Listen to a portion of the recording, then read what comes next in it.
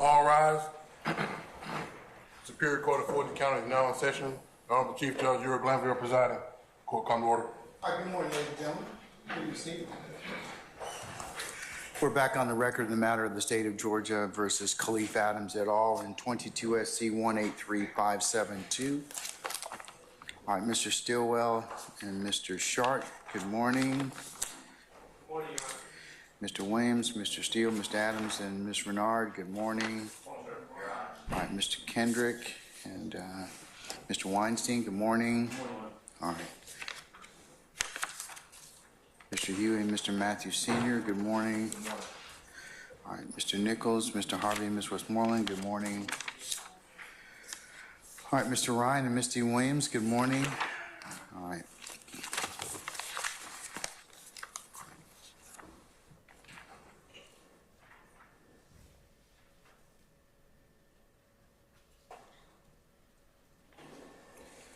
Okay, Mr. Smith, Ms. Knight, Ms. Hilton, Mr. Atkins, and Ms. Love, good morning. Good morning. All right.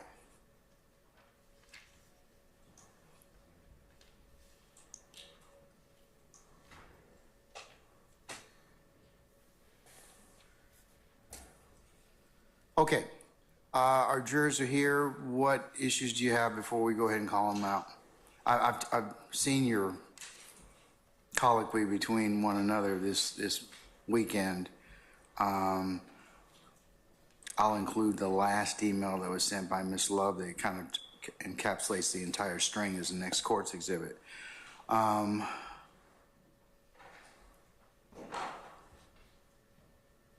Okay, so Mr. Steele or any defense counsel, anything with the state's evidence at this point? Good morning, sir, and good morning to everybody. Your Honor, I did file a motion limine number 48, which you should have a copy of yesterday. That does go through some of the states. They gave us a PowerPoint. I could not open it till Sunday, and I appreciate Mr. Atkins helping me send it in a different format.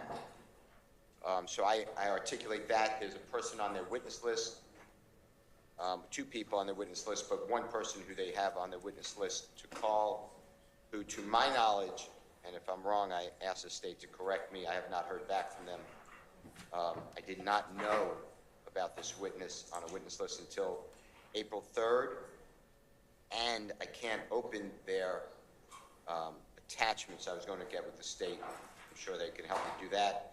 And it's allegedly, from what I could tell, a cell phone, I guess a supposed expert, never been qualified as an expert. I've never seen a CV plotting.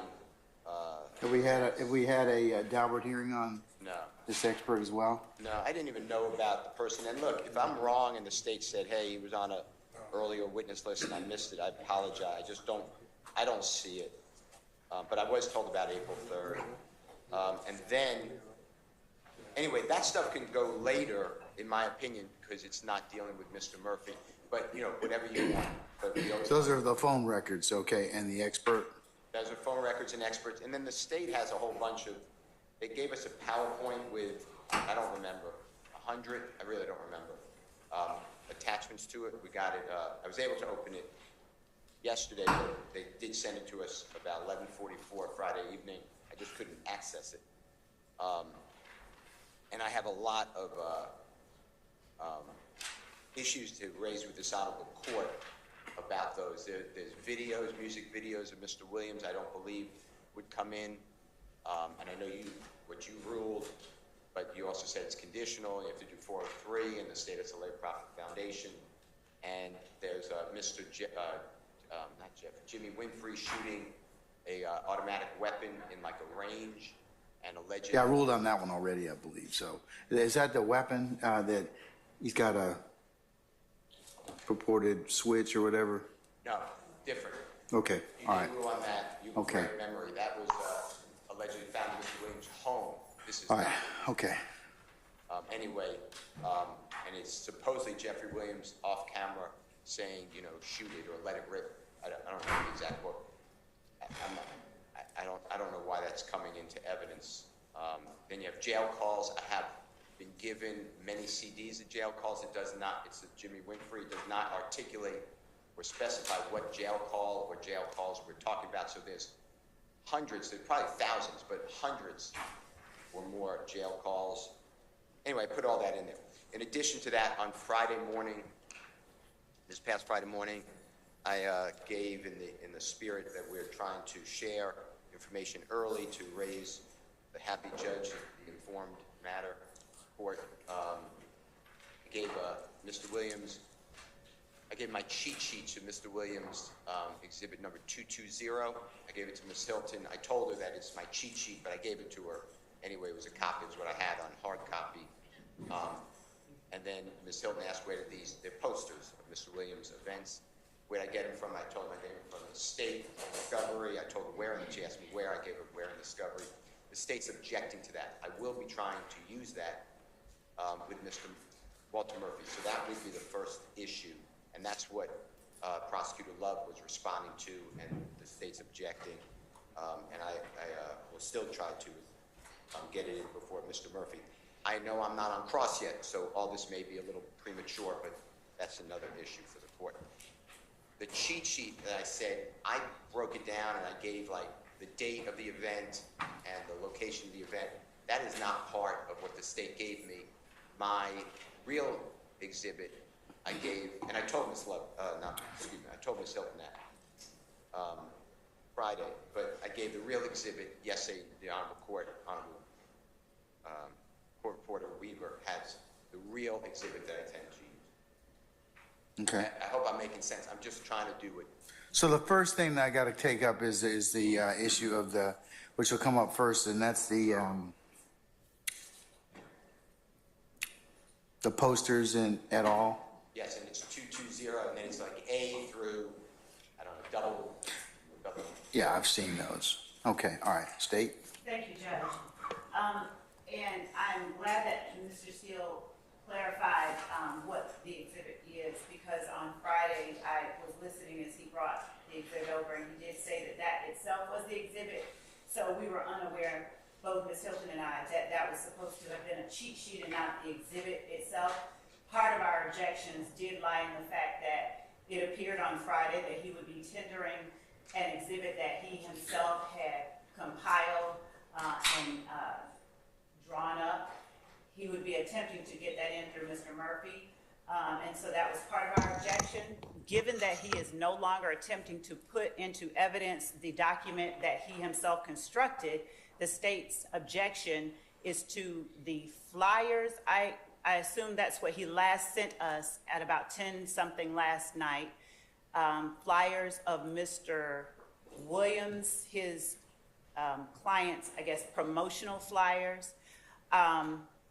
For a couple of reasons we object. One is that the flyers themselves are self-serving hearsay of the defendant, Jeffrey Williams.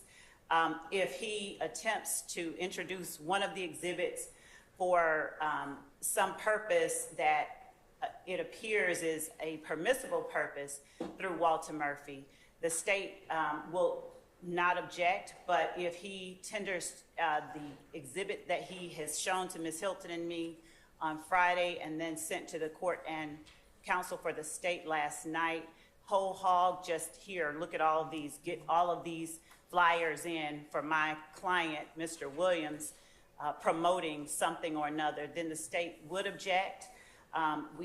Without seeing or hearing what basis he has for offering them, and I did ask, I didn't see a response. There may have been one and I may have just missed it, and I have not spoken to Mr. Steele about this, but without knowing first in what manner he attempts to get them introduced or for what purpose or what foundation he intends to lay, I can't make a further objection until the time comes that he actually tenders the evidence. Okay, all right, well, I'll withhold on that until such time as those Mr. Murphy is shown or Mr. Steele lays a foundation as to those particular documents. Okay, what about the issue with the cell phone records and the expert or purported person that's going to come in? Have we Has that already been dealt with? Have we already had a Daubert hearing in regards to that particular individual? We are still awaiting Daubert hearings on a few people, Your Honor. Experts that the state, I believe, has indicated it will call in, experts that Defendant Williams will call, but that person will not come. We do not anticipate using that person this week, perhaps not even at all. There are documents, there are records that are in evidence that we may be putting in through a different witness altogether, but out of an abundance of caution, we put those documents in the PowerPoint and shared them. But I'm very much open to a conversation where we can talk about what it is that we intend to actually use at this point, and as opposed to if something is opened up on cross-examination this week. But given the length of time that I believe we'll be in court this week, I don't think that we'll even reach those parts of our exhibit list. Okay, all right. So are we going to need to schedule a Daubert hearing for the cell phone expert? Judge, because we have a few Daubert hearings left, I don't think that it would be unwise to at some point schedule a Daubert hearing for the remaining experts. I believe that. How many experts are we talking about? I believe that one of Mr. Steele's rap lyrics experts. Yeah, we are still awaiting that. I know one of our potential experts has a outstanding Daubert hearing. I believe it's Investigator Gaither. I'd have to look over our list to see the remaining experts, and I can provide that to the court and counsel. All right, so by the end of the today, Yes. I'd like to go ahead and schedule those at some point in time. Or if you decide that no hearings are necessary, that you will otherwise stipulate that, that's fine. But if I need to go ahead and have a hearing on those, let's go ahead and take care of it. Mr. Steele, or anybody else, do we have any other experts that we need to take up Daubert-wise? I have to think about it, but not that I'm. Okay. And Your Honor, and I don't want to repeat, I know the court gathers this, but the gentleman or woman, I apologize, who the state may want to call about these phone records from Cobb County is either Phil, which is Phil Jones, typical spelling, or D as in David, or I'm not sure. Delta, thank you. Walker, Walker. To my knowledge, I've never heard of these people on a witness list until April 3rd. I've never been noticed. All right, let's find out. When were they disclosed on the state's witness list? Your Honor, one of the people that is listed is actually deceased. The report was served in discovery, and I would have to review the filings that we've made to see when the names were served. But we can provide that to the court this afternoon, along with the dates or names that are outstanding for Daubert hearings. Again, that is not someone that will come up this week at all. So it's not a matter that has to be. All right, well, was somebody else was this particular person that's deceased, now deceased, replaced by another expert who reviewed these records, or is that what the state's intention is, or what? No, Your Honor, it was that we were listing the names of persons that are connected to the records, and we learned that one of them was deceased. But again, the records and the exhibits were served in, I believe, the first round of discovery, and we will again scour our first and longest witness list to ensure that we did not leave off anyone unintentionally. All right, Mr. Steele, check the first round of discovery and. No. Okay. I'll do that.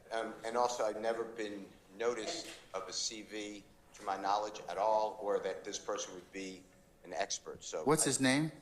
I don't know who's, God forbid, deceased, but I have a Phil Jones and a D Walker. One or the other, or I guess So- I got to do one now. Mr. Jones is the person that we received information is deceased. Both of those persons reviewed the records that were served in discovery. And again, if either name was inadvertently left off, that was inadvertent, but we will ensure. Do we need to have- And review Okay. and find that out. Do we have a CV for is it Mr. Jones? Mr. Jones is deceased, Mr. Jones is deceased, and who's the other expert? and the other one is D. Walker. And we will make sure that all of that information has been provided as well. Okay.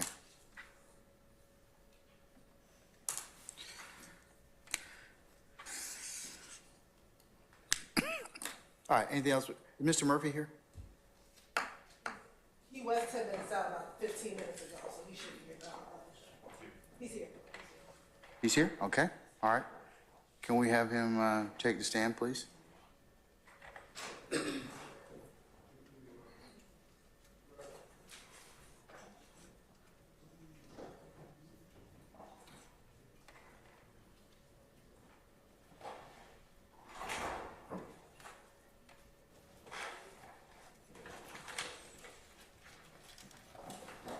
All right, summon our jurors, please.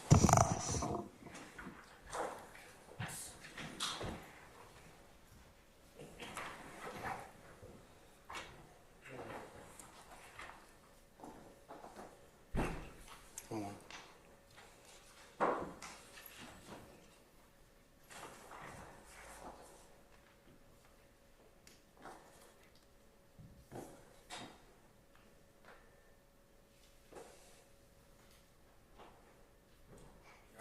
Sir? While the jurors are coming in, can I just step out to use the restroom, but I'll be right back? Yes, sir. Thank you.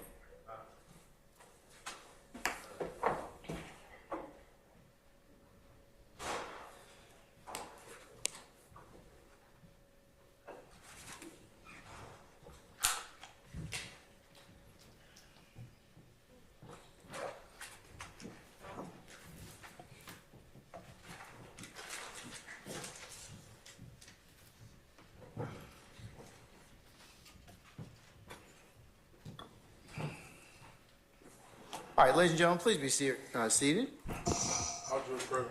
All right, thank you, Sergeant Ingram. All right, ladies and gentlemen of the jury, good morning.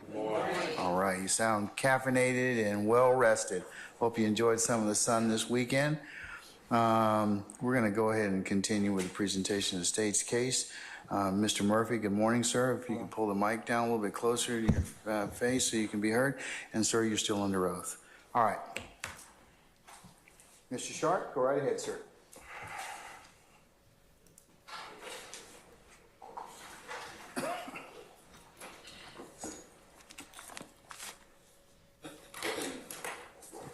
Mr. Murphy, good morning. Good morning. Can everyone hear me? Good morning. Harvey?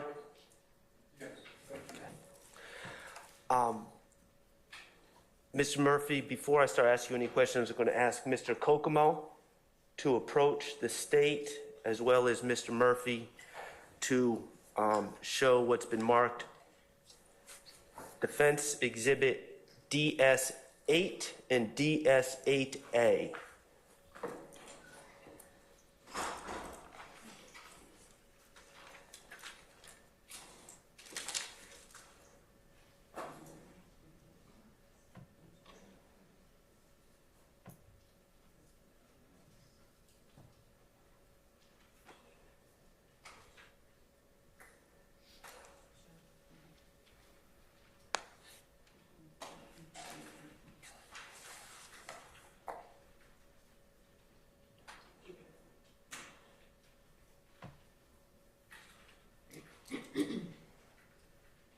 Your Honor, may Mr. Kokomo approach Mr. Murphy? He may.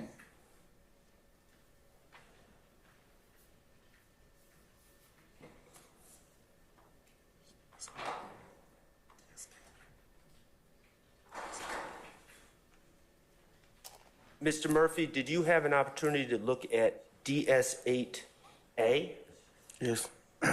and DS-8? Yes. Okay. And did you recognize what DS8 was? I recognize both of them. I don't know Okay. the numbers though. What were they? Were they maps? Yes. Okay, and what were they maps showing? Jonesboro Road. Okay, did they have the sit-go on Jonesboro Road within the map? Yes. Okay, were they fair and accurate representations of overhead views of the sit-go at the corner of Jonesboro and Browns Mill Road? Yes. Okay, thank you. Your Honor, at this time, I would ask to admit defense exhibits DS8 and DS8A. Any objection to DS8 or DS8A? Not for today's purposes, Your Honor, but we would like a printout of DS8 and Yeah, you should DS8A. post a print so Ms. Reed can have it. I apologize, and we will get that. All right. Yes, I'll admit DS8 and DS8 Alpha, and then they be published as you see fit. Okay, thank you, Your Honor. Mr. Kokomo, would you put DS8A on the screen for us, please? Where's the stick? There. Thank you. Okay. Now, I just want to clear up one thing that may have been confusing from Friday. On Friday, you testified on a scale of 1 to 10 as far as how high you were an 11. Yes. Remember that? Yes. You were speaking of the night of April 12th of 2015, correct? I just remember being high that whole week. Okay. Would that be an accurate answer for that night as well? Yes. Okay. Okay. I think where we left off, you had testified that you had ran towards the car with the other gentleman in it, correct? Yes. And then you backed off. Yes. And you backed off because you were scared? I backed off because I didn't know what was next. I didn't know what they was doing in the car. What were you concerned about them doing in the car? Anything. Preparing to hit me with the car, jump out, or shoot back, or whatever. Did you know whether they had guns or not in the car? No, I didn't. Okay. After you backed off of that car, you said that car drove away, correct? Yes. On Jonesboro Road, towards the cemetery. Yes. Okay. Your Honor, may I approach the screen?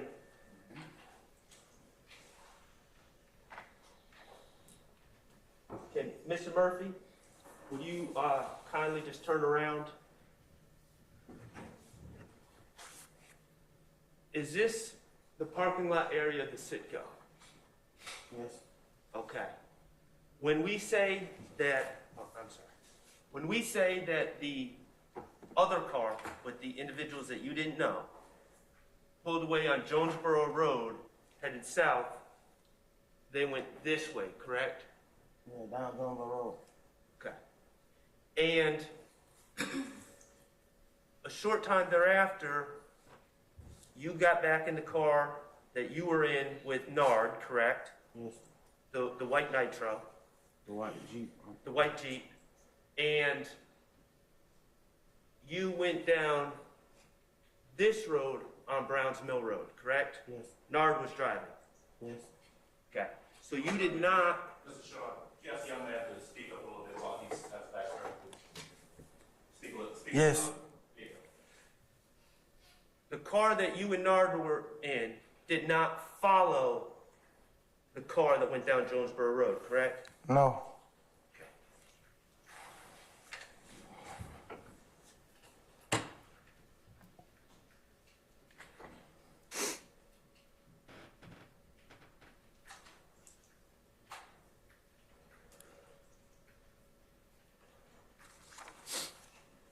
No one, you did not shoot at that car headed down Jonesboro Road as it left, did you?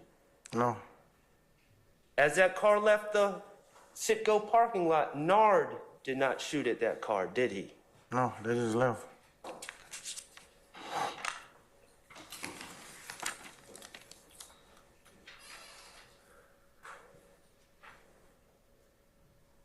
Okay. Your Honor, at this time, I'm going to ask Mr. Kokomo to publish what's been marked DS9. All right, sir. And Mr. Kokomo, if you could start at 13 minutes. Excuse me, Your Honor, I don't, oh, DS9, okay. Mr. Kokomo, is there any way you can make that bigger?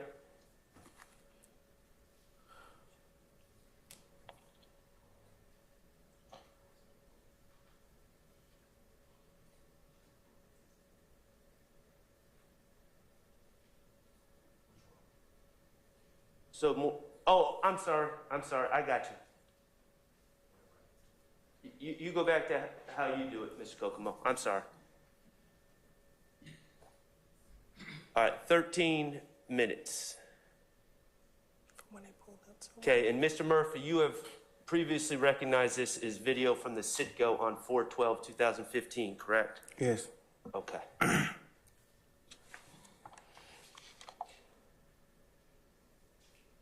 All right, in that top left square is outside by the pumps, correct? Yes. Top right square that's showing right now is the parking lot's right in front of the door of the Citgo, correct? The Yes. front door. Okay. Mr. Kokomo, if you could play it.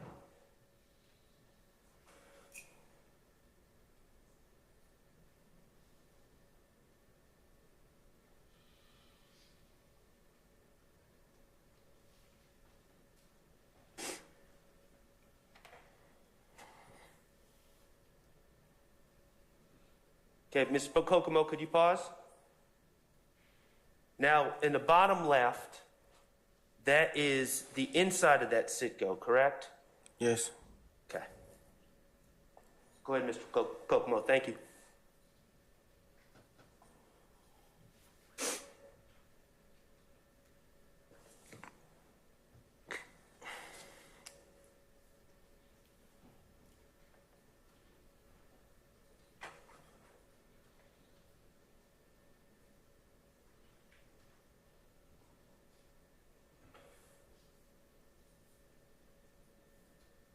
Okay, Mr. Kokomo, if you could pause.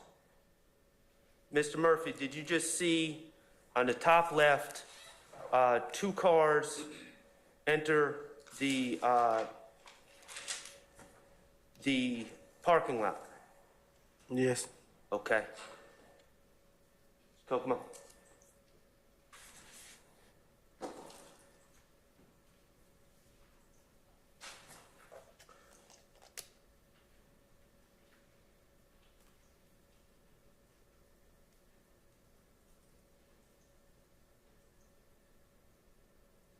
Okay, pause, Mr. Kokomo. Now, Mr. Murphy, you would agree that the lighter color car was entered the parking lot first, correct? Yes. And the darker color car followed right behind the lighter color car? Yes. Okay. Do you recognize the individual who went over to the driver's side of the darker color car? No. Okay. Ms. Kokomo? But you do see someone that went over to the darker color car? Yes. Okay. Ms. Kokomo?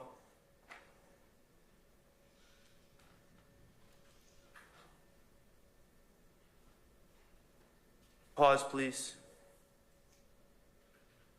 Okay. The gentleman with the red shirt that just walked off screen, the one that went over to the darker color car, do you recognize that person is hot? I can't really tell. You can't tell now? Okay. How about the person in the back, the heavy-set gentleman in the back? Do you recognize that person? I can't see no. I can't Not yet? see like over there. Okay. Mr. Kokomo, would you let it play?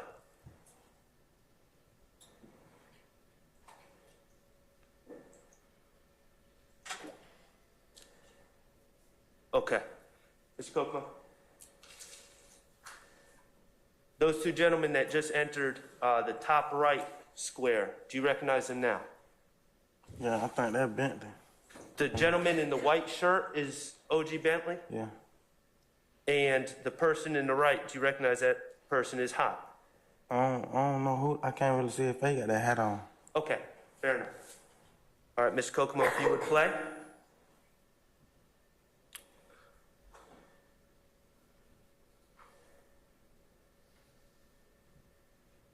And you just saw those three individuals enter the store, correct? Yes. Okay. The third individual that I haven't asked you about, do you recognize that person? No. Okay. Now, based on your knowledge of this incident, in that car, left in that car are a woman and children, correct? Yes. The lighter color car Yes. that Bentley and the other gentleman exited. Yes. Okay. And the darker color car is still there, correct? Yes. At this point, have you seen anyone from the darker color car get out to pump any gas? No. Have you seen anyone from the darker color car walk to the store to purchase an item? No. Okay. Mr. Kokomo, if you would play.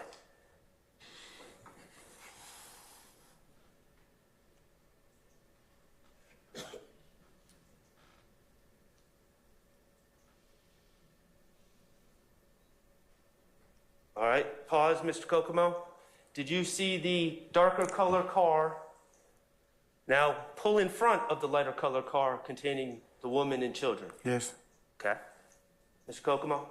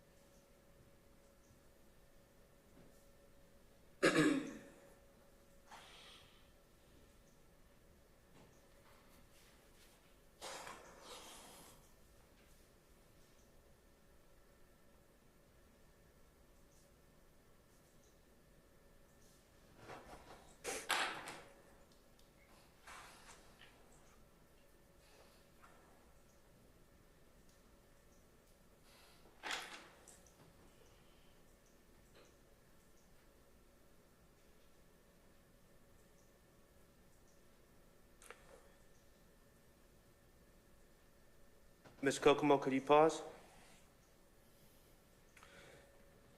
Mr. Murphy, did you just see the third gentleman that you can't recognize exit the store, look over to the cars, and then re-enter the store?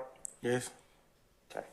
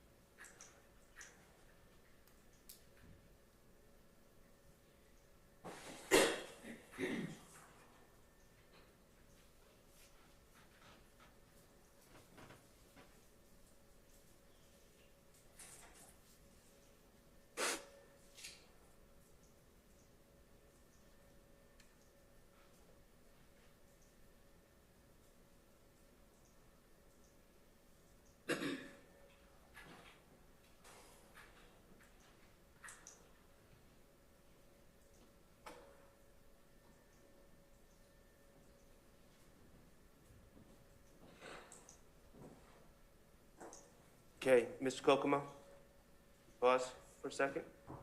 Did you see someone exit the lighter color car that Bentley was in? Yes. Okay, do you recognize that person? No. Do you know if that was a male or a female? Female. Okay. And did she get out to pump gas? Yes. It looked like it. Okay. Mr. Kokomo?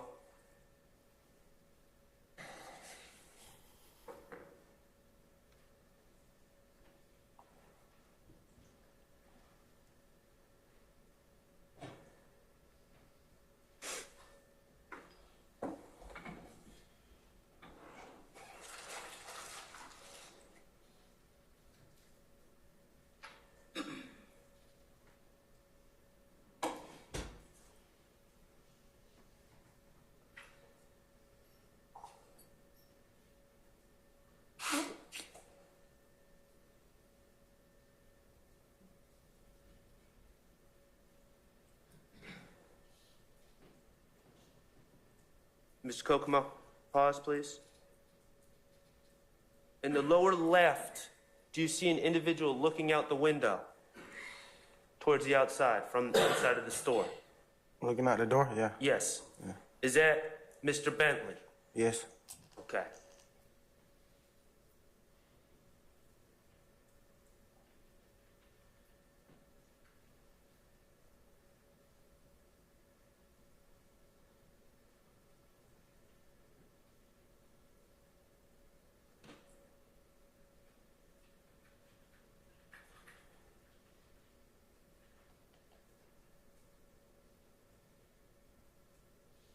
Okay, Ms. Kokomo, pause, please. Mr. Murphy, on the lower right, did you just see the individual, the third individual that was in the car that you can't identify, point someone else to go over to the car? Objection, Your Honor, speculation. I sustain the objection. Okay. Did you see the third individual interact with a person that was not originally in the car with them? Yes. Okay. And is that individual on the top left screen now? Yes. Okay. Mr. Kokomo, could you play?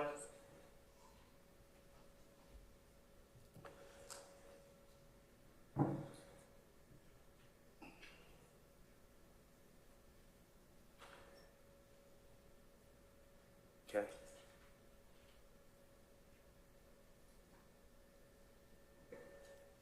Mr. Kokomo, could you pause? Did that person that was not originally with them just go over to the car and take over the pumping of gas? Yes. That's what it looked like. And has one of the individuals that was inside the dark car exited the car and is talking to the female? Yes. Okay. Mr. Kokomo? Yep.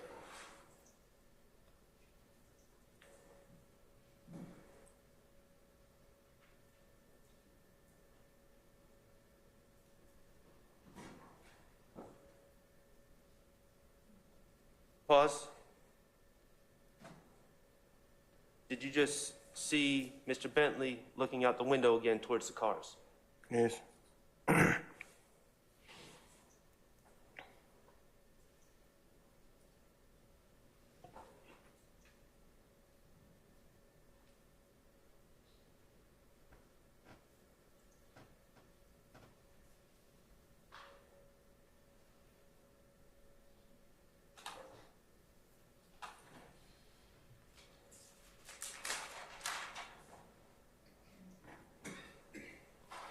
Pause. Did the third individual that you cannot identify go back to the light colored car? Yes. Have Bentley and the gentleman with the red shirt exited the store at this point? No. That was a no? No. Okay.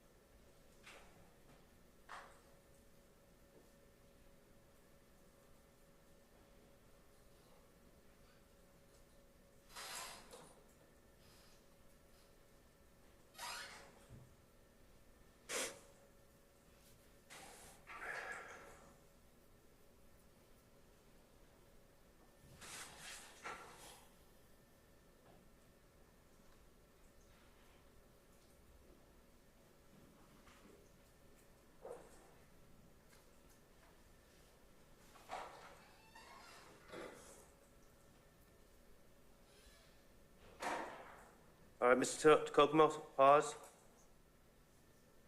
At 2143, is that the white Jeep that you and Nard and Fatty were in? Yes. Okay. At this point, when you arrived, I'm talking about you personally, did you have any insight about what was going on? I didn't know what was going on. All you knew was that Nard had given you an assault rifle, correct? Yeah. And he said, let's ride. Yes. And you were very high. Yes. Okay.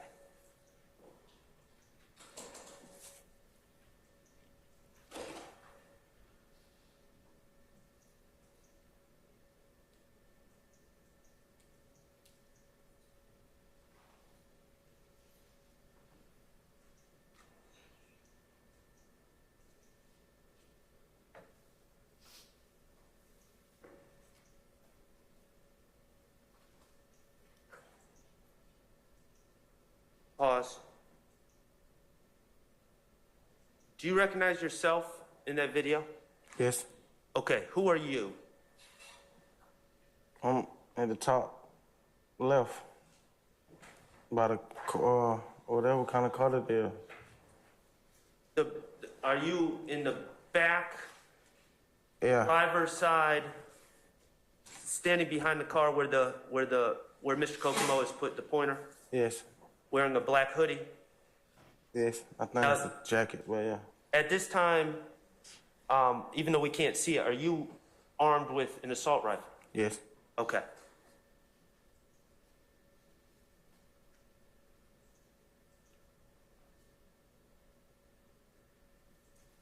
Pause.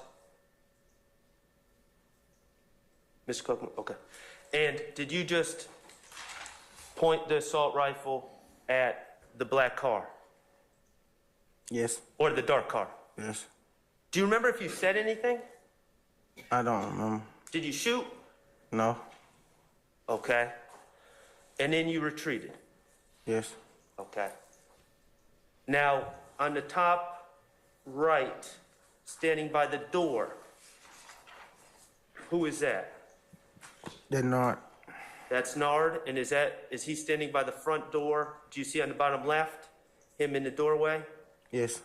And that's the store that Bentley and the gentleman with the red shirt. Do you know who the gentleman with the red shirt? Have you seen enough of the video? I can't see his face. Oh, okay. They're in that store still? Yes.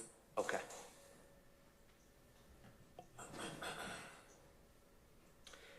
And just to be clear, Nard is also armed with an assault rifle, correct? Yes. And is that you running up on the car again? Yes. Okay.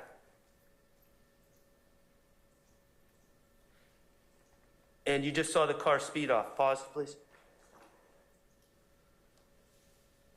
And is that the car going down Jonesboro Road? Yes. Okay. Go ahead, Mr. Kokomo. And the car that you arrived in is still in the parking lot, and the car that Bentley was in is still in the parking lot, correct? Yes. And Bentley has now exited the store and is actually re-entering, correct? Yes.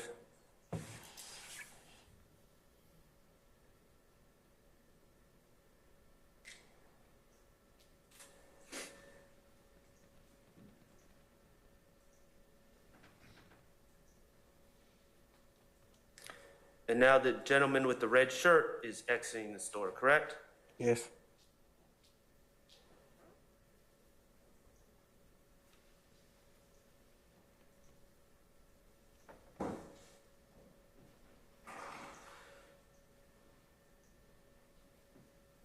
And at this point, going back to April 12, 2015, you were aware that the car went down Jonesboro Road, correct? Yeah, I know the area. Okay. So whether you did or not, you could have told everyone, hey, that car went down Jonesboro Road, correct? Yeah. That's just speculation. I stand in objection. Okay. Mr. Kokomo?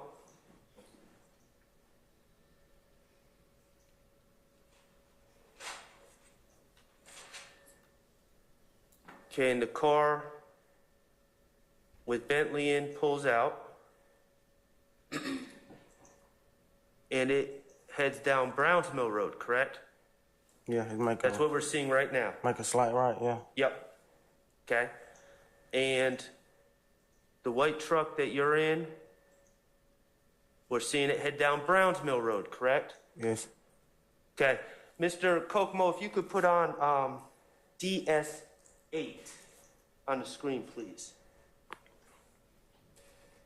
Okay. And you're familiar with this area, correct? Yes. All right. So, Ms. Murphy, if you could look at the screen, or yeah. Yeah. This is the sit-go, correct? Yes. The arms back there. And the car with the other gentleman went down Browns Mill Road, correct? Yes. And you all went down Jonesboro Road towards the cemetery, Yes. correct? Yes. And you all went down Browns Mill Road, correct? Yes. And these two roads, if everyone remains straight, are not going to intersect. Isn't that correct? No. And Browns Mill Road is the way that you would get back to the house that you were at earlier. Yes. Your understanding is you were going back to the house, correct? I just remember we were leaving from right there. We were trying to get away from right there. Could you repeat that one more time? I just remember we was trying to get away from right there. Okay. I didn't know where we was going till we got there. Okay. So, and if you could keep that up, Mr. Kokomo, I'd appreciate it.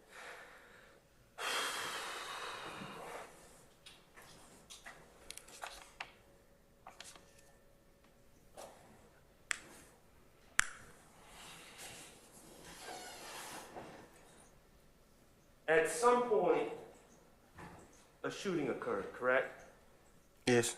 It wasn't that much longer after you left the gas station, was it?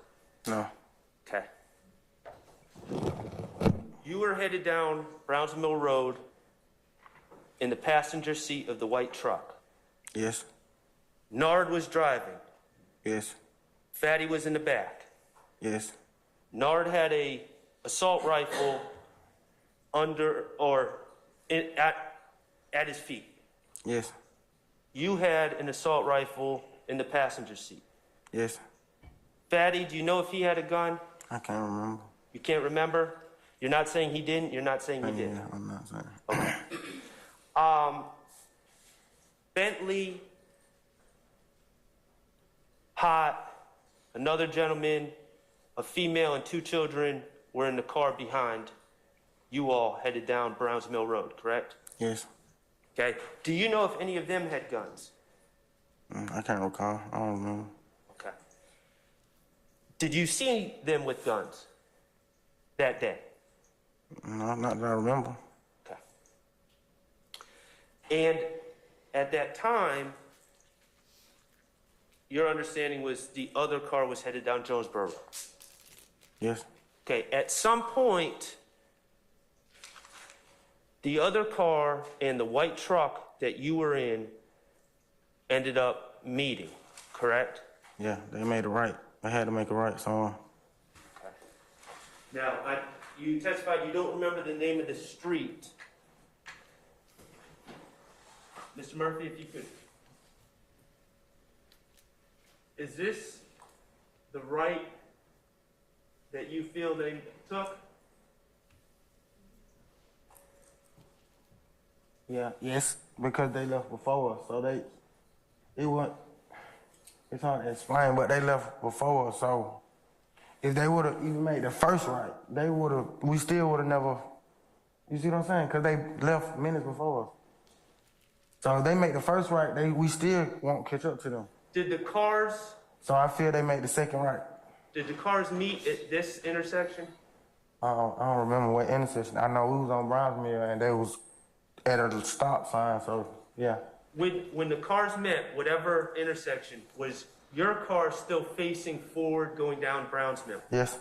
With the driver's side of the car facing this way? Yes. Okay.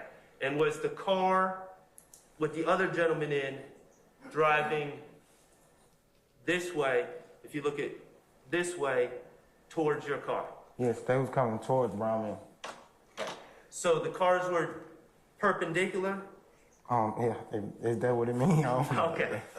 I got you.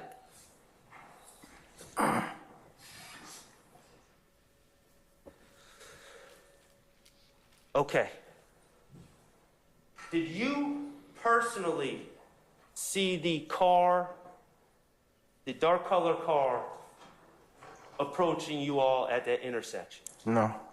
Okay. Did someone in the white Nitro see that car? Yes. Who saw the car coming? Objection or mischaracterization of the evidence of who saw the car coming. I sustain the objection. It's a form. You can refer. Without saying what anyone said, did anyone indicate to you that the car was coming? Objection, Your Honor, again, as to the car coming. That's not the I testimony. sustain the objection. You can rephrase, sir. Okay. You said the car was driving towards y'all, right? Which car? The- Which car? Okay, I understand. The dark colored car was driving towards the white Nitro, correct? Yes. Okay. And who was the first person that noticed the car driving towards y'all? I can't remember, but it was either Fatty or Nard. It was one. Okay. I wasn't on that side of the car to even see it coming. So. Right. The driver's side of the car was closest to the car that was oncoming. Yes. So the driver or the back passenger to the driver would have been able to see it. And what happened? What happened when the car was seen coming towards you? We blocked it off. I think I remember we blocked it off. Okay. Was at the time that you blocked it off, was the car with Hot and Bentley and the children and the woman, was it behind you or in front of you? Behind us. It was behind you, and then that car, what did it do? The car with Bentley and the children, what did it do? It went around us and kept straight. Kept straight down Browns Mill? Yes. As you blocked the car off? Yes. Okay. And then, once Bentley and the car with Bentley and the children got past, did the car that was coming towards you, did they stop? If Yeah. you recall. Yeah. The car that's they stopped. Okay. And then what happened? It happened. The shooting happened. Okay, well, I'm going to have to ask you about specifics of the shooting. Okay, so who shot? No. Okay, Nard was seated in the driver's seat. Yes. Okay, explain to the jury how he was driving and he shot. He stopped the car. Okay, did he shoot through the window? No, he let the window down. He let the window down? It might have already been down. I can't remember. But it was. We definitely didn't shoot through the glass. And where did he get the gun from? He already had it. Okay, well, where was it in the car? I can't. It might have been in his lap in the floor. He had it. Okay. Did anyone hand it to him? No. Okay. And when he shot, do you remember how many shots he fired? I can't remember. A couple. More than one. More than one? Was it less than 10? Yes. Do you know how many shots a gun like that holds? It depends on the magazine. Okay. Do you remember telling investigators that you thought it was 3 or 4 back in 2016? I might have said that. Okay. And Nard shot. Do you know if Fatty shot? I don't recall. Now, did you shoot? How could I shoot? I'm on the opposite. Else I would have got out of the car. I didn't get out of the car though. I'm not arguing with you. I'm asking. Did you shoot? No. Okay. And after Nard shot, what happened? We left. Did you personally, I'm asking what you knew, did you know if anyone was shot or not? No. Okay.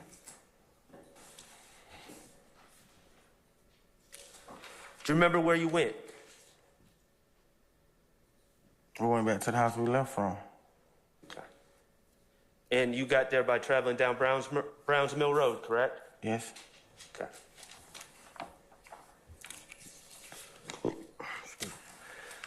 On that video we watched, you said, I already asked you about the house. on the video that we watched, and to your recollection, you said you know Shannon Stillwell. Was Shannon Stillwell at that gas station, that Citgo that night? No, You said you know Jeffrey Williams. Was Jeffrey Williams at that gas station that night? no, These other gentlemen in this courtroom, take all the time you want. Look at their faces. Were any of them at the gas station that night? no, Okay? On the ride to the gas station, phone calls being made. Were there any communications involving Shannon Stillwell that night? no, Were there any communications involving Jeffrey Williams that night? no, Do you know of any communications involving any of these other gentlemen that night? no, When you got back to the house, was Shannon Stillwell at that house? no, How about Jeffrey Williams? Was he at the house? no, Any of these other gentlemen, look at their faces. Were any of them at the house that night? no.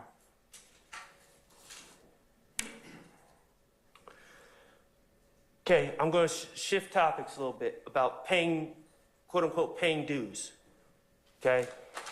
Putting money on books. You remember being asked about that? Yes, Okay.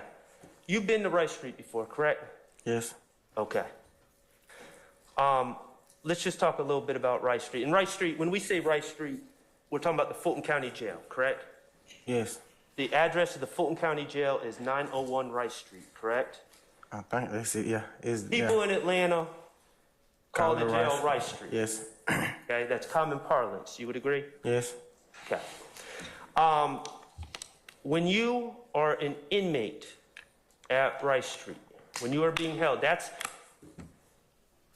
can you explain the difference between jail and prison as far as, is jail when you're waiting charges prior to when your case is pending? Is that correct? I think so. I guess that's if they still holding you, or if you ain't pled guilty or got no time. Right. And then once your case has been resolved, if you're sentenced to prison, you go to prison, correct? Yes, Okay. All right, so we're going to talk about jail first, and specifically Rice Street. Do you have a room? When you're an inmate at Rice Street, do you have a room? you have a cell. A cell, okay? And how big is that cell? I don't know it's small. It's small, okay? And what is in that cell? A toilet and a sink, A toilet, a sink, and what else? 2 metal beds, 2 bunk, whatever you want to call it, bunk beds, metal beds. Metal beds, and they're set up bunk style? Yes, Okay. And the toilet and sink are made of metal? yes, Okay. And you said 2 beds. How many people live in a cell? it depends on what floor. At Rice Street, it depends on what floor you on. Okay. Is it possible that more than one person lives in a cell? Yes, Okay. Have you been in Rice Street with a cellmate? yes, Okay. And in fact, in Rice Street, some people don't even get a cell, do they? They sleep on boats, correct? yes. And what are boats? Boat is a boat. A boat is just like a canoe with a mat in it, and you sleep in the day area, like under the stairs or by the window. It's a mat that's laid on the floor, correct? Yes, And people sleep on these mats on the floor yes, in a common area. yeah. The day room. Okay. Typically, when you're an inmate at Rice Street, how often are you allowed out of your cell? Probably about 4. It depends on the officer, but it's about 4 to 6 hours a day. Do you get to leave your cell anytime you want? No, Let's talk about the facilities. I noticed you didn't mention a shower. Where are the showers? in Rice Street, the shower by the it's out in the day room area. In the day room area? Okay. It's like by the end room on the end. And do I get to, when I want to take a shower, do I get to go into a room and close the door and undress and take a shower? No. How does that work? What are the It's showers just a like? hole in the wall with a curtain on it. Okay. And is it for, how many people are taking a shower at one time? One. Okay. So there's only one shower? No, it's two. It's one for the top. People who sleep stay on the top and one on the bottom. And how often are you allowed to shower? And whenever them hours you out your room. Okay. Do you consider the facilities, the shower facilities, clean? No. Does the water get clogged? Cloud. The drains get clogged? Yes. Is there standing water when you shower? Staining water? Standing water, is there water on the ground that Yeah, builds up? like a puddle, yeah. That's happened before? Yes. Okay. How about the bathroom facilities? Toilets get clogged? Yes. Is that a regular occurrence? Yes. Let's talk about the food at Rice Street. In your opinion, what do you think about the food at Rice Street? That ain't no food. There's not food. Okay, is that an opinion that's shared by most people? Objection, speculation. I stand the objection. Okay. Now, when you say ain't no food, you are brought trays, correct? Oh, yes. You're saying you prefer not to eat the trays. I mean, I would rather not, but if I ain't got nothing else to eat, no commissary or nothing, then I eat it. But Okay, if you have no commissary, you're going to eat the trays. yes, Okay, to stay alive. exactly. Okay. How about at Rice Street, hygiene products? Do they provide you with hygiene products at Rice Street? You mean like give it to you or you? Yes. No, they don't give it to you. They don't give it to you. No. So, the soap that you want to use, they don't give that to you. No, Shaving supplies, they don't give it to you. no, Deodorant, no, you have to buy all that. okay, at the commissary. Yes. All right. How about phone calls? Now, you don't get, at Rice Street, you don't get in-person visits from your, you said you have children, correct? Yes, 4. The mother of your children, you don't get in-person visits, do you?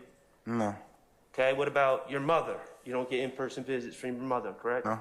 How about friends? no, Okay, so do they have phones at Rice Street? yes, And you're allowed to call loved ones from Rice Street using these phones, correct? yes, These phones, are they free to make phone calls? no. They give you free calls when you first in like intake, but other than that, then no. When you first get into intake, they give you a free call. Okay. After you get out of intake, are the calls free?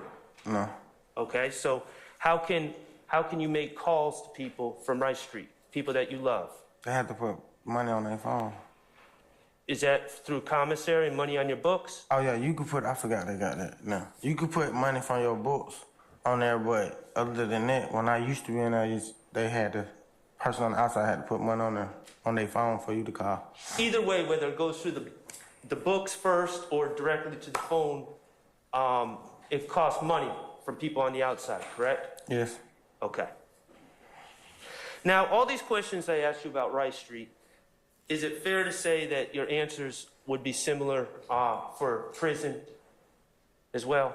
You don't get free calls from prison?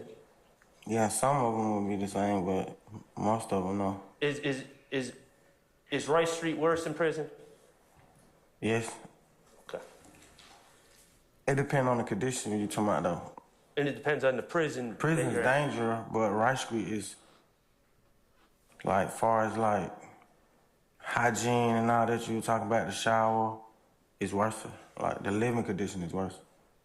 Okay, so let's talk about, we brought up money on books. Can you, those terms, I want you to explain to the jury. Is money, putting money on your books, putting money on someone's books, is that putting money on their commissary? Is that the same thing? Yes, And essentially, that is putting money on an inmate's account, correct? Yes. That they can use to buy certain things, Yes. okay? And so, personal hygiene products, money on the books would allow an inmate to purchase soap, Yes. correct? Would allow an inmate to purchase deodorant, correct? Yes. Would allow an inmate to purchase shaving supplies, correct? Yes.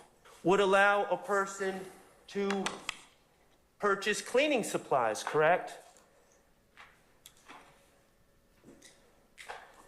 I don't really know about the things. I mean, if you want to buy the soap, and Okay, the whole so, method you could do to buy it off the store and then turn it into a cleaning product, though. so you could buy soap and turn it into cleaning supply, but in your experience, cleaning supplies are not in the jail commissary. No.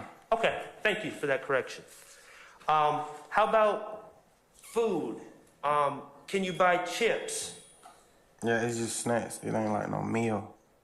honey buns? Yes. Also, do you know what a trustee tray is? Yeah, that's the food that they get up. It come from like staff dining and stuff like that. Can you buy that using commissary? No. Okay. Oh yeah, I mean if the trustee want to sell his food, then swap it out for commissary. Yeah. Okay, so Yeah. that's something that you could barter with a trustee to get, Yeah. and when you say it's food that comes from staff dining, that is a higher quality of food in your opinion. Yeah. Give me an example of what the higher quality of food would be. Objection, relevance. Okay. How about little plastic shower shoes that protect your feet from the standing water in the showers? Can you buy those at the jail store? I think so. Yeah. And how about phone calls? The ability to stay in contact with your loved ones. Can you order phone calls using money on your books? Yeah, that's a new thing. I just learned that when I went to jail for this. How about stamps that you can send your loved ones letters? Can you get that at the commissary? Yes. How about greeting cards, birthday cards, things like that for your Yes. loved ones, for your children, for Yes. your mother, Mother's Day cards? Can you get those at the commissary? Yes. Okay. Do they sell fancy steaks at the commissary? No.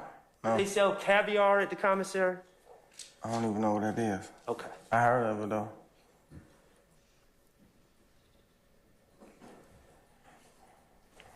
The truth is, Mr.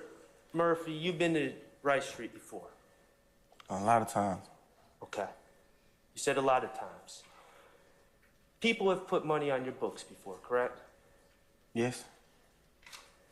Your family has put money on your books before, correct? Yes. The mothers of your children have put money on your books before, correct? Yes.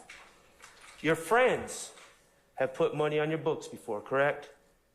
They probably gave some money to go on. They ain't go like put it on there they self, but they probably like Money. if they see my mom, they'll give some money or something like that. Give your mom money and then she puts on the books. Okay.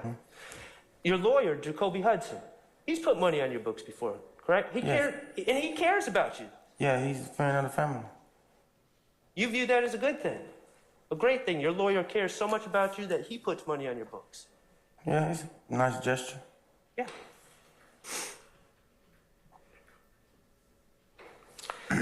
And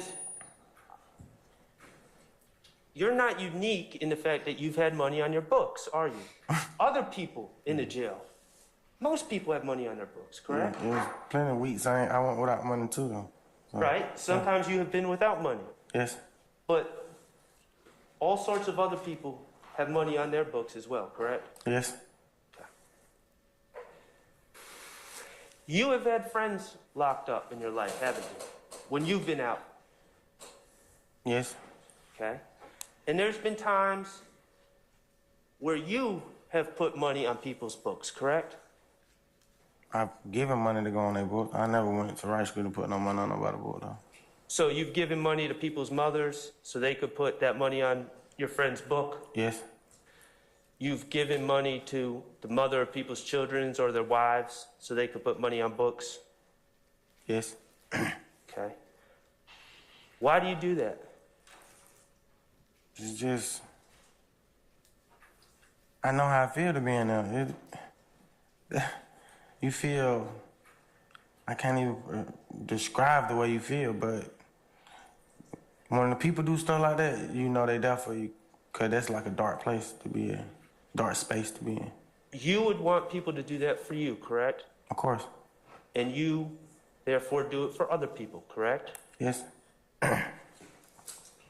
Has anyone ever forced you to put money on people's books? No. Has anyone ever told you you need to put money on this person's books?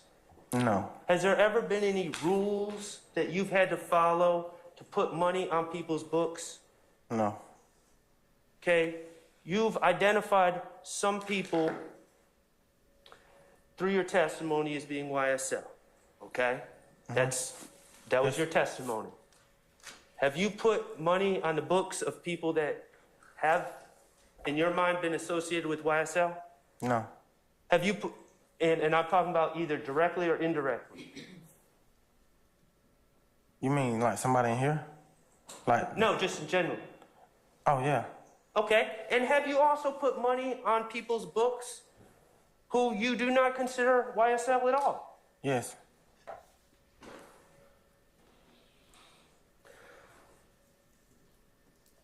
Okay. Let's talk about my client, Mr. Stillwell, for a second. Do you know, and if you know, what year you met Mr. Stillwell? I think it was 2015. Okay. 2015? Yes. Okay, and you testified that in your mind, he's associated with YSL. Yes, yes. Okay. And if I recall your testimony correctly, you made that determination because he started hanging out at the studio. Yes. Okay. The studio, when you say the studio, you're talking about the recording studio, correct? Yes.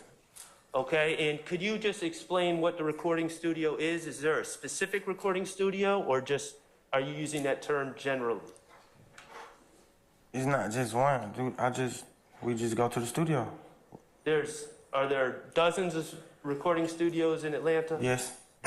Okay, and is the recording studio where hip-hop music is recorded? Yes. Well, And all kind of music, not just hip hop. all kinds of music is Yes. recorded. And when Mr. Stillwell started showing up at the studio, he was trying to record music, correct? Yes.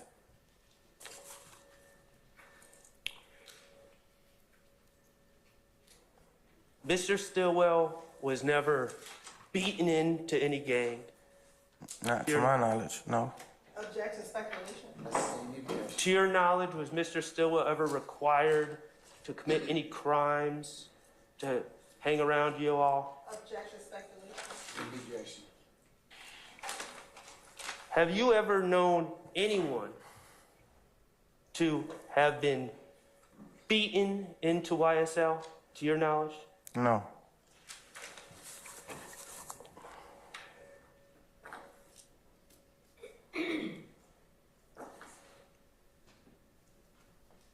Okay, you said something last week.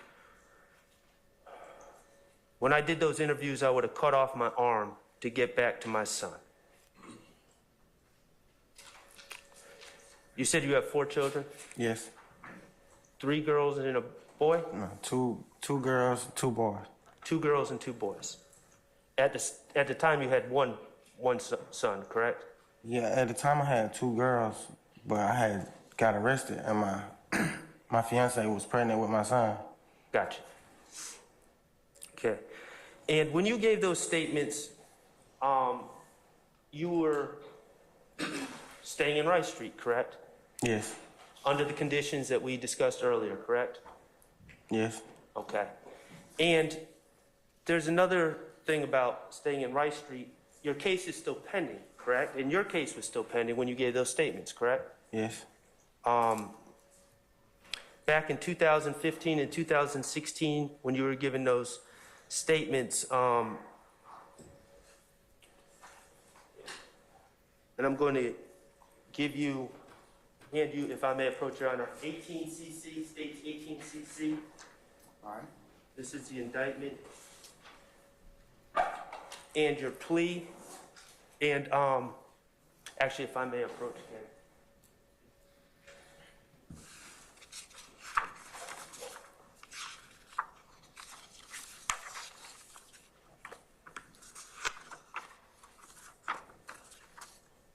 Okay, Mr. Murphy, that's the indictment, and the specific counts are listed right here, okay? Okay. At the time, you were facing violation of Georgia Criminal Street Gang Act charge, correct? Yes. Okay, you were facing 4 counts of criminal attempt to commit murder, Yes. Facing aggravated battery,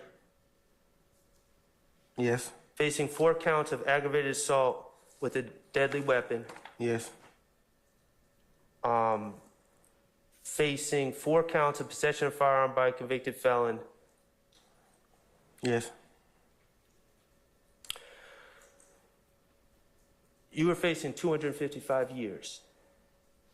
Does that sound right?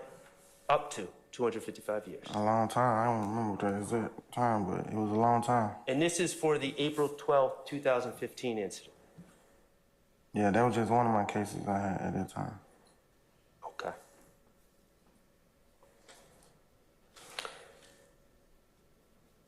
In your mind, who controlled how much time you would actually serve? Objection, speculation. I'm asking in his mind. Sustain the objection.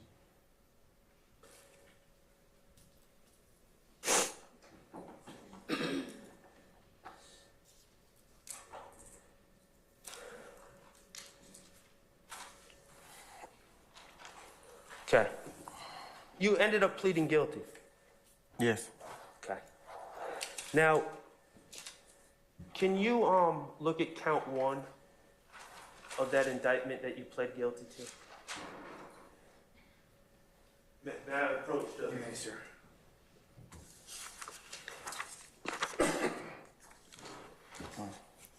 Count 1 that you pled guilty to in April 12, 2015. That's the violation of the Criminal Street Gang Act, correct? Yes. Okay. Could you...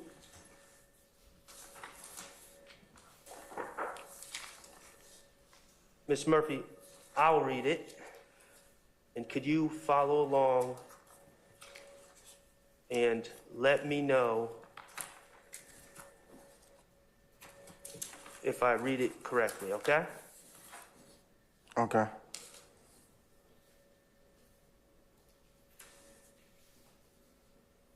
No, I think that'd be counsel testifying, Mr.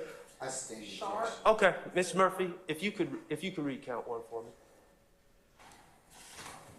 In the name and the behalf of the citizens of Georgia, do charge and accuse Walter Murphy with the offense of participating in criminal street gang activity.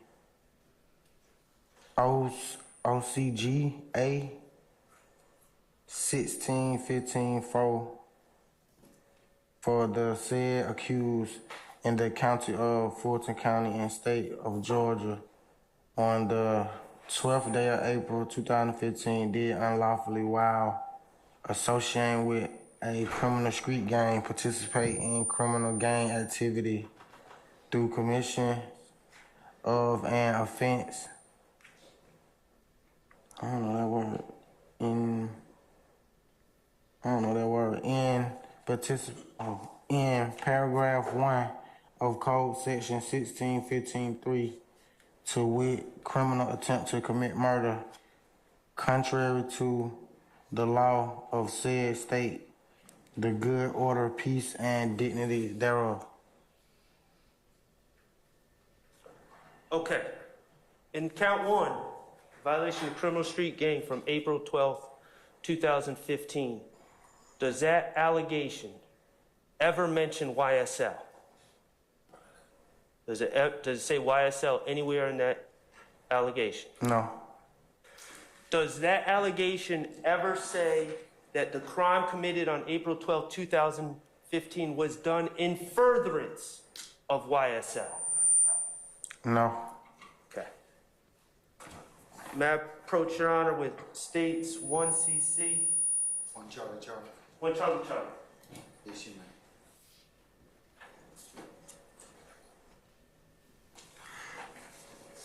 may. Mr. Murphy, do you identify 1 Charlie as the plea agreement that you struck regarding this case? Yes. Okay, and you initialed several factual acknowledgments in this case, correct, as part of your deal? Yes. You had to initial them for the deal to go through, correct? Yes. And you wanted the deal to go through because if the deal went through, you were going home, correct? I'm going back home. I had just came home from doing 7.5 years. Right. You were upset because you had been arrested for this RICO charge for the same incident that you had already done 7 years for. Yes, I thought it was double jeopardy. And you wanted to go back home. Yes. Okay. And so you initialed these factual acknowledgments. I want to talk to you about number 14, if you could turn to page 4.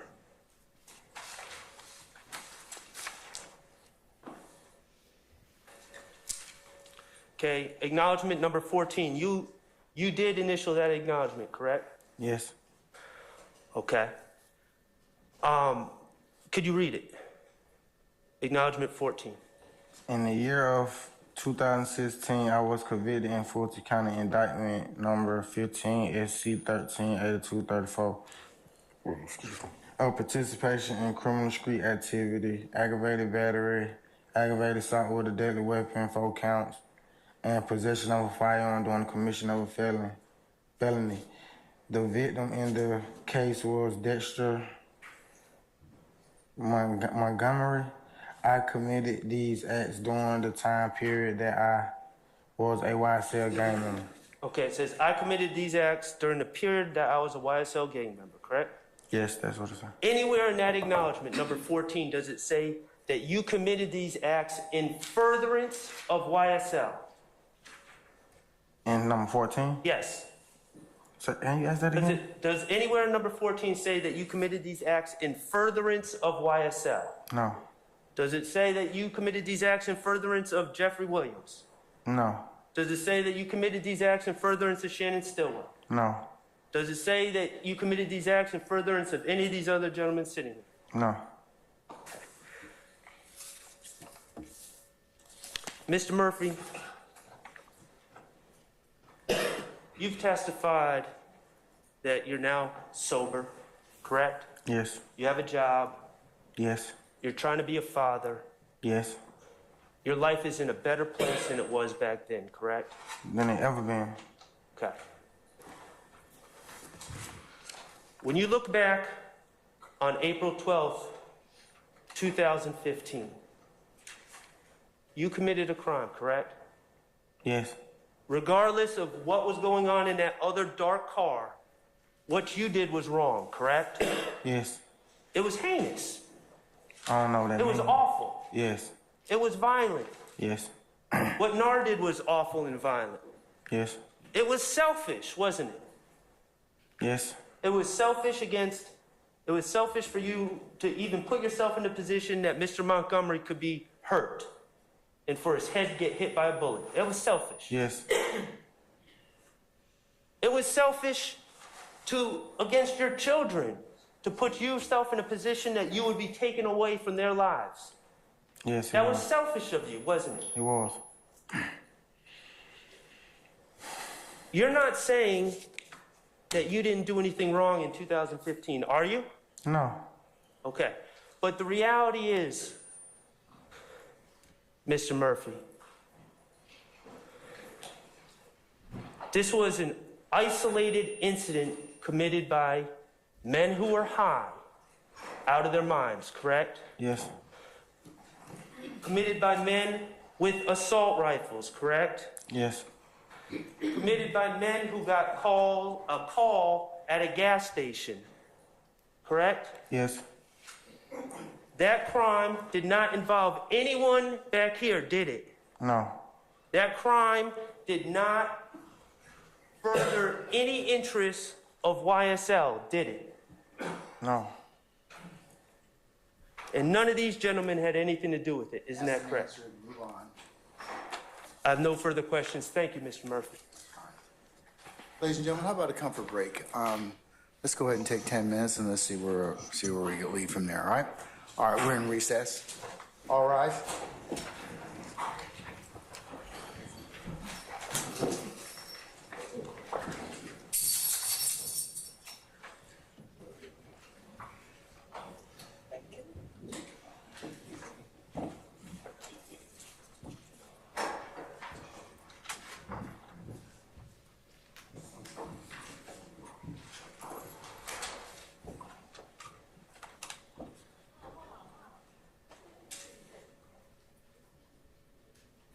All right, ladies and gentlemen, our jury's left us. Take your 10 minutes. Be back.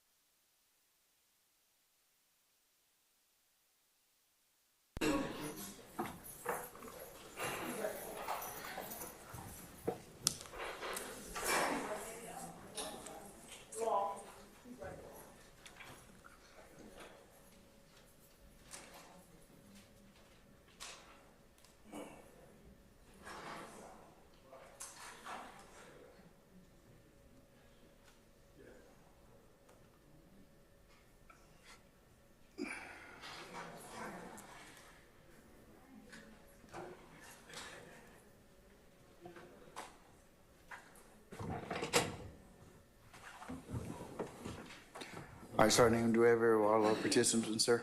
Yes, sir. All right, summon our jurors, please.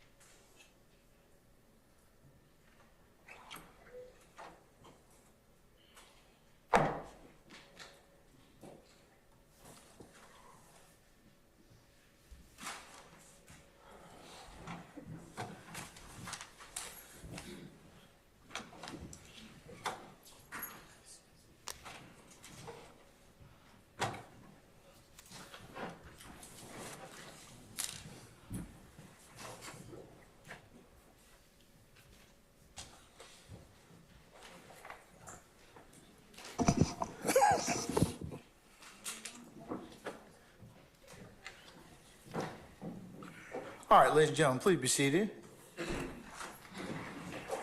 All right, thank you, Sergeant Ingram.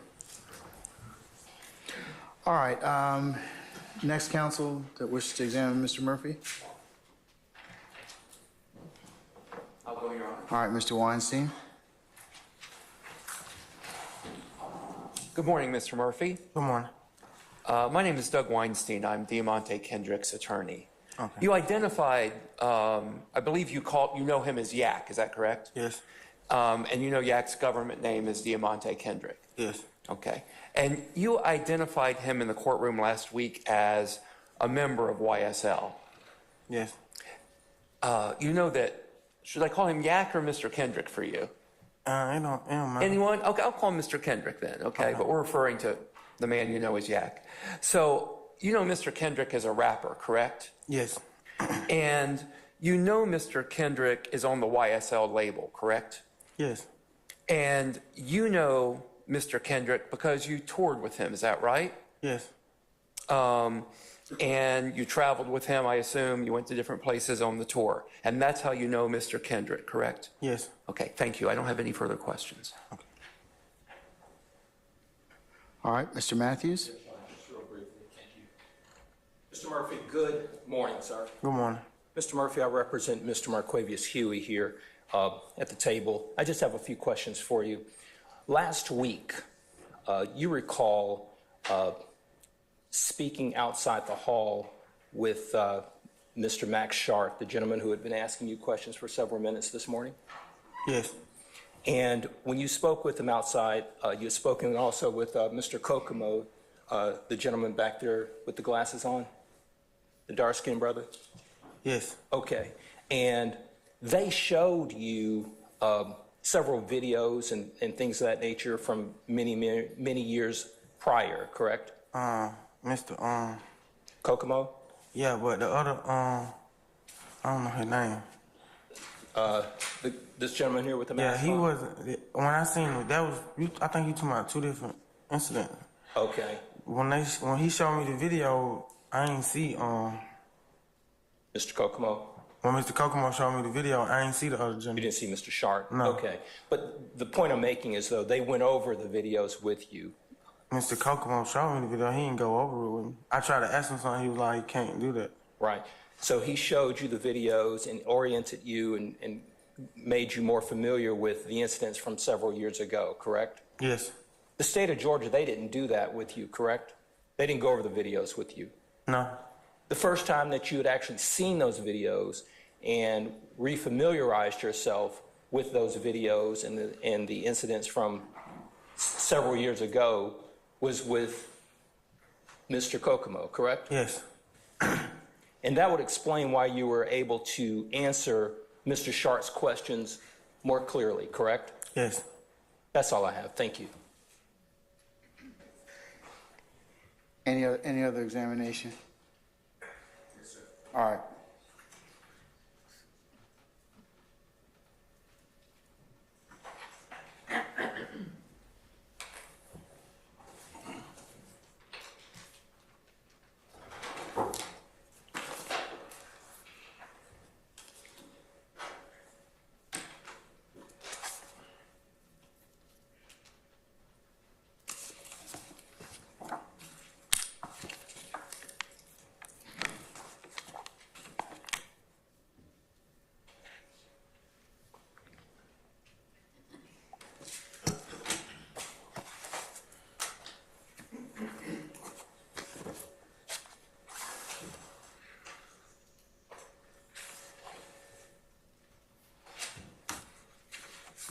Thank you, sir.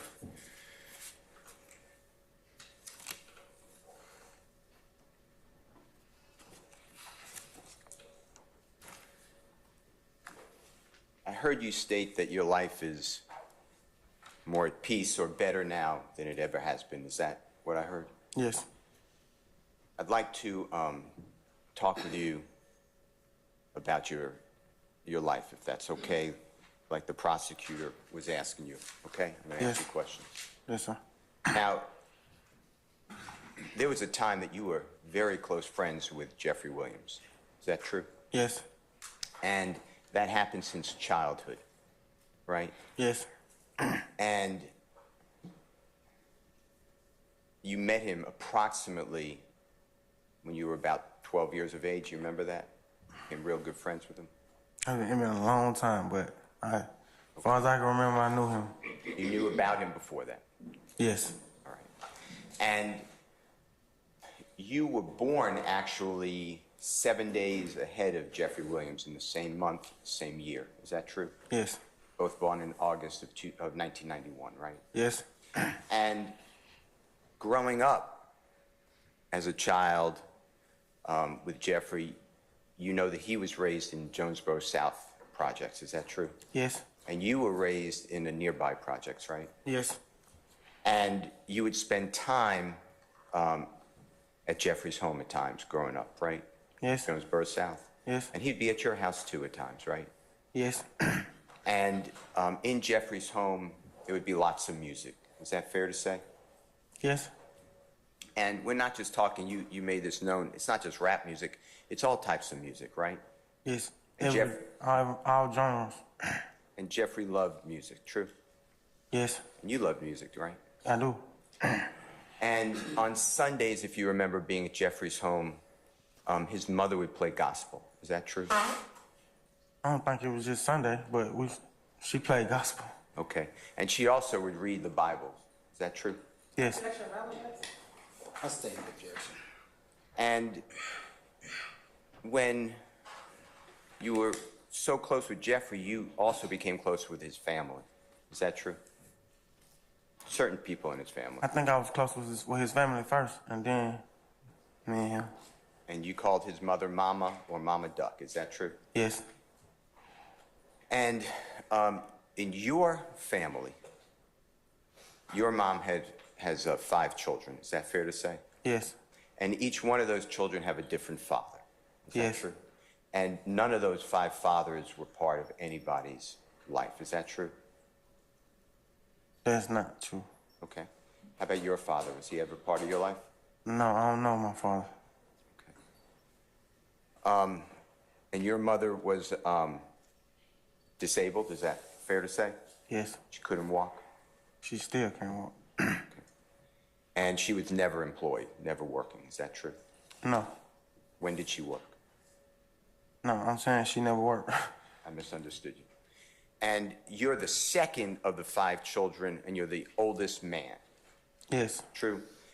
And there were times when you were real young that it was looked upon that you had to pay family expenses. Is that true? Yes.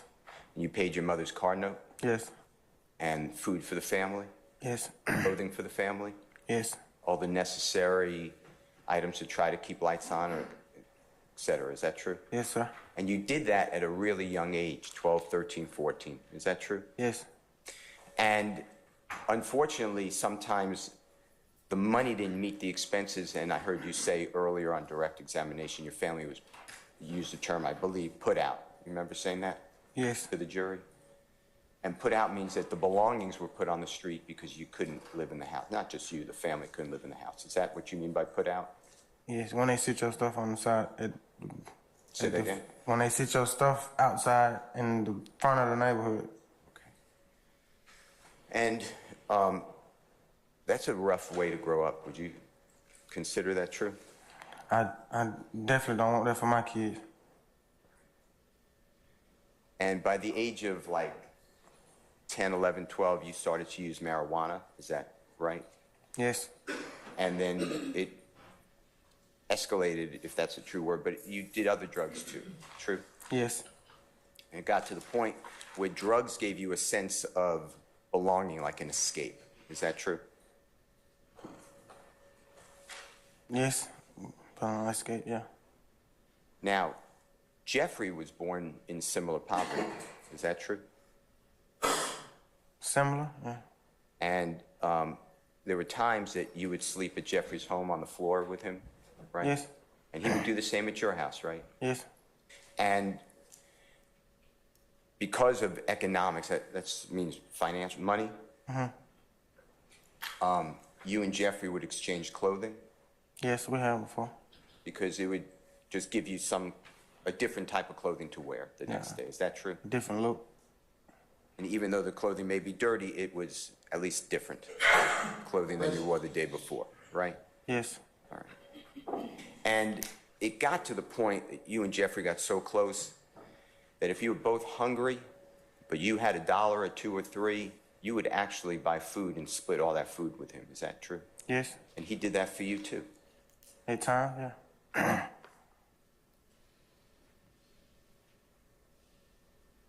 And the people in the area, some of the people were in the same type of financial problem as you and Jeffrey's family. Is that true? People Yes, didn't there have was money. other families, yeah. Now, from being with Jeffrey, you learned that he idolized Lil Wayne. Is that true? Objection, are we self-serving? I state the objection. Did you idolize Lil Wayne? You know who Still Lil do. Wayne? I still do. Okay. And to your knowledge, was Jeffrey holding the same opinion? Objection, same Same objection. objection. How about Tupac? You know who Tupac is? Yes. Same answer? Yes. Objection vague. Same the question. Now, did you observe Jeffrey study the music of Lil Wayne? We both did. Okay. And did you observe Jeffrey, and you, study the music of Tupac? Yes. And you said on direct examination last week that you called Jeffrey Little Jeff. Is that true? Yes. And do you know there came a time that Jeffrey wanted to be called Young Thug? Yes. He named himself, true? Yes. And that was for his ability to try to get into the rap industry. Is that true? Speculation. I sustain the objection. Did Jeffrey choose the name Young Thug for his musical career? Objection, speculation. I'm saying it as to form and asking no way. Do you know whether Young Thug was a musical creative name by Objection, Jeffrey? speculation. If you know. Madam Answer, I'm gonna overrule the objection. You can answer it, sir, if you can. Ask it again. I'm confused. Do you know whether the formation of the name Young Thug was for his musical? That was his right name. Okay. And do you know what Thug stands for? It got a couple meanings, but yeah. Okay, tell the jurors. Tell them all of them that I know. It's, Sure. the hate you give, truly humble unto God. It's a couple of them. Now, you mentioned that you have tattoos on your face. The prosecutor was asking you about those. Remember all that question? Yes. You also mentioned that tattoos got on the face because you were trying to mimic, copy. You were trying to be like a rapper. Do you remember that? Remember saying that to jurors? Yes. And did Lil Wayne, before you ever had tattoos on your face, did he have tattoos on his face? He's the first one rapper I seen with tattoos. Okay. And did you copy Lil Wayne? Yes. And Jeffrey has tattoos on his face, right? Yes. Same reason for rap? You guys were trying to get in the rap industry? Yes. Now, when you heard Jeffrey perform music, you've heard him perform music, right? Yes. Even when he was young, 12 years of age, did he try to sound like, and did he sound like Lil Wayne? Back then, yeah, he did. And did you know that Lil Wayne appeared to give out an impression that he's with the Bloods gang. Were you aware of that? He was one of them, yes. All right. And I'm not limiting it just to Lil Wayne, other people in the rap industry, true? Yes. Now, did Jeffrey work hard at music and performing music and becoming a rapper and getting a name for himself? He worked harder than me. Did you ever see anyone work as hard as Jeffrey Williams? No. Is it true that by the time Jeffrey was about, when he met you, around that time, in your neighborhood, if you know, his reputation was that he's a good rapper? Is that true? Can you ask it again? Yeah. Did he have a reputation in your neighborhood as being known to be a good rapper? You saying when I met him? Yeah, when he's a young man. Yes, even when he's young. First, everybody knew him from throwing the football, though. He was a good quarterback. Okay. And then he started rapping, and everybody loved his rap, so he kept doing it. Say the end again, I apologize. I said he started rapping, and everybody loved it, so. And his talent, to you, did he have talent? Yeah. It was obvious? Yeah, he was nice. Okay. Do you remember there come a time that Jeffrey was marketing himself as a rapper, Young Thug? What do you mean, like marketing? Through his iPhone, promoting himself. Yes. And did you help him promote himself? For years. And did you actually spend tremendous amount of times talking with people about the rapper Young Thug? Yes. Come out to the shows, Young Thug? Yes, I did it all. There was no limit. Put on your own personal social media, Young Thug? Yes. Come view him? Yes. Come talk about him? Yes. Put him on your other people's social media? Yes. You were attempting to improve the notoriety, meaning the visibility of the Young Thug rapper, true? Yes, I know he was better than me, so. One more time? I knew he was better than me at rapping, so I want to try to hold him back. I'm going to try to get him to be bigger, then maybe I could be bigger. Okay. And other people did that too in your neighborhood, true? Yes. The whole neighborhood actually got behind him, right? Yes. And when I say got behind him, you'd come out to shows Yes. he was performing? And would it be fair to say there were hundreds of people come out to his shows even when very in the beginning? Is that true? Yes. And people would play his music in the streets of your neighborhood? Yes. And ask the DJs to play his songs? All true? Yes. I stand the question. You've done that. I stand the questions to form. You've done that, right? You've asked DJs to play his songs, right? Yes, and radio station. At radio stations. Yes.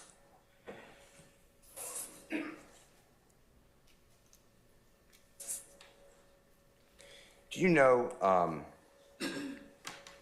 whether it was marketing, meaning it was for popularity, that Jeffrey would get onto social media and get into arguments with other rappers? Do you ever see that happen? Speculation. I stand the objection. Did you ever get involved with Jeffrey getting in arguments with other rappers so he would improve his notoriety? Objection, speculation. I stand the objection. Did you witness that Jeffrey getting in arguments with other rappers on social media? Yes. Okay. And is that part of getting out his name and his brand? Objection, speculation. I stand the objection.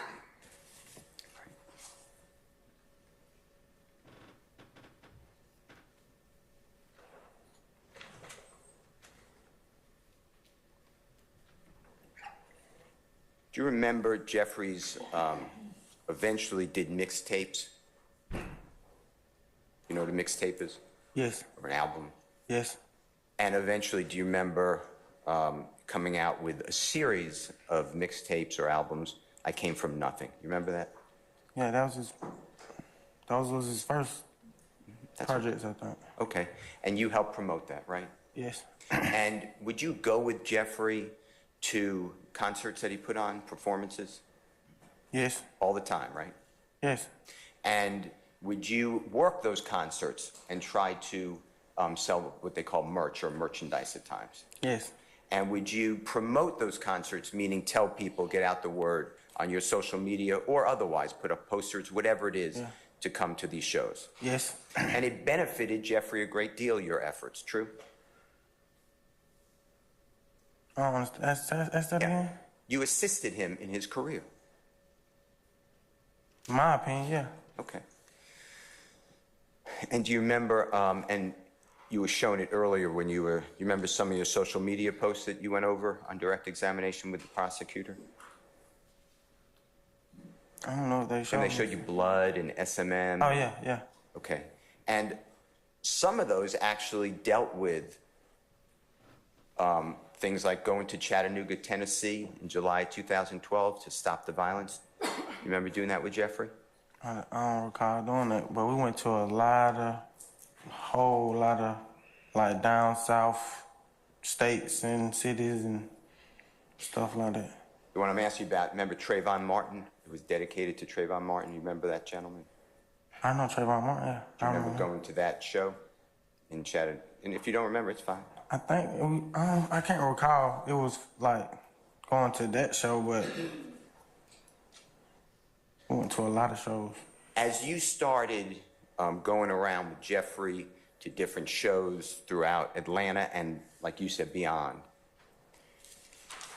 you remember Jeffrey telling you to stop doing the stupid stuff? I'm not cursing the last word, but do you remember that? Objection, hearsay, self-serving. I stand the objection. Do you remember it being told to you, or did you get the impression that you have to stop committing crime? I stand the form of the question, you can rephrase. To be around Jeffrey, you had to stop committing crime. Do you remember him telling you that? Objection, hearsay. I stand the question. Did you get the understanding that in order to keep being around Jeffrey, you had to stop committing crime? Yes.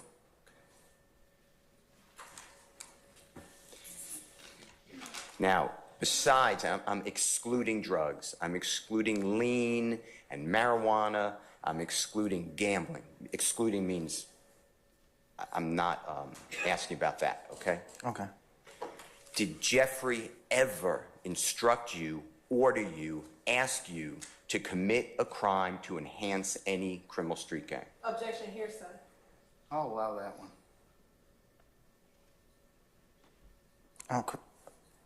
I'm confused. What to do? I don't know what to do. The Honorable Court's allowing you to answer the question. Can you ask it again? Yeah. Besides, doing drugs and gambling, I'm not talking about that, okay? Okay. Did Jeffrey ever instruct you, order you, ask you to commit any crime to enhance any criminal street gang? Objection to be a legal conclusion. That's not a legal conclusion. I understand. I'm going to overrule the objection as I did last time. Did So you ever ask? answer it? Yeah. He was mad at me. He didn't want me doing. He didn't even want me on Cleveland Avenue. He didn't want me doing nothing. They gonna get me taken away from my kids or him or nobody. He didn't want me doing none of that. Did Jeffrey ever ask you or instruct you to commit a crime? No. Did Jeffrey ever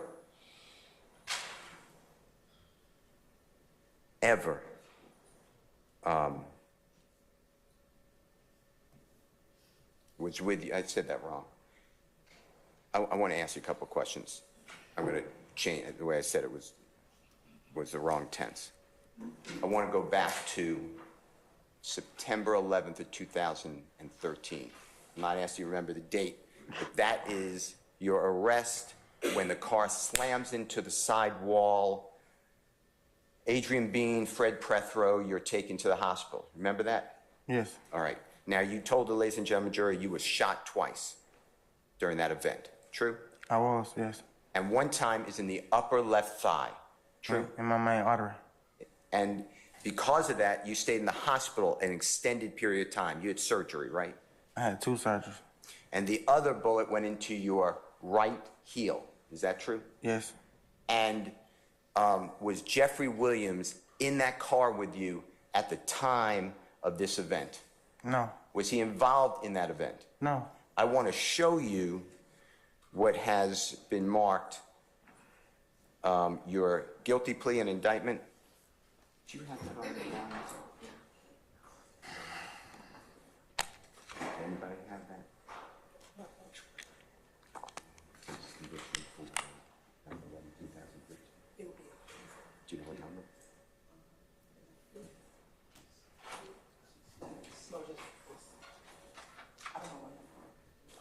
Your Honor, may I approach?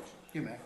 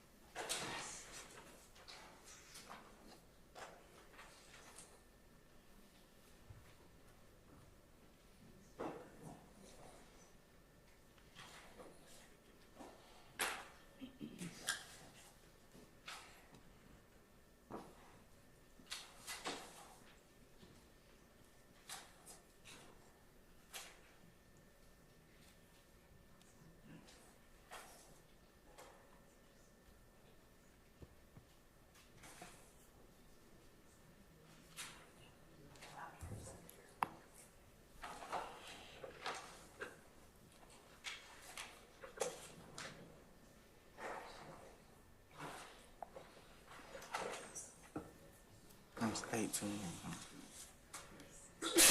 God bless you. They said 17, I believe. Yeah.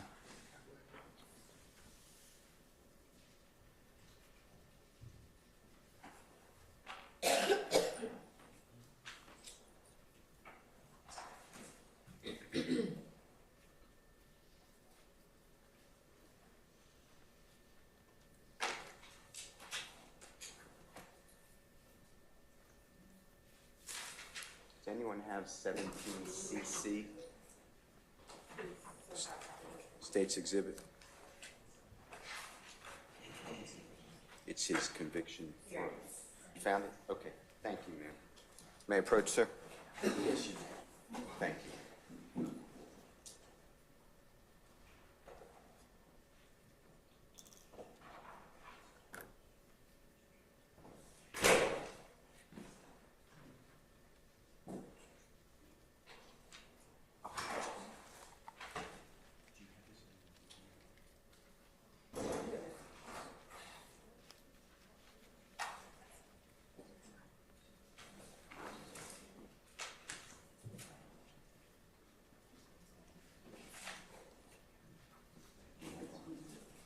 Just tell me when you're ready.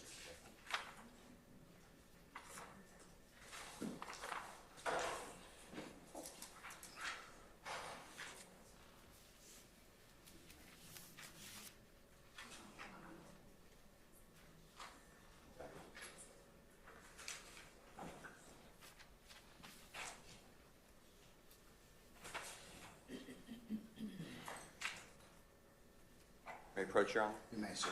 May I approach you, sir? Yes. Yes. Yes, sir. I'm showing you it's already in evidence.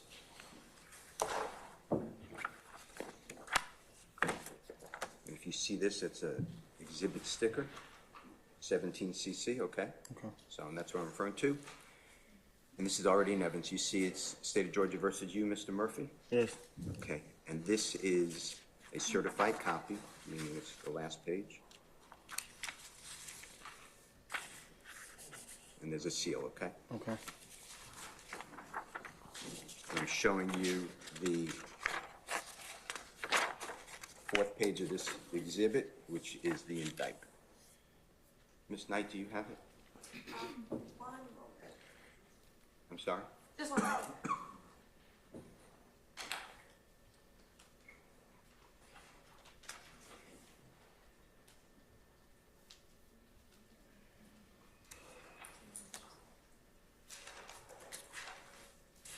It's okay, Ms. Knight. Thank you, though.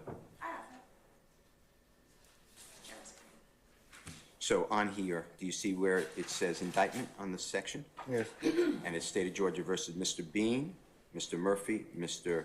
Prothrow. Is that true? Yes. Jeffrey Williams not on there? No. And then this is returned in October 1, 2013, meaning that's when the grand jury filed this in open court. Is that what the date says? Yes. Okay. I'd like to show you what has been marked and admitted as 19CC. You see that? Yes. And this was shown to you by the prosecutor as your guilty plea to this case that the jurors are trying. You see that? Yes. Okay. And that's indictment number 22 SC 183572. True? Yes. And you're familiar with this indictment, fair to say? Yes. And I'm turning the pages to the actual indictment. And this is also certified, or should be, certified on the front electronically. Right? Certification? Yes. All right. And you've seen this before. This is the indictment in our case. It's very lengthy. True? Yes. And your name is on here, right? It's someone. It's in alphabetical order. Oh. Yes. That's your name at the top? Yes. Jeffrey's name is in here at the bottom. Yes. And then Adrian Bean is not in this indictment. Is that true? No. Nor is Fred Prothrow. True? He's not in here either, is he? No.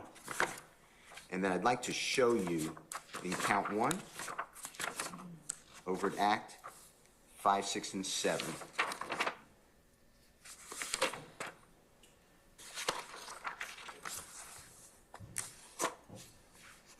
Do you see the acts here? Yes. In count 1. Is that true? Yes. And then I'm turning on to page 15. You see where it says September 11, 2013? Yes. That's the date of the Adrian Bean incident, true? With the car colliding into the wall? Yes. And it charges you, Walter Murphy, with attempted armed robbery, right? Yes. And in an overt act 6 of count 1, same date of September 11, 2013, charges you, Walter Murphy, with aggravated assault with a deadly weapon, true? Yes. Count 1, overt act 7, September 11, 2013, again charges you, Walter Murphy, possession of firearm by first offender. Yes. Right? Yes. And in 5, 6, and 7, they all deal with the Derek Dotson. And if I'm going too fast, just say I'm going too fast. But that's the incident involving Adrian Bean, right? Yes. Is Jeffrey Williams charged in overt act 5, 6, or 7? It just say my name. And this was returned not in October 1 of 2013. This indictment was returned on August 5 of 2022, right? Yes. I'm going to leave that with you just for a moment, if I may. Okay. I'm returning, Your Honor, 17CC. Yes, sir.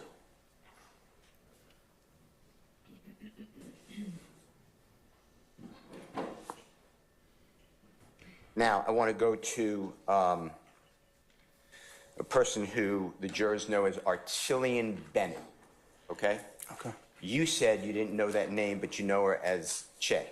Yes. Is that true? Yes. And just to orient the jurors, you said that she actually did babysitting for your daughter. Yes. Is that true? Yes. And that you weren't really friendly with her, but you knew her and you appreciated her babysitting, but your fiance, wife, child's mother, was friends with her. True? Yes. Okay.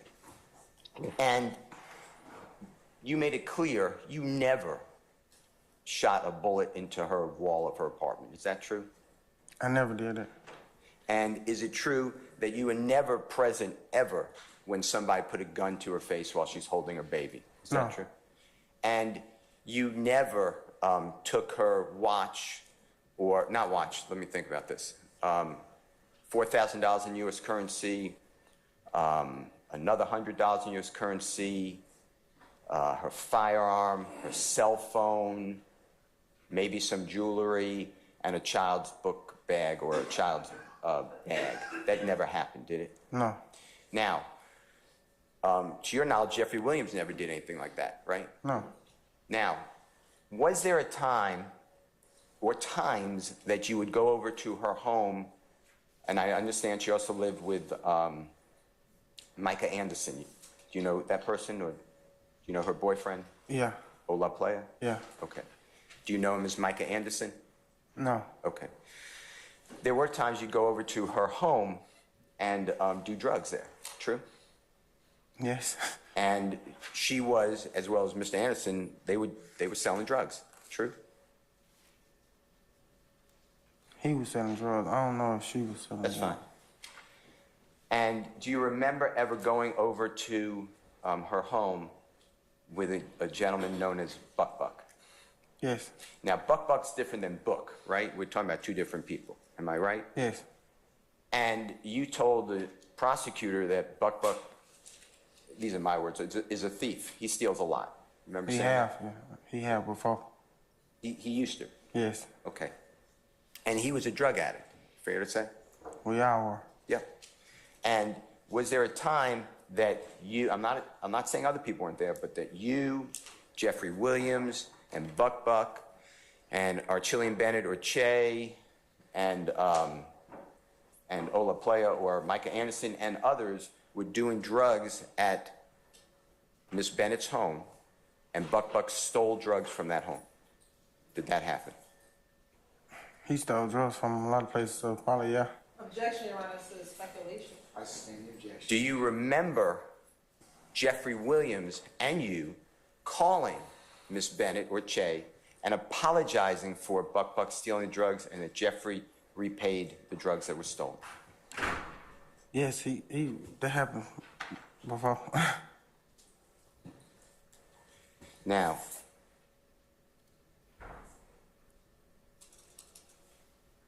you talked about the studio, and you went a lot. I'm talking about years ago. I'm talking about a decade ago, 2014, 2013, 2012, 2011. I'm going way back, okay? Okay.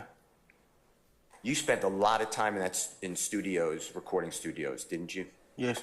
And Jeffrey Williams spent even more time in studios, true? Yes. In fact, Jeffrey didn't go home. He would sleep in the studios. Is that true? Yes. And he would be in the studios every day performing music after music, lyric after lyric, song after song. True? Yes. And you witnessed some of this, right? You were there. A lot of it, yeah. And when Jeffrey was in those studios perform music, eventually he would perform out in the public, right? Yes. I want to show you what I'm marking.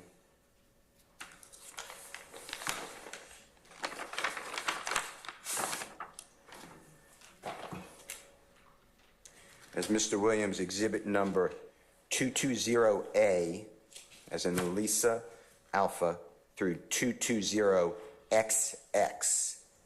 But they're individual, and I'd like to, with the court's permission, approach, and you just go through each one individually and tell me if you recognize these items, okay? Okay. So there's a lot of them, so we'll just go one at a time, okay? Okay. Your Honor, may I approach? I'm bringing a clip. When you're done, you could clip it, okay? Okay. Okay, proceed. Yes, sir. So I'm handing you, they're just stacked up. Don't show them to anybody, just go through one at a time. We're gonna go through them together, and you're gonna make two piles. If you recognize something, we'll go in pile one. If you don't recognize something, we'll put it aside, okay? Do that now? I just got to Yeah. go. Let's look at, if you don't mind, look at, you see where it says in the upper left, JWEXH, that stands for exhibit, Jeffrey Williams exhibit, okay? Okay. And then you see where it's a pound sign or a number sign? Yes. And then it says 220A. Do you recognize that poster? The That is it. the photo? The photo? You asking me to answer it or just? Yeah, just yes or no. Do you recognize that? Yes. Okay. Your Honor, we've asked for more. How does he recognize it? What is it?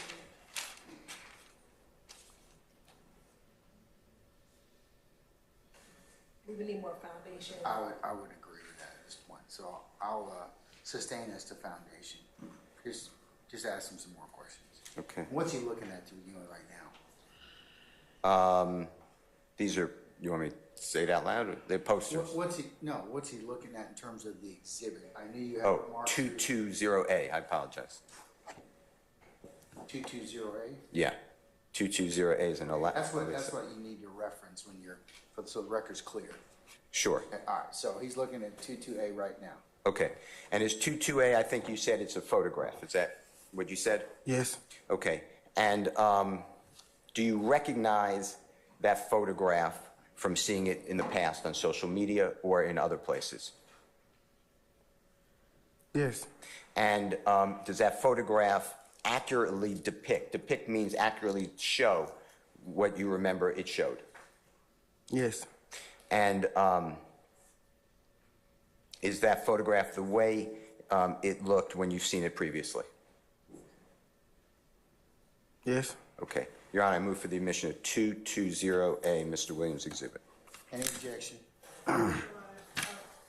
Hearsay. It's a photograph, there's no hearsay. I sustain the objection because it's got writing inside of it. You let me preview already. So. No, this is the poster. Let me see it. This is the poster. Let me see it. Well, let me ask you a question because I think I may have Can I misspoke. see it first, please? Sure. Okay. Are you all right. asking me? Let me have 22A, please, sir. Thank you. May I ask a follow-up question? Hold on one second, Mr. Shield. Sure.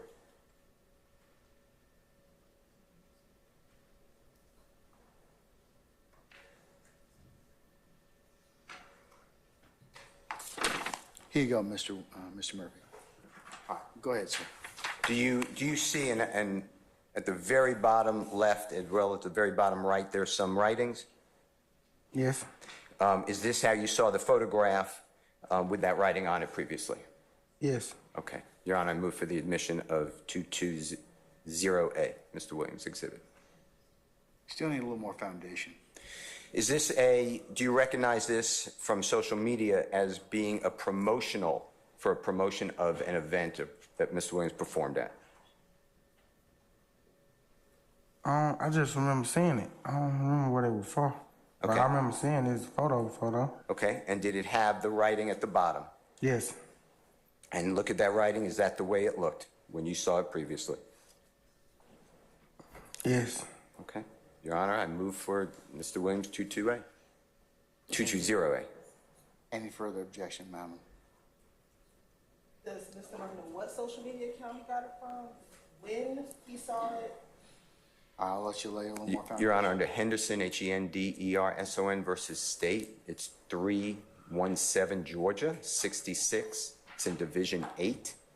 317 Georgia, 66. It's in Division 8, All right, just stop talking. 2023. Let me look at it, sir. Okay.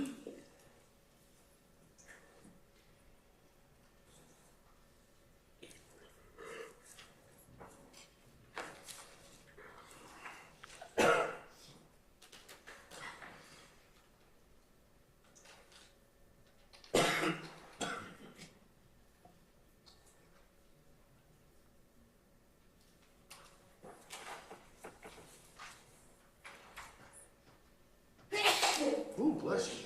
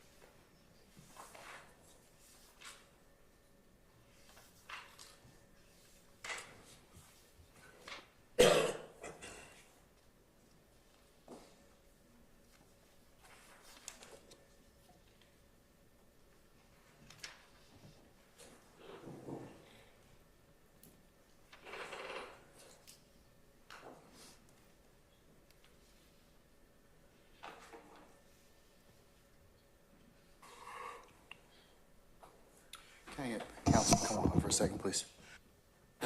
Mr. Murphy?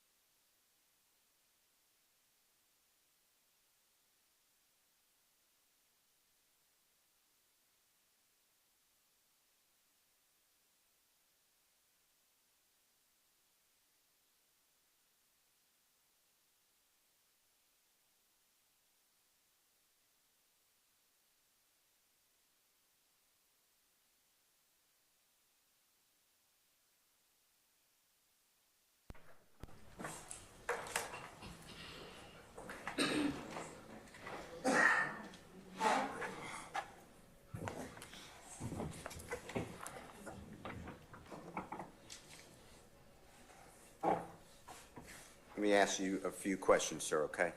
Okay. As it pertains to,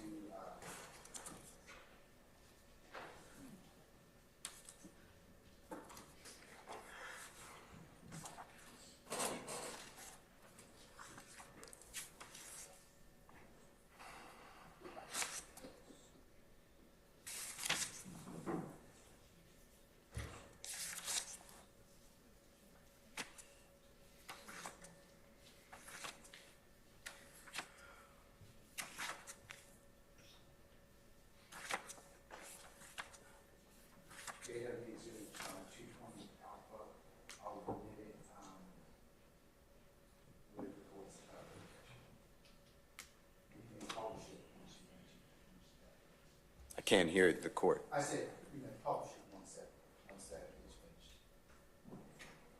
Once the redaction's finished? Yes. All right, well, because of that, Your Honor, I don't want to waste time. There'll be a redaction, so I'm going to move on. Mr. Murphy, I'm going to ask you another series of questions. We're going to come back to that, okay? Okay. All right. Since about 2010, you would have been 19 years of age. Is that true? I think so. Okay, that's fine. I think. All right, let's go back a year before that, 2000. I'll just use this. Since about 16, 17, is it fair to say that Jeffrey, you know Jeffrey, to be performing live in front of audiences? Is that true? I thought we was younger than that, but yeah. That's fine. That's fine. And that continued throughout, and it get more momentum, meaning Jeffrey would perform more and more and more as you guys got older. True? Yes. And there came a time that you knew, and you've gone to, performances throughout Georgia. Yes. I'm not just talking about Atlanta, I mean throughout the state of Georgia, right? Yes. Throughout Alabama, Yes. Florida, Yes. South Carolina, Yes. Tennessee, Yes. North Carolina, Yes. Michigan, The whole down south. and Michigan would be up north in the Midwest. You remember, I'm not saying you went, but you remember Jeffrey performing there? Detroit, Michigan? I don't know. I know we went. If you don't know, that's fine. New York? Yeah, I've been to New York with him. And he performed all over, eventually, the United States. You're aware of that, right? Yes. And outside the United States, right? Yes. All right. Now, you told the jury that, or the prosecutor asked you, how did this argument, they called it a beef, between IF and YSL, you remember those type of questions? How did it begin? Yes. And you remember the prosecutor saying to you that you said that it started with something between Jeffrey and Rich Homie Kwam. Remember that? Yes. And Rich Homie Kwam is another well-known musical artist, rapper. True? Yes. And were you aware, do you remember, that in late December of 2014, late December 2014, Jeffrey and Rich Homie Kwam were performing together live under the name Rich Gang? Yes. Okay. And tell the ladies and gentlemen, jury, what Rich Gang is. It's a record label. Okay. And was Jeffrey a member of Rich Gang? Yes, to The my musical knowledge. group? Yes. And was Rich Homie Kwam a member of Rich Gang? Yes. And was a man named Brian Williams, you may know him, if you don't know him, that's fine, as Birdman, owning that record label? Yeah, I think he the owner. I think he owned it. He made it.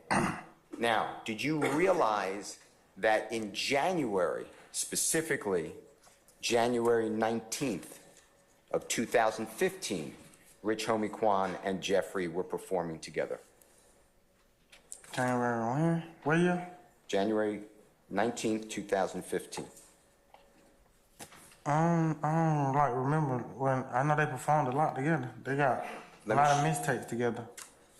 A lot of mixtapes together. Okay. Well, let me show you something, see if you, this refreshes your memory.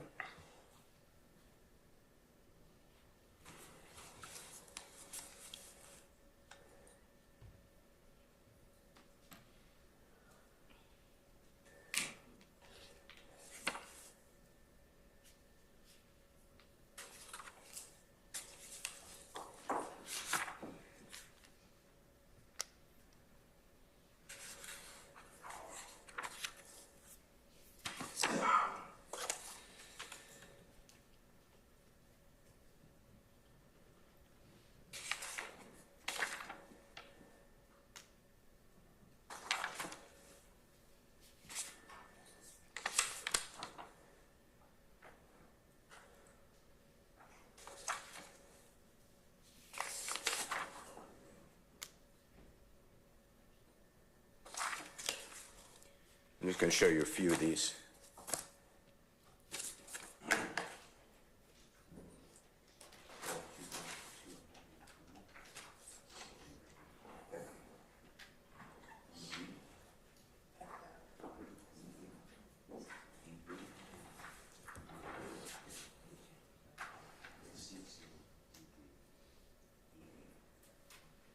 Your Honor, may I approach?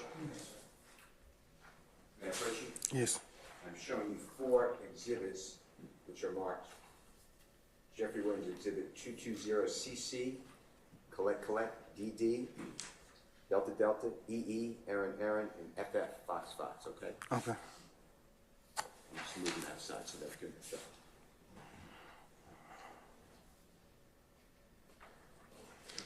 Tell me if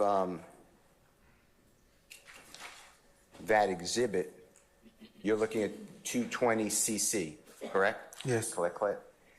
Have you seen that before? You mean the picture? Yeah. Yes. Does it refresh your memory that Jeffrey played with Rich Gang on December, and you could give us the date. I walked away from it. Does that refresh your memory of the date they played? December 19th. Of what year? I don't think it said the year on here.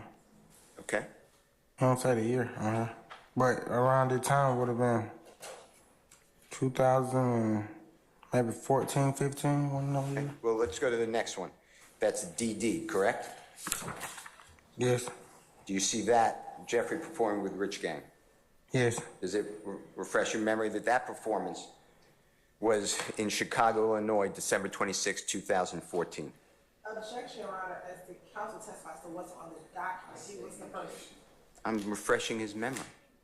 But, you got to see it. Okay, you see the document? Yes. Okay, 220, that's DD, right? Yes. Have you seen that before? Yes. Does it refresh your memory? Yes. Did Jeffrey play with Rich Homie Quan under Rich Gang on December 26, 2014? Yes. How about the next one, which should be Jeffrey Williams Exhibit EE, Aaron? Yeah. Thank you, sir. Do you see that, and that's that, have you seen that before? You mean like the The flyer, the Yes. poster, yeah. And do you see the promotion for New Year's Eve of 2015? Yes. And it's Jeffrey playing with Rich Homie Quan under, and Birdman, do you see that? Yes. And do you see that being, as you said, it's New Year's Eve, but December 31, 2014? No, this say 15. Right, New Year's Eve, Oh, yeah, it would have been New Year's Eve, so yeah. Yes. Miami, Florida, you see that? Yes. And then the next one?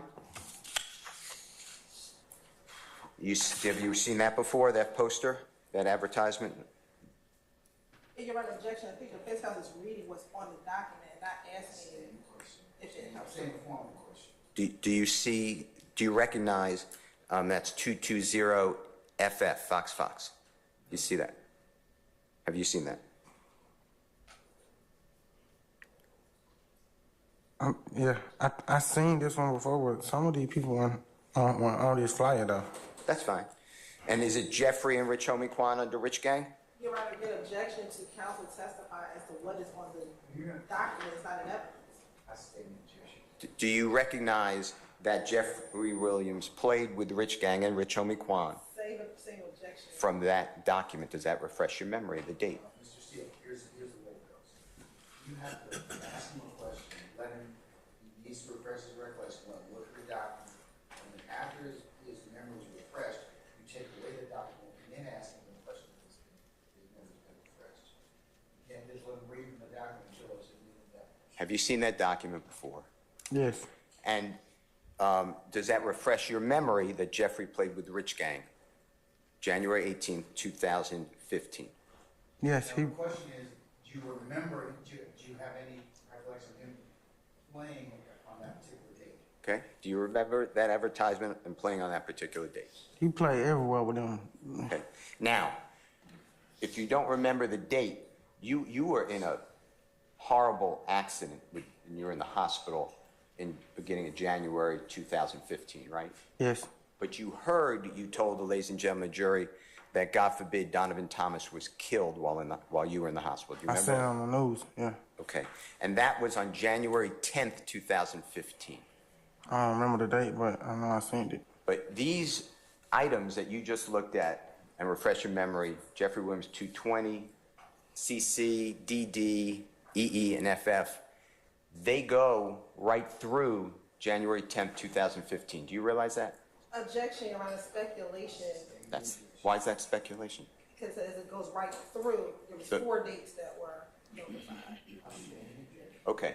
You testified to this jury that you remember that Jeffrey Williams was playing with Rich Homie Quan December 18, 2004, December 19, 2014, right? Yes, December 26, 2014, right? yes. Objection on lack of personal knowledge, unless Mr. Murphy was at any of these events, he That's- doesn't know that's- if they performed. That's You not know true. what the flyer says. That's December 31, 2014. You aware that they played together? Are you aware? Yes, Objection, Okay. speculation as He- to whether or not they actually played the concert. He just said they played together. That's what I said, are you aware that they played together? Okay, do you know that they played together on New Year's Eve of 2014 going into 2015? yes, Okay, and on same question, January 18, 2015. yes. Okay, now, explain to the jury if Jeffrey Williams and Rich Homie Quan had this big falling out or beef to cause Donovan Thomas's death, potentially. How is it that they were playing together 8 days later? If you can explain it to the jury. Objection, Your Honor, is speculation. All right.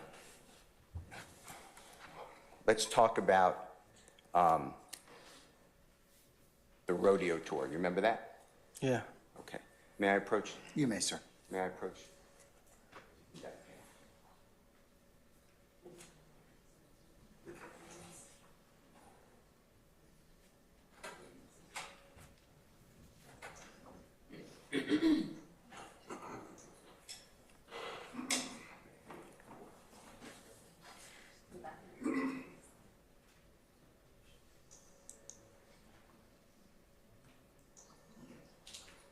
Your Honor, may I approach? You may, sir.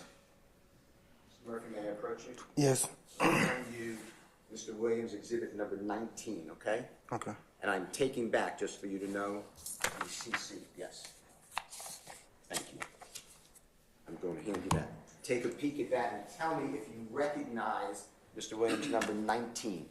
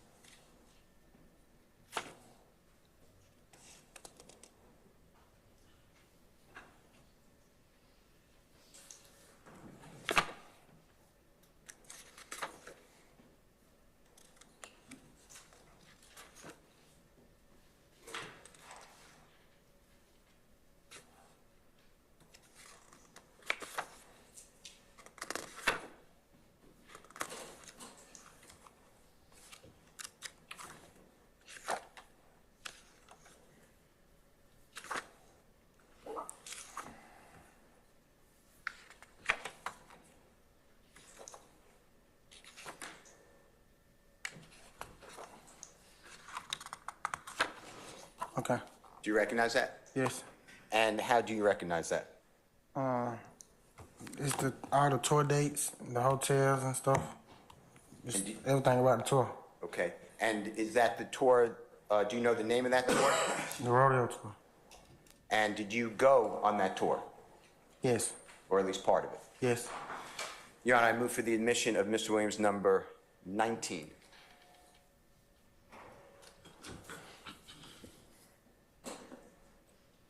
Is it 19, sir? Correct. Any objection to Jeffrey Williams, 19? Yes, here, sir. Let me see it, please.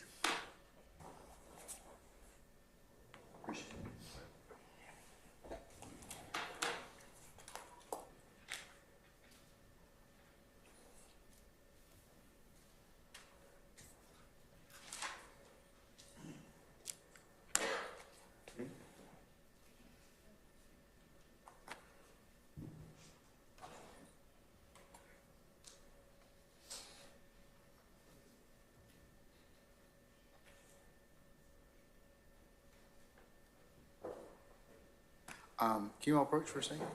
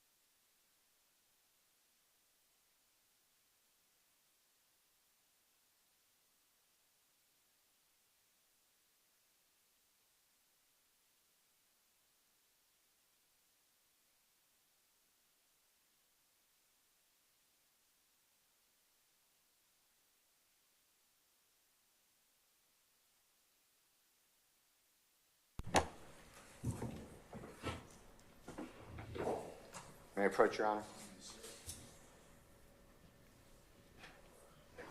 Yes. I'm re-handing you, it was at the bench of the court, Mr. Williams, number 19. You recognize the exhibit number 19. Would you do me a courtesy and turn to the third page?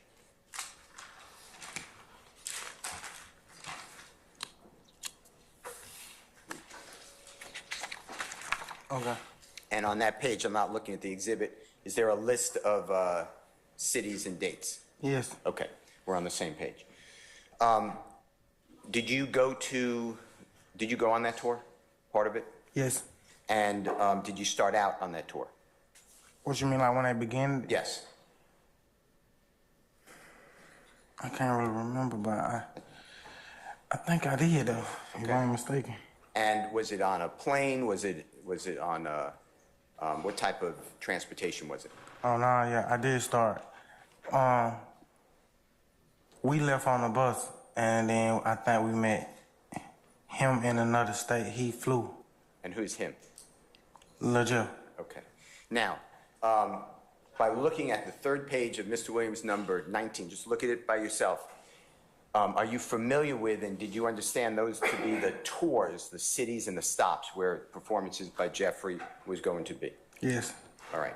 Your Honor, I move for, and I'll link it up later with other witnesses, but I move for the admission of Mr. Williams, number 19, the outside, the back, front cover, back cover, and page 3.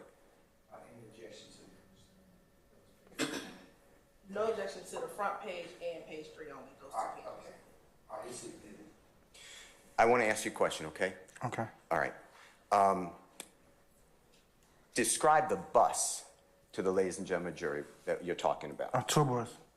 And when you say a tour bus, some people may not have ever had the privilege of being on one. Can you explain what that is to a jury? It's a bus. You go to different states on for, different reasons, but it got like a bus, like a tour bus driver. It got like probably, the one we had probably had like 10, 11 beds on it. It got like a bedroom in the back and stuff like that. Did it have sinks and toilets and things like Yeah, that? toilet, refrigerator, Running water? all that. Okay. And where did the tour, was the tour with another artist? Do you remember who that was? Yes. Who was the other artist? Travis Scott. Okay. And is he also a well-known to you? Is he a well-known musical performer, rap? Yes. All right. Did he just play at the Super Bowl? Objection relevant. All right. Where did, and tell the ladies and gentlemen the date, you could use that, obviously it's in evidence. Where did the tour start and what city? Where did the tour start and what date? Saturday, February 15th to 28th, to the Okay. 28th or something. And what city was that? Santa Ana, California. All right. And if you can just go down and read, if you don't mind, read to the jurors the date and the city, just in order, from Mr. Williams' number 19, page 3. Sunday, March 1st through the 15th. Santa Ana, California, that's a show date. Monday, March 2nd through the 15th. Tucson, I think they were there. Tucson, Arizona, that's a show day. I remember that one. Tuesday, March 3rd through the 15th, travel date. When you say through the 15th, is that 2015? Oh, that what it might be, yeah. I think that's what it is. No, that's my fault. Yeah, because it keeps saying 15. Yeah. That's okay. But, I'm sorry I interrupted you. March 3rd. Okay, so yeah, the March 3rd, 15th, yeah. 2015. All right, that's a travel date. And then Wednesday, March the 4th, 2015, Denver, Colorado. That's a show date. Thursday, March the 5th, 2015, travel date. Friday, March the 6th, 2015, Milwaukee, a show date. Saturday, March 7, 2015, Chicago, Illinois. That's a show day. I don't know what that means though, but it's a show day though. And then Sunday, March the 8th, Chicago, Illinois, that's a show date. Monday, March 9th, 2015, Detroit, Michigan, a show date. Tuesday, March 10th, 2015, Toronto, Canada. We got another word right there, but I don't know what that means. Canada, TS show date. And then Wednesday, March 11, 2015, Buffalo, New York, a show date. Thursday, March the 12th, 2015, New York, a show date. Friday, March 13, 2015, New York, a travel date. Saturday, March 14th, 2015, Philadelphia, show date. Sunday, March 15, 2015, Washington, D.C., show date. Monday, March 16, 2015, Norfolk, I don't know what, I think that's Virginia though, I think. Show date. Tuesday, March 17, 2015, Charlotte, North Carolina, show date. Wednesday, March the 18th, 2015, Atlanta, Georgia, show date. Thursday, March 19th, New Orleans, show date. Friday, March 20th, Austin, Texas. I don't know what that means though. TBA? I don't know what that means.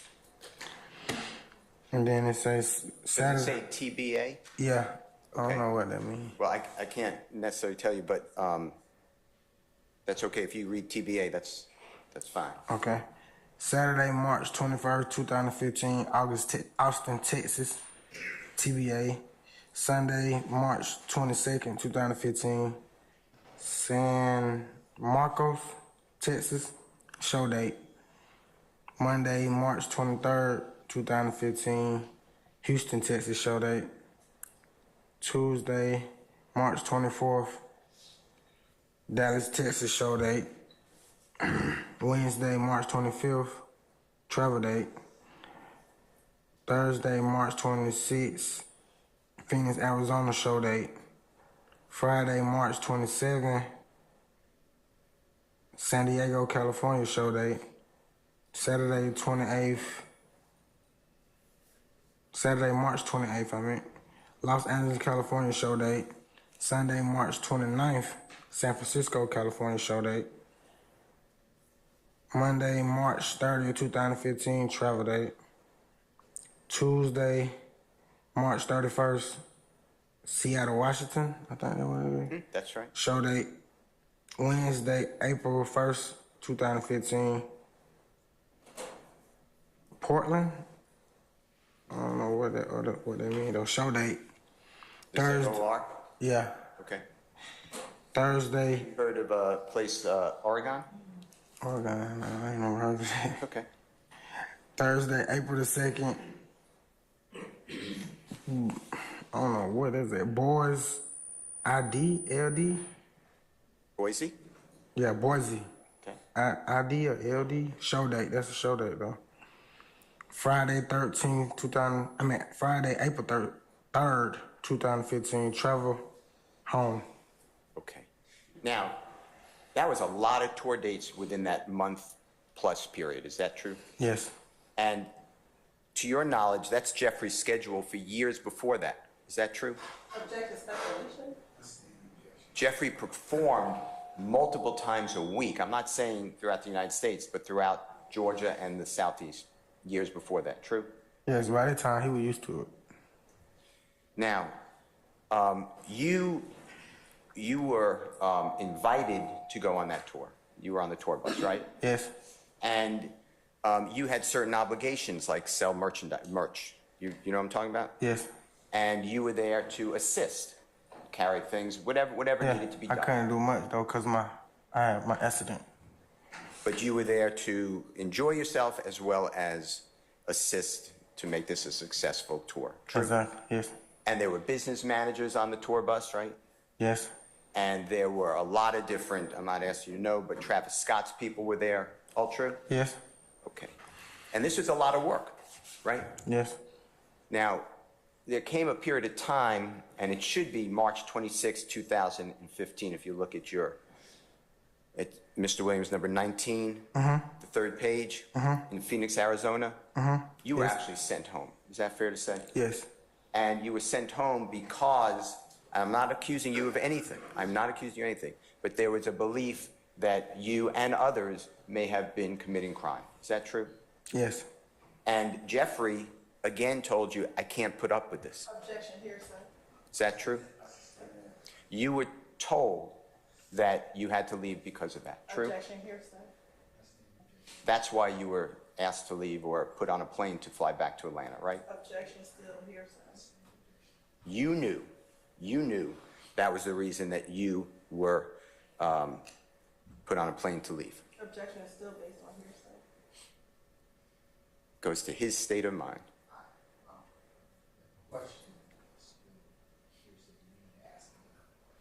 You understood. Why was the reason you were sent home? Tell the jurors. I stole some money. Okay. Now, to your knowledge, did Jeffrey repay that store owner who lost the money? Yes,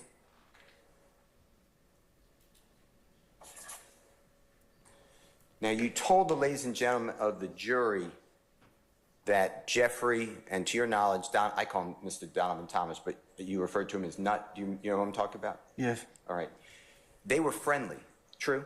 to my knowledge, yes, And your child's or children's mother is also related to Donovan Thomas yeah, they ain't blood, but they call each other cousin. because they were from the same area and known each other their whole lives. Yes,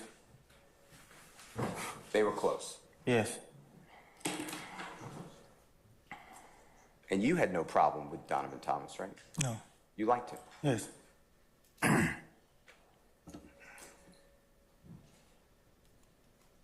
Now, before going on that tour bus, so it's after you're in the hospital and before the tour bus, you could use that. It should be the, in March, February, March, the end of February, March, when you go on the tour bus. Jeffrey already made it known to you that he was not happy with you, right? Objection here, sir. Jeffrey wasn't speaking much with you before this tour. Is that true? we wasn't speaking at all until I had my accident. In fact, he separated himself from you. I'm not saying, Yes, that's it's true. true. Then when you had your accident, then he reached out to you and hoped that you feel better. True? Yes, he came to see me. Yeah, hoping he was bringing well wishes, whatever the right word. He was Yes. hoping that you recover. Yes, And he allowed you to come on this tour, right? yes. You've never experienced anything like that before, have you? Driving No, around the United States? That was one of the best, well, however long it was, but one of the best times I had. And you were there to potentially get a job with YSL record label, right? Yes, If you could show that you would work hard, and be an asset means be a contributor, yes, true? yes, That didn't work out, did it? no, You didn't get that job. no, And in fact, after that tour, again, Jeffrey wasn't speaking with you, true? yes, In fact, since before your accident in 2000, sometime 2013, until your accident, Jeffrey hardly spoke with you, true? yes, And then after your accident and going on this tour, when you were sent home, Jeffrey hardly spoke with you, true? yes, In fact, the last time and the only time that you really spoke with Jeffrey since being sent home from that tour was on the day that you were arrested on July 15, 2015. True? yes, And Jeffrey was arrested that same day for terroristic threats at the mall. Do you remember that? yes, Do you remember seeing him in the Fulton County jail? yeah, And you remember what he told you? Yeah. Objection, Your Honor, second. Hearsay. I asked, do you remember what he told you? Did he tell you something? In the Yes. Fulton County Jail? Yes. How did you take it, what he told you? Objection, it be based on hearsay. Its effect on the listener.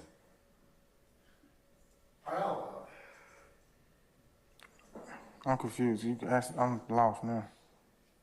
What Jeffrey told you, how did you take that? How did you understand it? Wait, what he told me when I seen him when we was locked up? Yeah. What did you do as a result of what Jeffrey told you? Okay. I'm confused. Can you ask that again? I can't hear you. So what did you do, if anything, as a result of what Jeffrey told you? Fulton County Jail? I took it upon myself right then to start doing better. Since that day in the Fulton County Jail, July 15, 2015, have you spoken with Jeffrey Williams? Ask that again? Yeah. Since the day that you were locked up, I'm not saying you remember the day that Jeffrey was arrested for the terroristic threat at the mall in the Fulton County Jail, after that day, have you spoken with Jeffrey Williams at all? No. Did Jeffrey Williams ever, directly or indirectly, pay for your lawyer? No. Did Jeffrey Williams ever, directly or indirectly, put money on your account in jail or prison? No. Did Jeffrey Williams ever, directly or indirectly, ever bond you out of jail? No.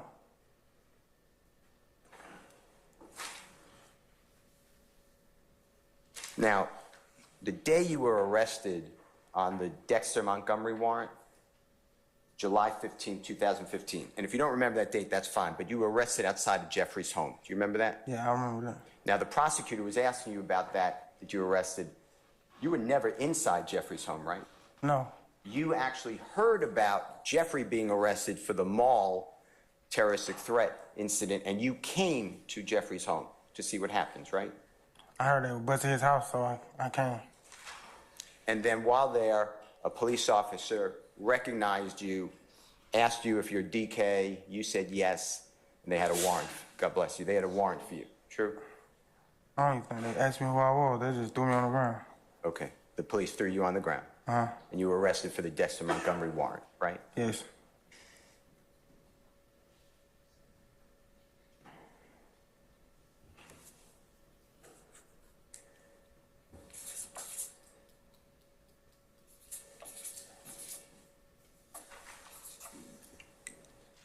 The prosecutor asked you, since you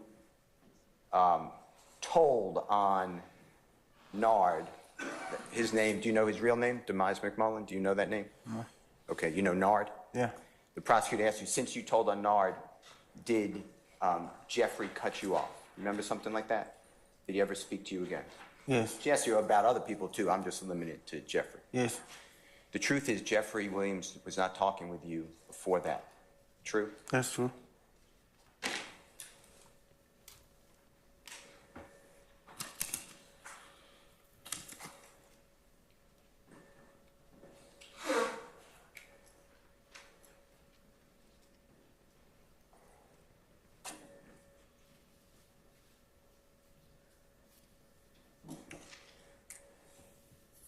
I want to talk with you about the bus, the tour bus of a performer known as Lil Wayne. His name is Dwayne Carter. I want to ask you about that, okay? Okay. Now, you didn't shoot that bus.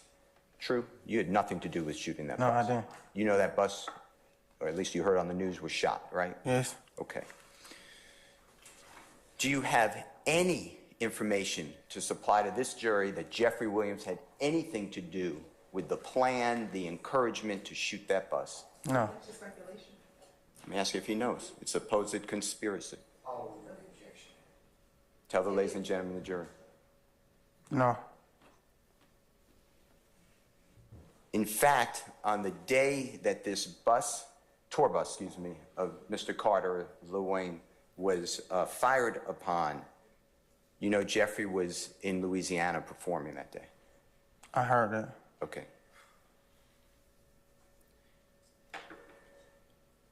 Now, do you know whether Jeffrey was extremely upset that that bus was fired upon of Lil Wayne? Objection, Your Honor, speculation as to what Mr. Wayne felt.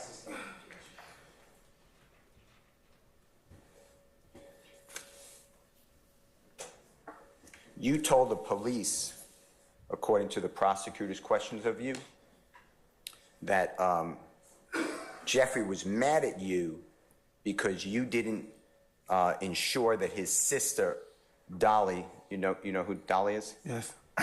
You know her real name's Alexis? Yes. Okay. Was at the club. Do you remember something like that? Do you remember being asked that question? Yes.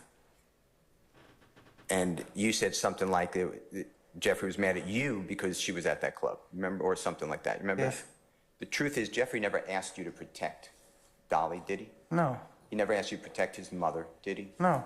He had private security. This is 2015. Do you remember the bus shooting was April 26, 2015? I think that's when it was. Do you remember it being the date of the birth of Trontavia Stevens? Or Tick? You remember the same day? Okay, yeah, that sound about right. By that time, Jeffrey is a super celebrity, right? Yes. He had his own security. True? Yes.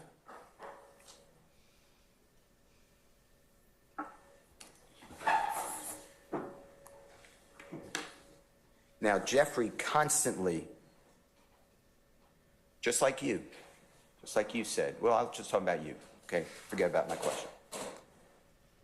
You said earlier, when you allowed me to ask you questions, that you never would want anybody, especially your children, to grow up the way you grew up. Remember saying something like that? Yes. You never forgot where you came from, did you? No. You never forgot those struggles? No. And you're doing everything you can now to work every day to help support lawfully your family, true? Yes. And you know that Jeffrey never forgot that there's other people there living in poverty? Objection, speculation as to what. Do you know whether Jeffrey has given opportunities to countless people in poverty to get lawful jobs? Yes.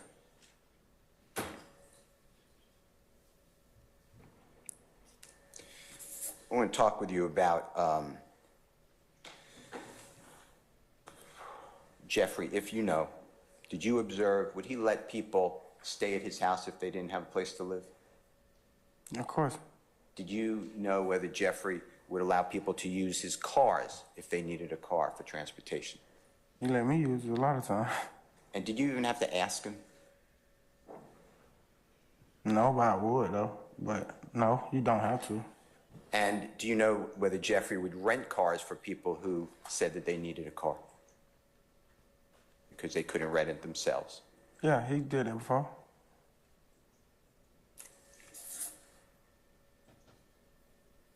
From approximately July 15, 2015, I'm using the day you were arrested outside of Jeffrey's home, okay?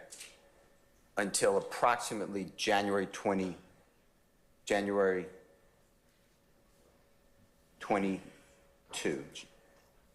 2022, you were imprisoned in the Fulton County Jail as well as the state of Georgia prison system. Is that true?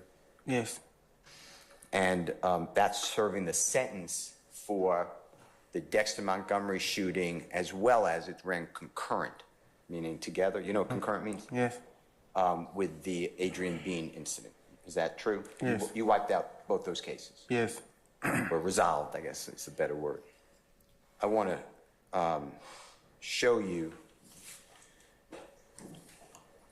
if it's okay, I just need to find it, the Dexter Montgomery conviction. Do you know what number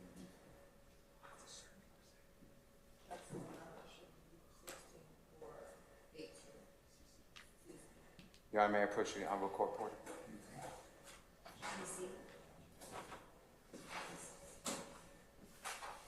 It might be in front. May I approach may I approach you, sir? Yes. Well, you tell me, are you looking at the conviction for Dexter Montgomery? I don't know. I know this, she said 18. This is 18. Do you see a 16-year-old? No. Oh, there, this is right here. May I approach you? May I approach you, sir? Yes, sir. May I take a look at it with you? Yeah. Okay.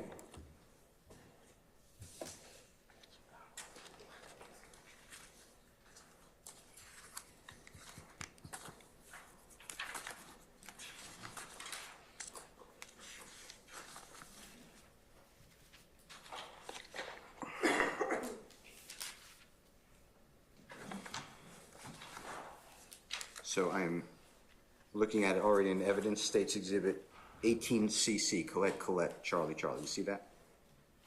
Yes. Okay. And this is the indictment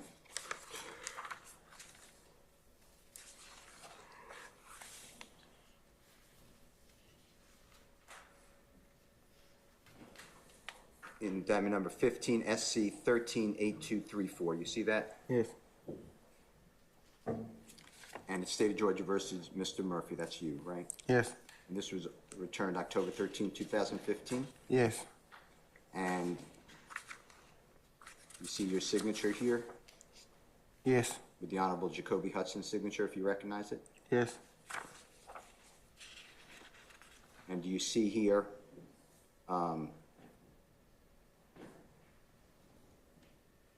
that this deals with the April 12, 2015 incident involving Mr. Montgomery? You see all that? Yes. And there's multiple counts, right? Yes. All right. Jeffrey Williams is not charged in this indictment, is he? No. All right. Then on, Your Honor, I'm just clipping it because the staple came out. On 19CC, you see this? Yes. And this is your guilty plea in our case that the jury is trying? Yes. Okay. And I'd like to show you in count 1, overt act.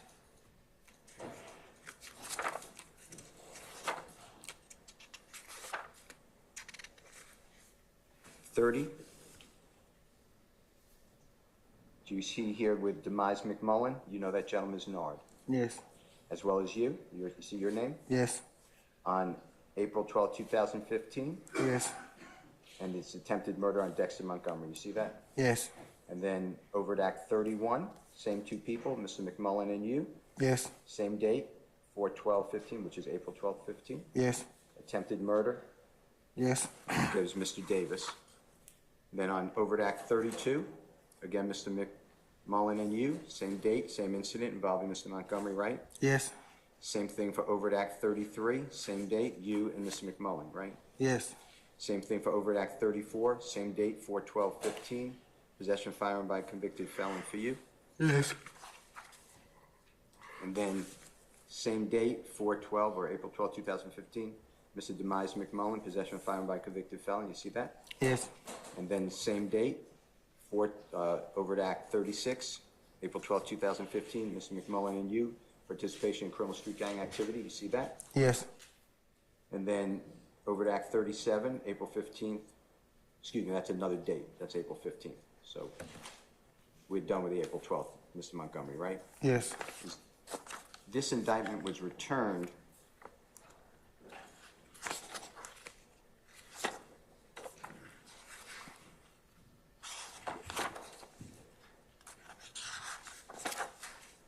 August 5, 2022, correct? Yes.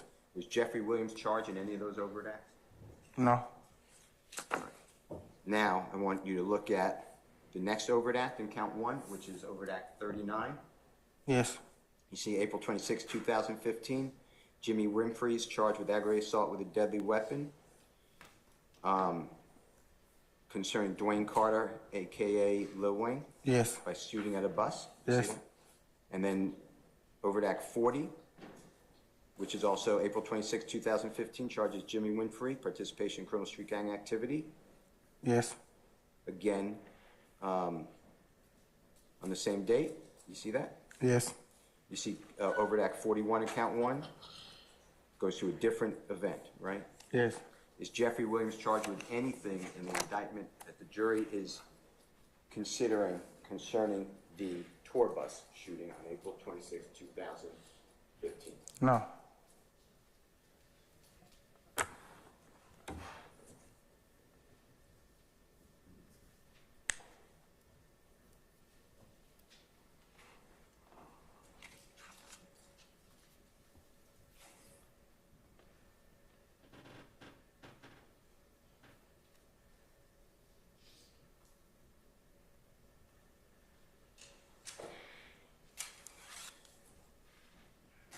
Mr. Murphy, you explained that you, Mr. Williams, Mr. Stevens, Trentavious Stevens, and I heard sometimes yes, sometimes no, Mr. Crenshaw, or Armando Crenshaw, or Yes. Mondo, you know that person? Yes. That you all created the name YSL. Do you remember that? Yes. And you said that it started out as a record label. Yes. Jeffrey wanted a record label because people like Lil Wayne had a record label, right? Yeah, we all wanted the record label. And Jeffrey started to sing in his songs about YSL, right? Yes.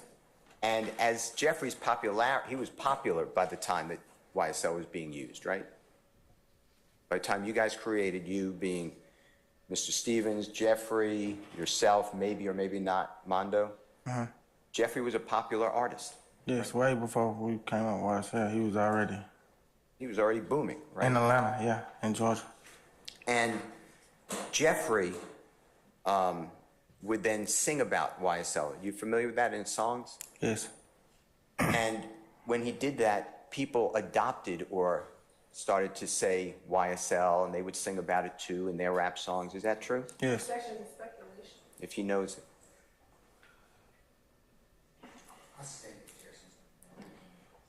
And are you aware that people would put tattoos on their body of YSL? Yes. And are you aware that people would have Jeffrey's face, his image, tattooed to their body? Yes. And you said something like, at some point, it just got out of hand. YSL was just everywhere. Yes. Remember that? Yes. And we say everywhere, it's not just talking about Cleveland Avenue or Atlanta, Georgia. You're talking about all throughout the United States and the world, right? Yes. People were on the internet posting about YSL from other countries, right? Yes. It was growing. Yeah, right? it was like like nothing I never seen before. And some people used it, like Jeffrey, for music, right? Objection, speculation. If he knows. Objection. Well, let's talk about that. You know that Jeffrey incorporated YSL? Do you know that? Yeah, I later found it out. I didn't know back then, but That's fine. he did. You know that YSL has employees? Yeah. You know that it's part of a publicly traded company? You know what I mean by that? And if you don't, just say. I don't know what you mean by that. Do you know it's been bought by another record label? You familiar with that? Objection, speculation, who doesn't know? I sustain the Are objection. you familiar that Jeffrey signed with another record label at all? A major label, yeah. A major label, Yeah. right? And there are people who work on that, lawyers, right? Work for the label. Yeah. Business managers, right? Yes. Accountants, All correct? that, yeah, all that. And people who run studios, own studios, and the like, right? Yes. There's other people who use YSL, and they may commit crime, right? Yes. Objection, speculation. I sustain the objection. They've been talking about it the entire time. I sustain the objection as to form, Mr. Steele. You can rephrase. And does the part that includes criminality, YSL, does that have anything to do with Jeffrey Williams? Objection, Your Honor. That'll be speculation and I sustain legal the- conclusion. I sustain It's the not a objection. legal conclusion. He's allegedly a member of a conspiracy. I sustain the objection, sir.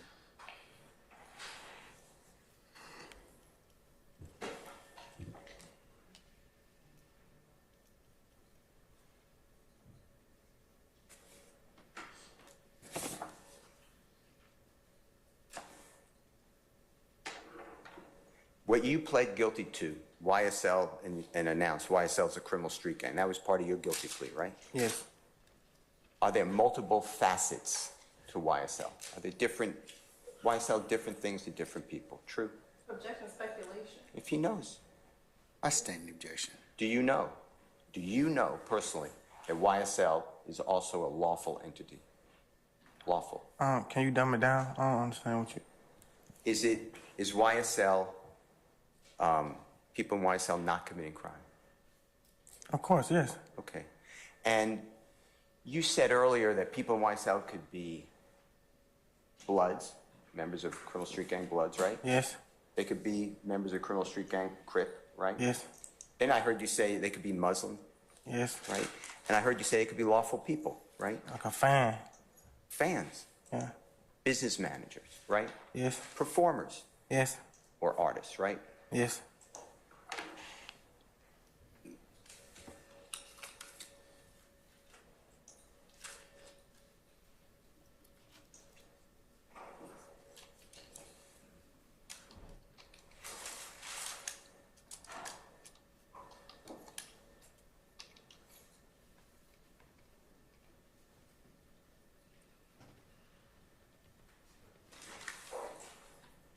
You were asked about the tattoo, certain tattoos on your body, but you remember the prosecutor asked you about Haiti, Yes. and you explained that one of Jeffrey's daughters is named Haiti, true? Yes. Tell the ladies and gentlemen, jury, whether Haiti is a location where you grew up. That was a nickname for a location we grew up.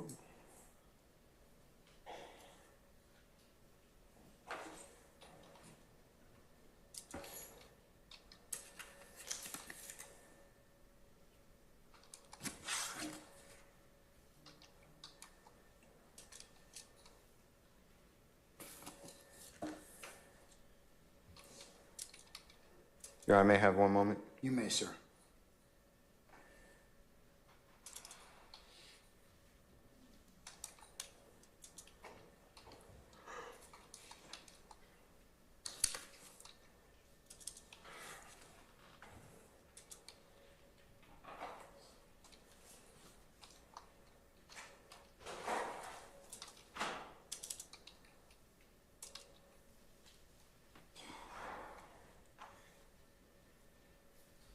Mr. Murphy,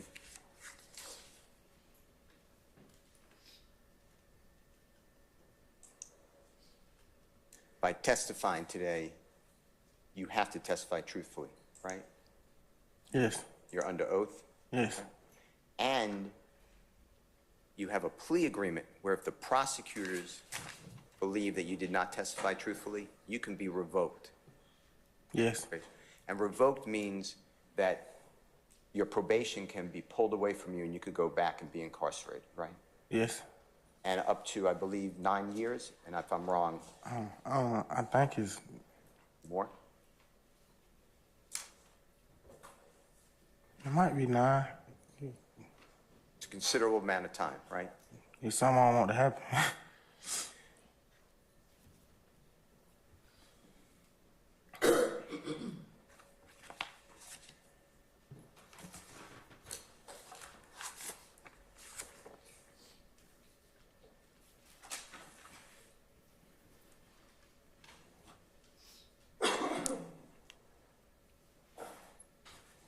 Your Honor, may I have 1 second, please? You may, sir.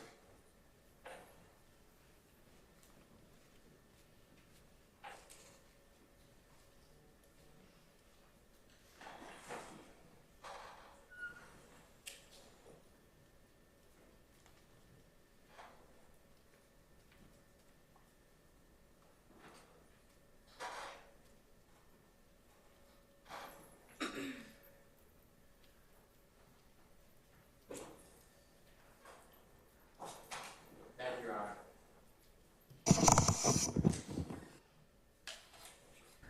All right, ladies and gentlemen, how about some lunch? Among other things. All right, how about we do this? Why don't we recess and come back at 2 o'clock? And we'll see where the rest of the afternoon leads us at this point in time. Mr. Murphy, we'll see you back at 2, okay? Okay. All right? Okay. Okay, sir, don't discuss the testimony of anybody except the attorneys in this case, all right? Okay. Okay, all right, ladies and gentlemen, we'll see you at 2 o'clock, all right? All rise.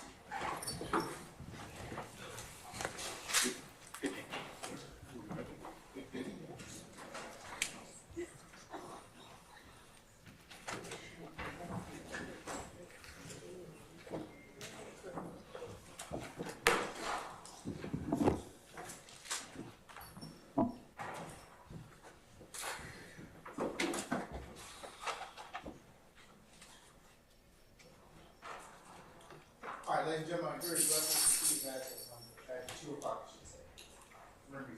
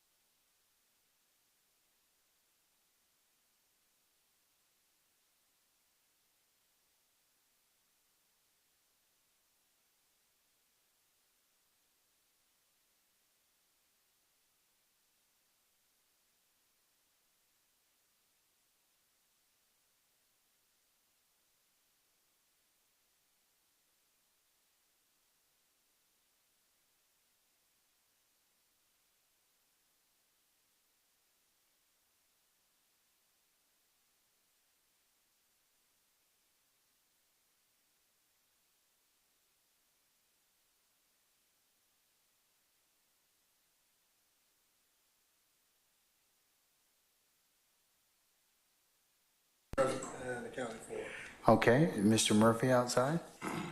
Yeah, Your Honor, he is outside, and we just wanted to put the court on notice before the jury came out that we are intending to tender through Mr. Murphy the video version of defendant SW9, I believe, the proper interview.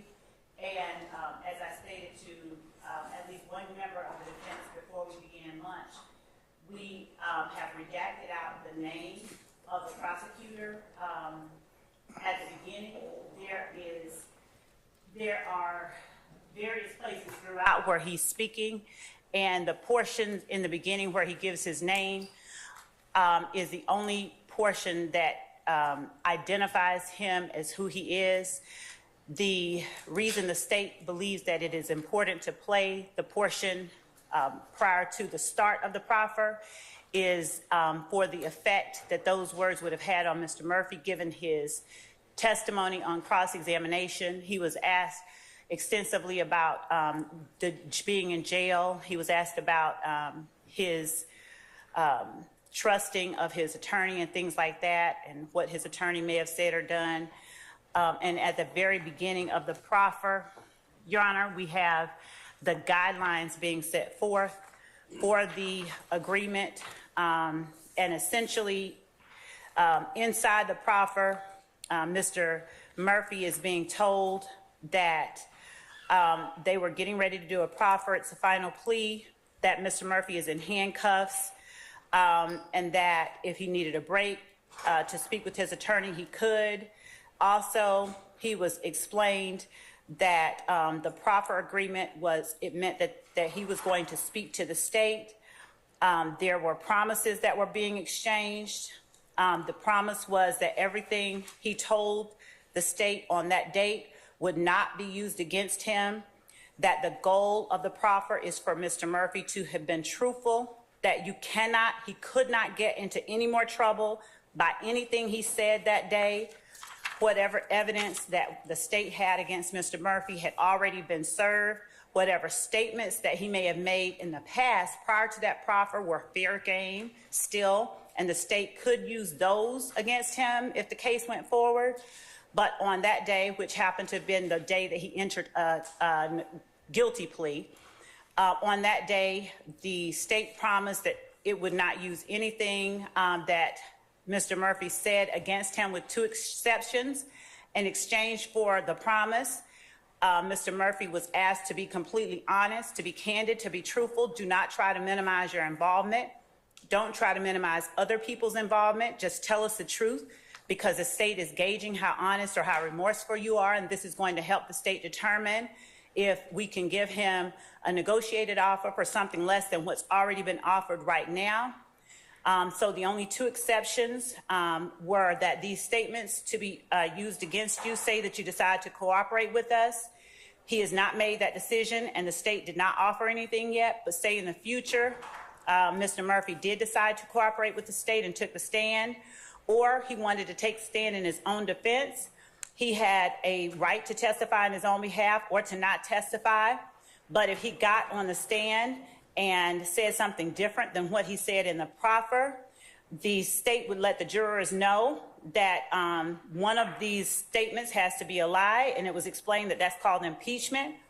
So the prosecutor said that he would tell the jury that, I don't know which one's a lie, but he said two completely different things, and it's going to be up to you to gauge whether or not the witness is lying, and most likely he's lying to you if he says something different in court.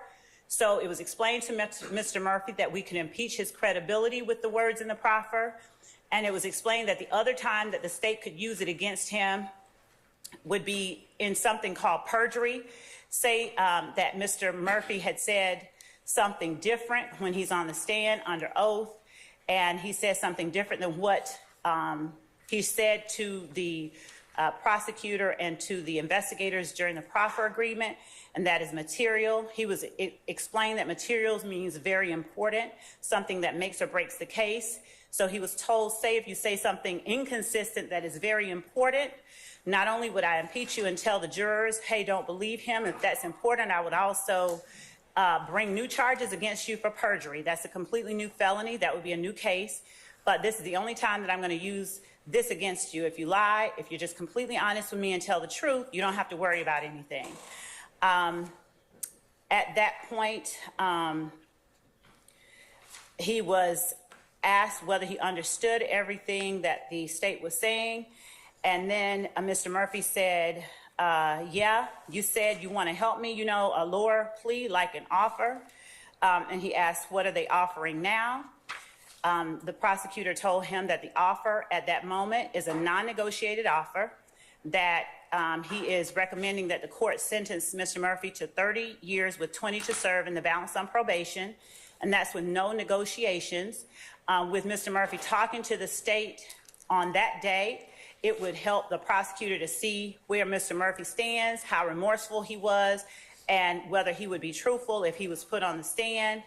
Mr. Murphy asked, so that's the plea, that offer that you're offering? Is that the plea that I get if I lose at trial? The prosecutor explained, no, you don't. The judge will sentence you to whatever he deems appropriate or she deems appropriate. The sentence range is anywhere from 1 to 30 for attempted murder.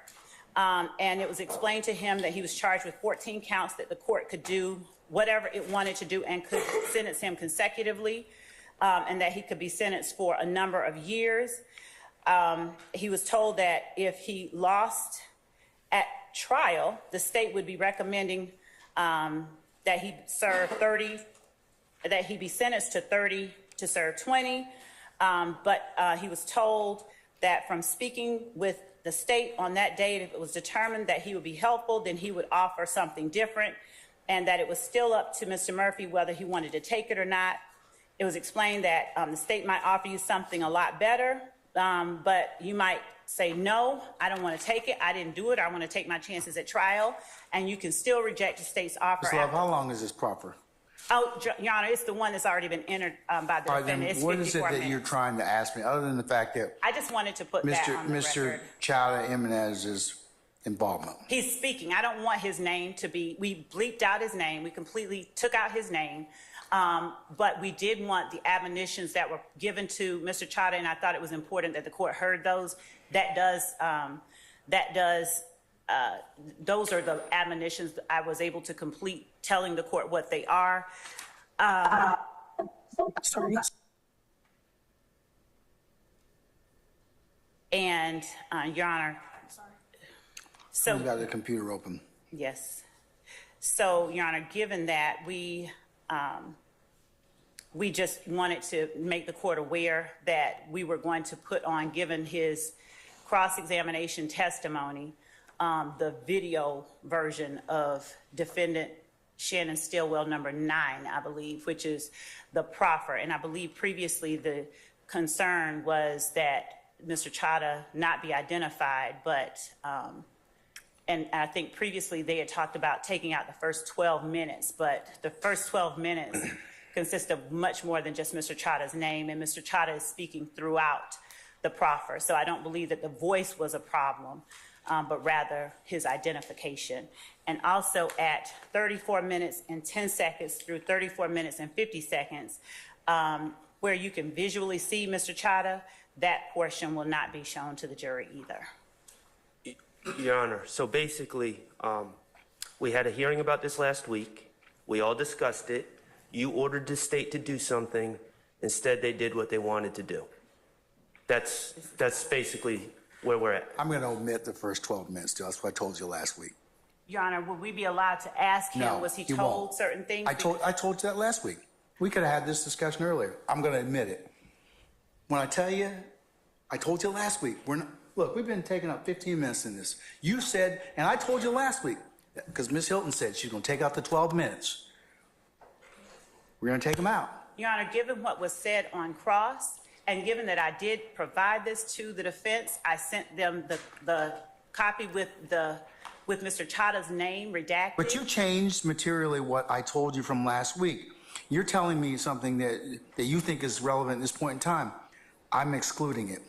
That's it. Your Honor, we're only asking that the court allow us to put it in because it does impact how the jury should consider what Mr. Murphy's testimony is today when compared to what he told the detectives in that hearing. He was made promises, and on cross he was asked about what he was promised. He was asked about the jail. He was asked about a lot of things on cross that at this point would make very relevant and very material the portion of the video that he is told the terms of his proffer agreement, Your Honor. That is the reason we are begging the court, because this whole endeavor is a search for the truth, that the jury be allowed to see what Mr. Murphy was aware of before he made the statements that he made because of what he said on cross-examination, which is different than what he said in the proffer. Had Mr. Murphy agreed to meet with us like he did... Mr. Sharp? I believe that changes the equation, though, between what you and Mr. Steele have asked already in terms of that. Your Honor, it didn't change the equation. Respectfully, it didn't change the equation at all. The concern with the first 12 minutes with Mr. Chada Jimenez, the jurors have heard Mr. Chada Jimenez's voice. But you opened the door as to it. We didn't, respectfully, Your Honor, we didn't open the door. We cross-examined the witness, and quite frankly, I didn't open any doors. I opened windows and brought in light to this courthouse and actually took the time to allow the witness to review his statement, and then was able to have a normal, competent discussion with what happened. Now, Your Honor, I'll also point out, while we're talking about what the state didn't do, they also were ordered to take out the state comments by Mr. Hudson in the proffer, which are extremely prejudicial against the defendants, including Mr. Williams, and they didn't omit that either. So, we have to double and triple check to make sure the judge's orders, Your Honor's orders, are followed, and that's quite frankly not the best use of our time, and it's not fair to us. Your Honor, that's not true. What Mr. Sharp asked for at letter L was that Mr. Chada, in this portion of the statement, if this portion is a statement, will have assumed a dual role in this case, serving as prosecutor and defense attorney. He was previously introduced to this jury. The contents can be elicited without revealing the identity of the assistant district attorney who was conducting the proffer. But we said we were going to take out the first 12 No, minutes. I am. I'm just pointing out that what Mr. Sharp has said regarding not opening the door is insincere. If he had just said something about if Mr. Murphy had testified consistently and Mr. Sharp had not elicited testimony essentially that Mr. Murphy just wanted to get back and to his family, and he would have cut off his arm, he would have done anything that he could, and if the statements that he gave to Mr. Steele were not inconsistent, and the statements that he gave to Mr. Sharp were not inconsistent with what he said in the proffer agreement, we would be in a different place. But the problem is that Mr. Murphy has agreed to speak with counsel for Mr. Stilwell and refused to speak with counsel for the state so that we could even go over anything with him. So this notion that we were trying to hide it is false from Mr. Murphy. He refused to speak with us further until he got on the stand. He said, you can talk to me when I get on the stand. And so that's what we had to do. And the information that was given and elicited while he was on the stand makes necessary that first portion of this proffer where the terms of the proffer are laid out. And so at that point, it allows the jury to adequately and properly weigh the difference in the two statements and why there would be a difference in the two statements. Who's giving the terms of the proffer?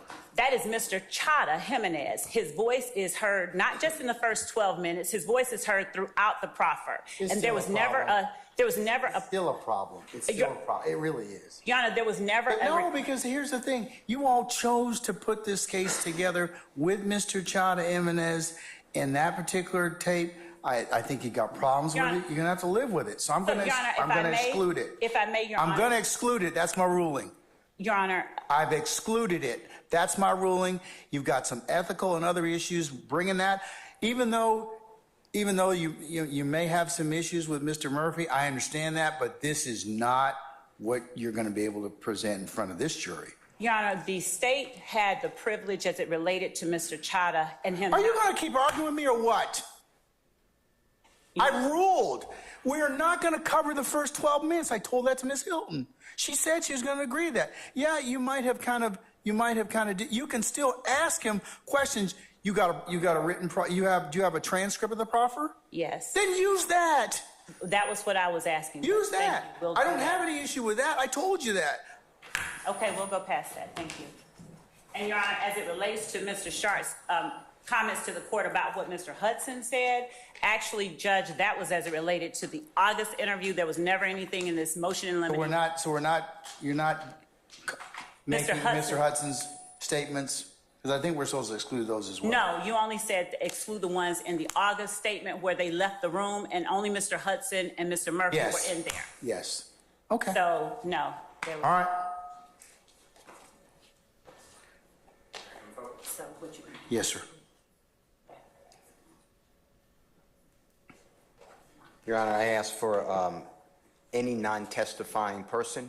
That's what I asked you in my motion, not to be allowed to get in via recording. They're not testifying. Attorney Hudson is not testifying. The state has it in this exhibit, I don't know the number, from 46 to 4630, and I'm strenuously objecting. In addition to that, who's that? 46? What part of the? Mr. Hudson is the attorney for Mr. Murphy. He's in the proffer. There's Detective Gaither, Detective Dennis, prosecutor at that time, Jimenez, Mr. Murphy in handcuffs. Those are the people I believe are there. Mr. Hudson says we are not, he gives multiple statements, but we are not discussing Jeffrey Young Thug Williams. I can't cross-examine him on why he would say that. Yeah. So I want that out respectfully, and you granted it. That needs to be excluded. What else? We can take that out, Your Honor, but this is the recording that has already been admitted as evidence has that in there. What? It has that portion. Hold on. You mean the proffer? But we can mute that part. We'll mute that part. 46. We have it from 4602 to 02 to 4622. We can mute that part. In addition, Your Honor, at 2750 through 29, Detective Gaither is telling Mr. Murphy Fatty is not in the car. Mr. Murphy's the only one who identifies Fatty as being in the car, and that's not what her Detective Gaither is testifying, though, isn't he? And not only that, It's a Your Honor, woman, but I believe And she's testifying, isn't it? She is. So she can be crossed on that. And not only that, Judge, but Detective Gaither, she is pushing against Mr. Murphy and telling him that she knows Fatty is not in the car. Mr. Murphy consistently says that is Fatty in the car. So there's nothing about that portion that should be a problem. He maintains that even when she pushes back against him. And that's the kind of thing. Well, the Detective Gaither's statement, I'm not going to exclude that. That's a weight versus sufficiency. Especially she's going to testify. So I'll disallow that. I mean, in terms of it does need to be cut out. What else, sir?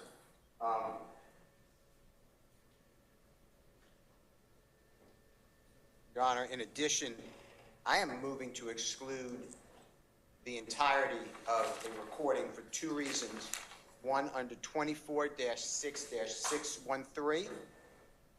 And Your Honor, that's in Division B, as in Barry, Bravo, C as in Colette, Charlie. So you're going to have both. I don't believe that this meets the mark of a prior inconsistent statement. That's in B, Your Honor, or a prior consistent statement, because I, nor Attorney Sharp, nor anyone to my hearing has raised any allegation of recent fabrication, improper motive, or improper influence with Mr. Murphy, which is the only way to a prior consistent statement. Mr. Murphy is almost entirely consistent with his testimony. If this honorable court says pieces are inconsistent, which I'm not agreeing, but if this honorable court finds that way, then the state didn't lay the proper foundation. He kept saying, I don't remember.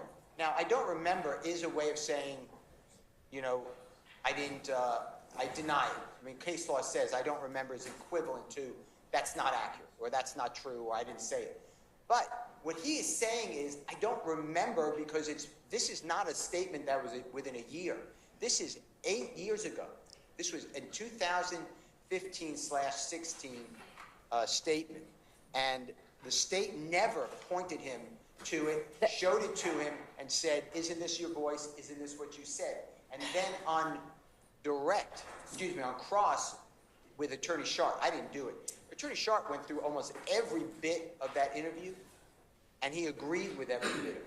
So I don't believe that it's a prior inconsistent or consistent statement. So I don't understand, unless the state has a specific, piece, I don't understand how we're listening to it again. Your Honor, if I may, we did not listen to it the first time, and Mr. Sharp entered it as evidence under no objection from the state. So it is already that those words are already in evidence. Number one, there was no objection when they tendered it. There was no objection. Mr. Steele could have objected. He could have said, no, it's not a prior inconsistent statement. It's not a prior consistent statement. He did not. And in fact, what words are on that CD are in fact inconsistent with what the witness testified regarding on direct. And the reason, first of all, I'm certain that Mr. Steele is not asserting that we have to refresh his memory before we confront, and that's the way that we have to confront him.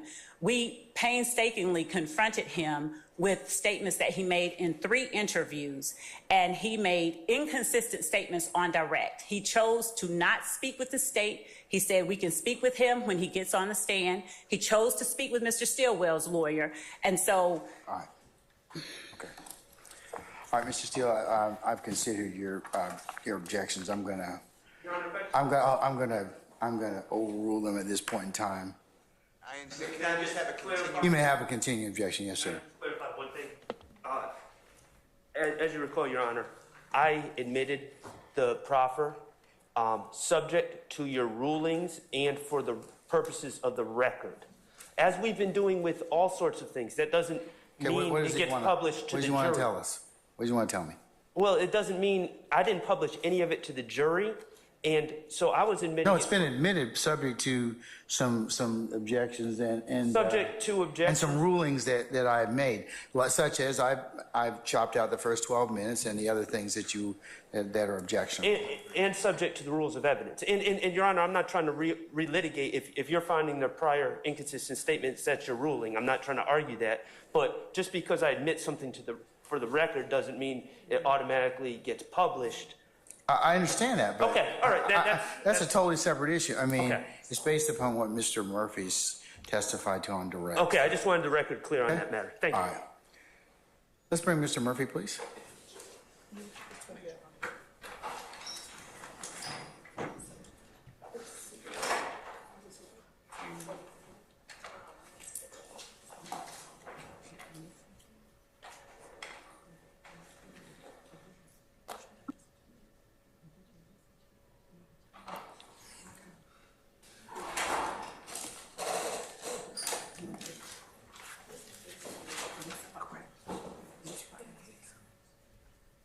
All right, Sergeant Ingram, summon our jurors, please.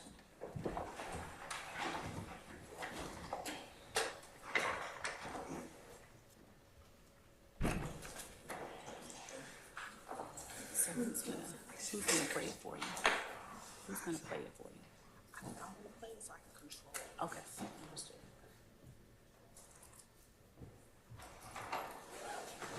Do you have the transcripts?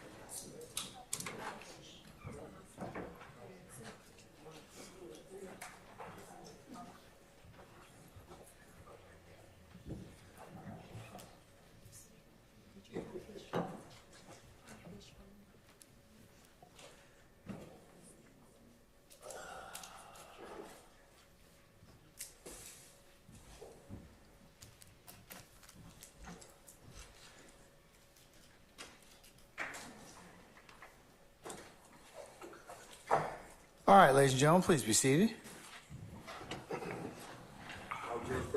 All right, thank you, Sergeant Ingram.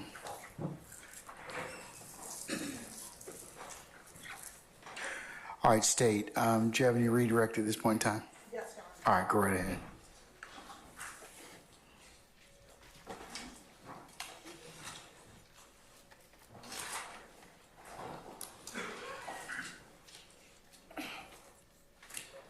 Now, Mr. Murphy, good afternoon.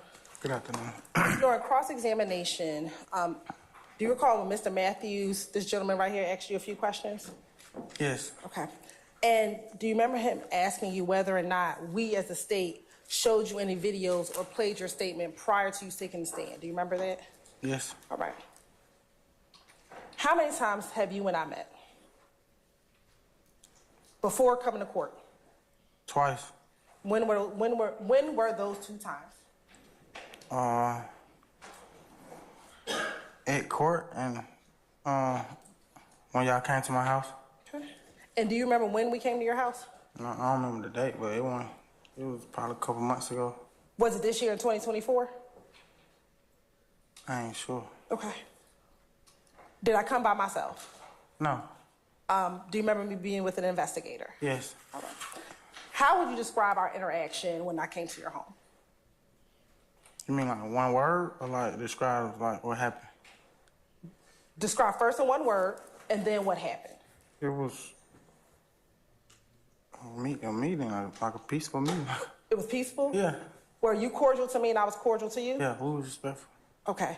And what did we talk about at that meeting? Me being subpoenaed, a couple topic. Okay. Did we talk about your kids? Yes. Did I ask you if you was gonna marry your girlfriend? Yes. Okay. Did we talk about other things outside of criminal activity? Yes. All right. And during that meeting, did I ask if you and I could meet again? Yes. All right. And initially, did we set up a time for me to come back the following week to meet with each other? Yes. And did you initially agree to meet with us? Yes. All right.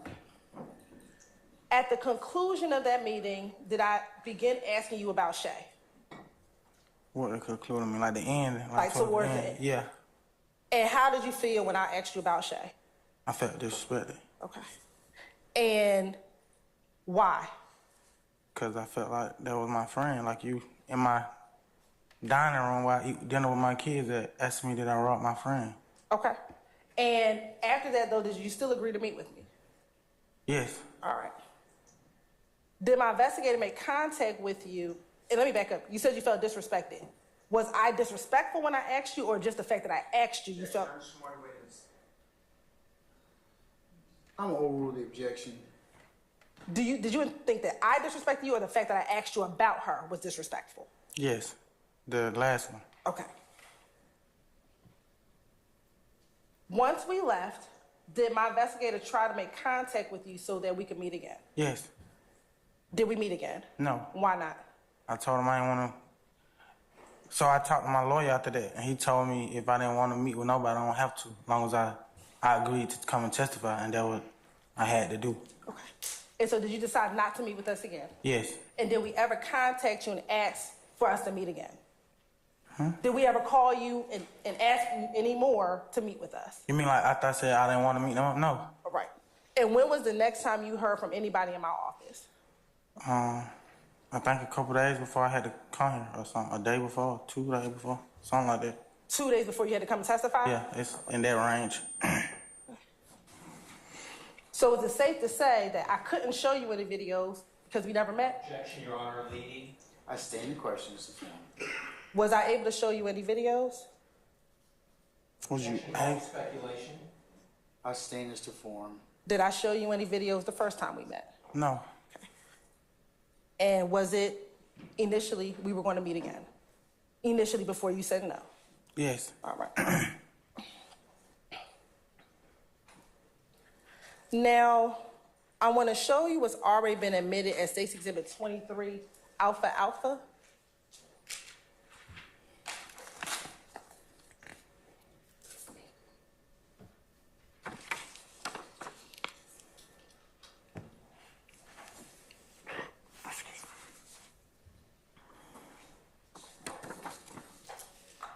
Who's that is 23 Alpha Alpha? I don't know who in the phone or who in the picture. Who's in the picture in the phone? Me and Lil Jeff. Okay. And do you remember when you took that picture? No. Okay. Is that what you looked like in 2013? I don't know what. I look like that a lot of years. I look like that now, though. You said you don't look like that now? I look like that now, But you huh? look like that. My hair just longer. Okay. Did you know if that was a picture that Shay gave to police in May of 2013? How would I know that? I didn't even know nothing about that. Okay. Thank you. Now, on cross-examination, Mr. Shar asked whether or not the two of you spoke, I think last week, and you said we nodded at each other. Do you remember telling Mr. Shar that? No, I said I nodded. You nodded. I nodded at everybody. Had you met Mr. Shard or anyone else prior to coming to court last week? When you say prior, you mean like? Before you ever had to come into this courthouse, had you met Mr. Shard or any of the other defense attorneys prior to you having to come to court last week? Yes. Who have you met with? Mr. Steele. Is that it? I seen Mr. Shaw at his office, but we didn't, like, how you say, converse. We didn't converse. Okay. So Mr. Shard was at Mr. Steele's office, but you and Mr. Shard did not speak with each other. He walked past. How many times have you met with Mr. Steele prior to coming to court? I want to say like 3 times. One time, he came to speak to me while I was while I was locked up on this case. And then I went to his office one time, and then Zoom one time. When you met with him at the jail, about how long did y'all speak with each other? I can't remember. That was a minute ago. What about when you went to his office? Do you remember how long y'all met with each other? Probably about 30 to 45 minutes. I had to go to work, so I was kind of rushing. And then what about the Zoom meeting? Probably about the same, about 45 minutes. When you met with Mr. Steele, was that before I came to your home? Probably right before that. I can't really remember, but they aligned, so it was. Now, since you've been on the stand, you've allowed Mr. Kokomo, Mr. Kokomo let you listen to the audio of your property. You remember that? Yes, we was outside, yes. Now, since this break, did you meet with Ms. Knight, and did she show you the video of that same property Mr. Kokomo showed you? Yes, that was the same. That was the same thing, though? Did it sound like the same thing? I can't. That was days ago he showed me that. I've been home with my kids. I can't remember. Let me ask you this. With what Ms. Knight showed you, do you remember that being the property you took in February 2016? Yes. And did that appear to be a fair and accurate depiction of the proffer that you took in February 2016? Yes. And have you had the opportunity to review it and sign and date that proffer that you took in February 2016? Yes, we scanned through it and I signed it. Okay. And did it appear to have everything that you talked about that you can recall at this moment? Yes. Permission to approach, Your Honor? You may. I'm showing what's already been given to defense counsel, but what's going to be marked as 33 Charlie. Do you recognize that CD? I just signed it. And did you date it? Yes. And that was at the video that Ms. Knight showed you? Yes. You're on this time to say like the Tender States Exhibit 33, Charlie with what we discussed into evidence. Any further objection or continuing objection? Subject to the previous objections, Your Honor, and we ask for continuance. All right, so noted. It's admitted, subject to the court's prior ruling and a continuing objection. And permission for it to be published. It may be published. Now, Mr. Murphy, during that agreement, did the attorney speak with you about what a proffer agreement was? I can't remember. I just remember we had that little meeting. Let me ask you this. Did the attorney tell you that he was going to record the interview? You remember? I don't know. I would have to like look at it to see. I don't remember. Let me ask you this. Did he go over the proffer agreement, like why you were there? Did he tell you why you were there? Objection, here, sir. A sustained objection. You can rephrase. Why were you present inside of this It was, room? Sure. I'm sorry. Why were you present in the room? we was having a like I call it a meeting. Y'all call it something. What it called? A proffer? Yeah, that. Okay. And was the expectation of that proffer for you to be completely honest and truthful? So, I'll sustain it as the form of the question. Why don't you just rephrase? Yeah, I got him on redirect. okay. So, Were you in handcuffs during? Were you in handcuffs during? I can't remember. I couldn't see all that. We just looked at it for a second. She made sure I recognized that was me and my attorney, and so I signed it.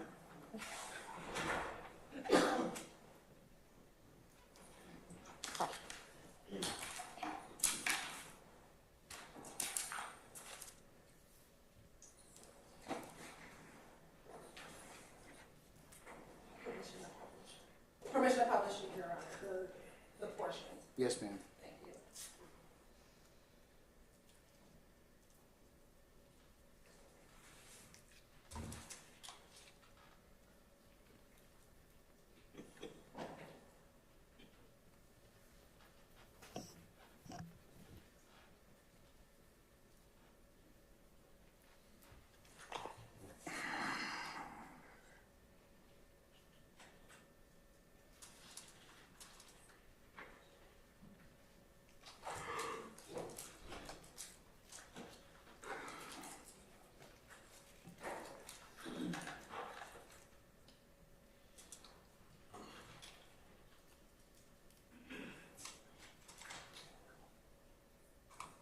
Then we're speaking of happened April 12th, 2015, at 2110 Browns Mill Road, in reference to APD. Okay, whose vehicle? And then I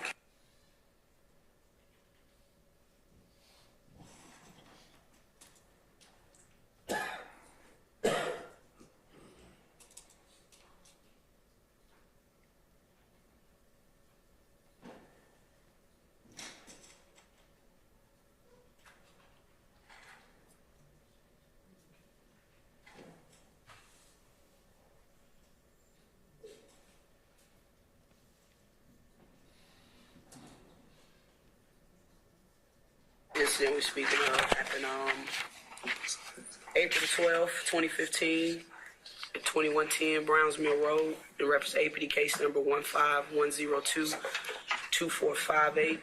Incident time is between 21:30 hours and 21:48 hours. Mr. Murphy, if you would, tell me what you were doing just before this incident occurred, and where you were. speak up so we can tell you. I was at the spot, at the spot on Hot Rock spot. Hot rod spot. I forgot this name of the street, but off Broman. Okay, when you say spot, what do you mean? My house. Just a regular house? Is that where he lives or lived? My house where everybody hung out at. Okay.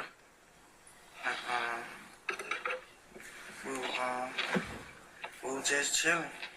Okay, who all was there with you?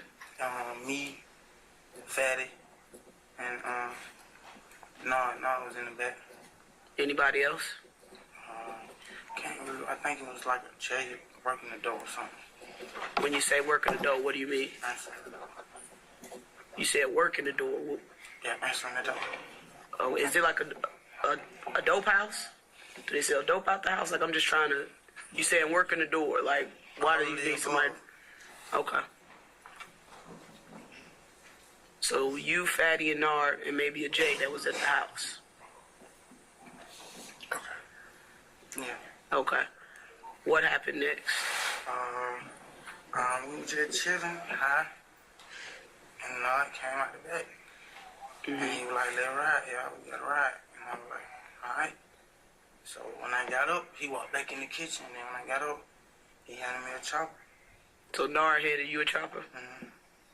Who all left? Me, him, and Fatty. Okay. Whose vehicle were you all in? Bentley. And what type of vehicle was that? The white Jeep truck, the white truck. White truck. This part here is important. What exactly did Nard say when he came out the back? And I'm assuming you and Fatty were in the front of the house. When he came out that back room, what exactly, as best as you can remember, were his words? I think the best I can remember was, I think he said, let's ride, let's ride. What did you take that to mean? Like something going down, we gotta ride. Okay. Something bad going down?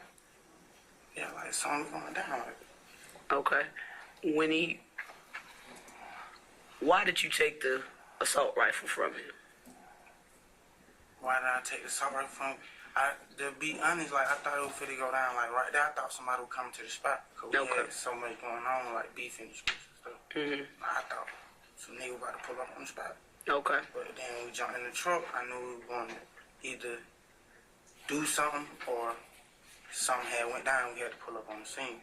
Okay. Did he say why you guys had to ride, or who called him? Not at that moment. Not at that moment. When did you find out? When I got to the scene. When you got to the scene? Okay, and what was the scene? The store. The gas station? Okay. So when you got to the gas station, continue from that point. When we pulled up to the gas station,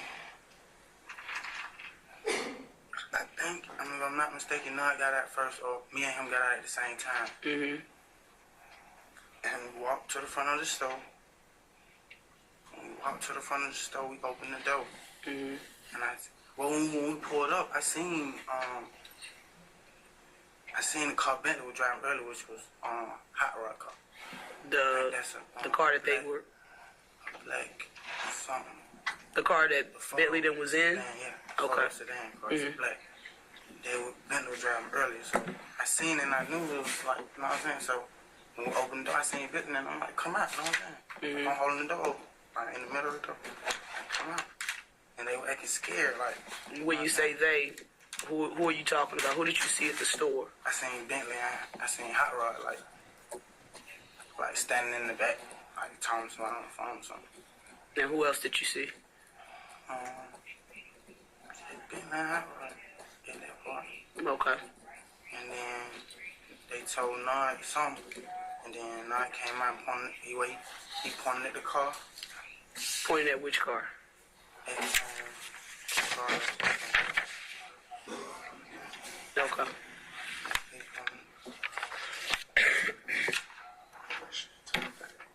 He pointed at the car of the victim, and then that's when I ran up to it. But I think either he pointed at the car, or they were like, it's this such and such car, like, it's them in this car, you know what I'm saying? And I ran up to the car with the gun. What was your purpose in doing that? Like I can't really remember, I was so high, to be honest. I was so drugged out and so gone out my mind, I wasn't even who I really was. But you remember running up to the victim's car? Yeah, I remember running up to the car. Do you remember?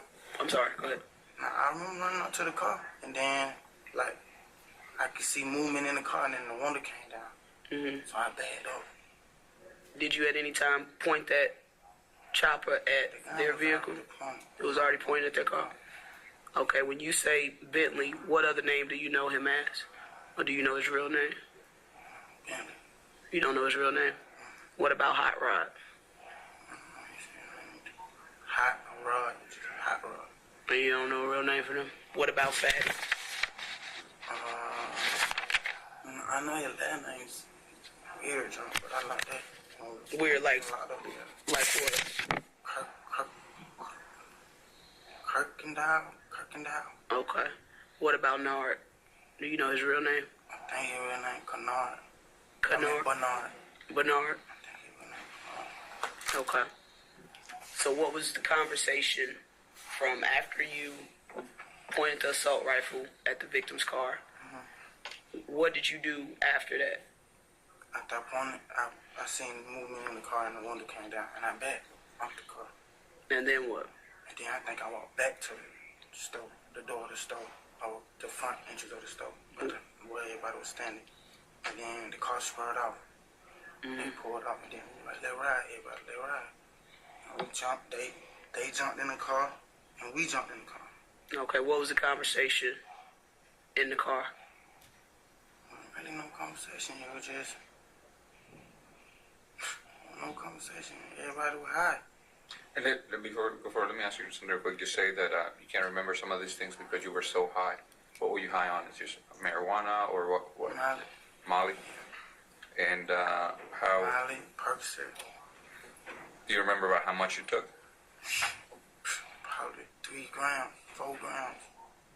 Of what? Molly. Plus the Percocet. Plus Percocet. How many pills of Percocet? Probably 2 or 3.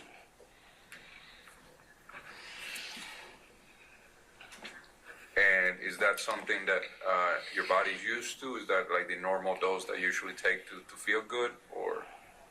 That's over the limit. Okay. Yeah, over the limit for my body, especially the Molly. And how often do you use Molly?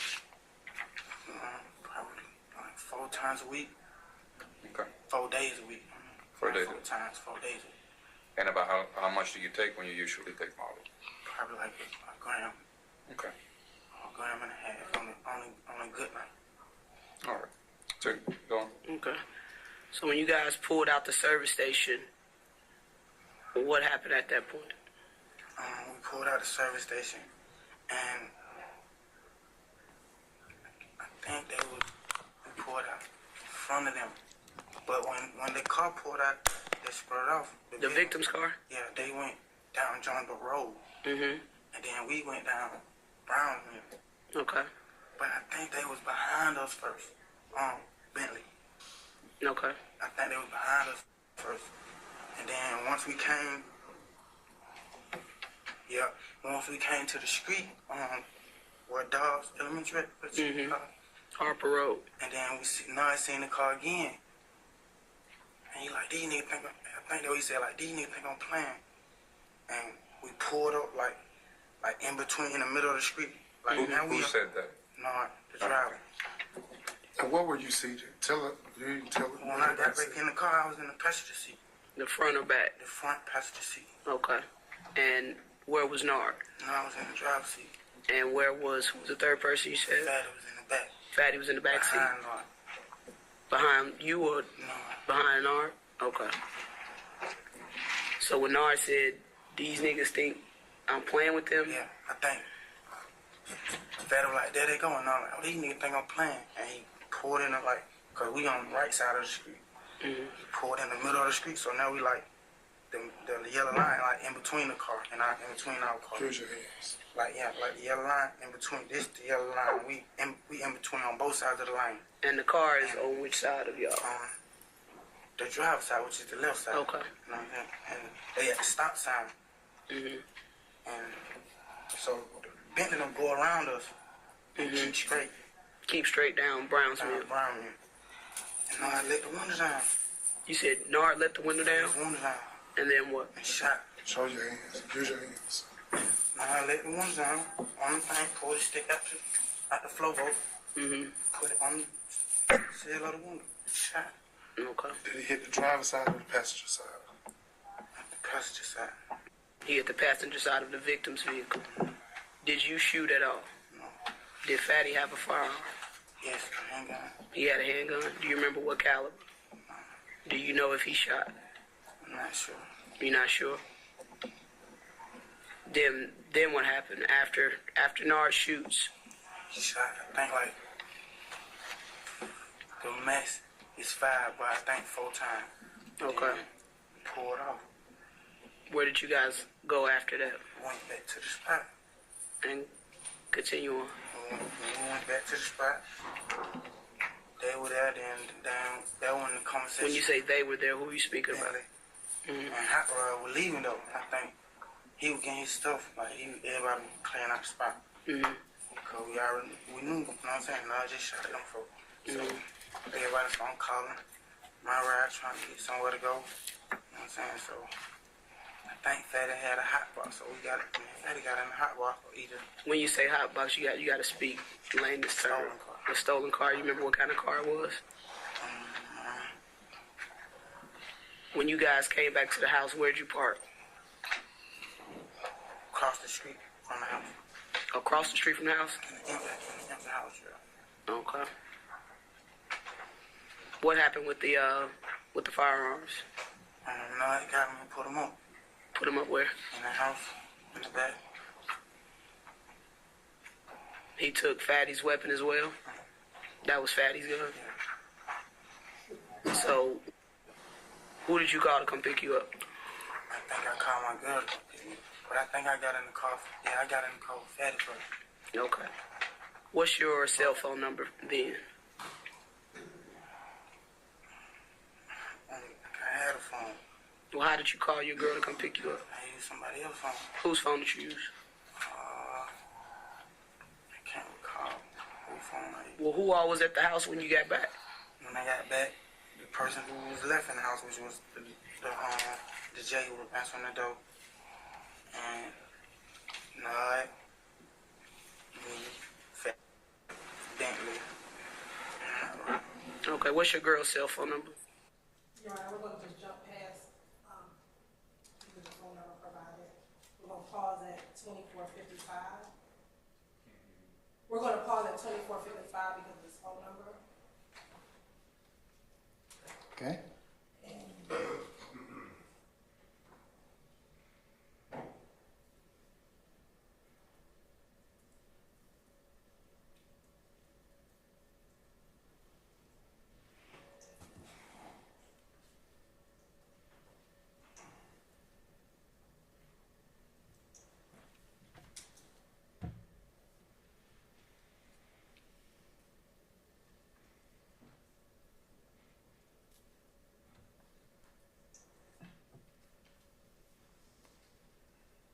We're going to do a 2502.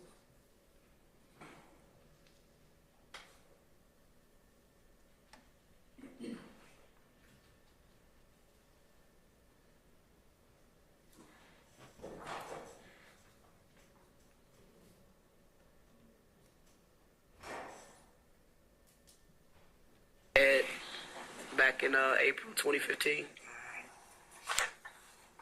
About how long do you think you guys were? From time you first left the house, and then everything happened with the shooting, to the time you guys got back to the house, how much time you think lapsed between that? Say that again. From the time you guys first left the house, and then everything happened at the store, and then the shooting happened, to when you guys got back to the house, about how long you think it was total time? When you left the house to when you got back to the house? How long in 10 or 15 minutes? 10 or 15? Yeah, from 15 to 10 minutes. Okay.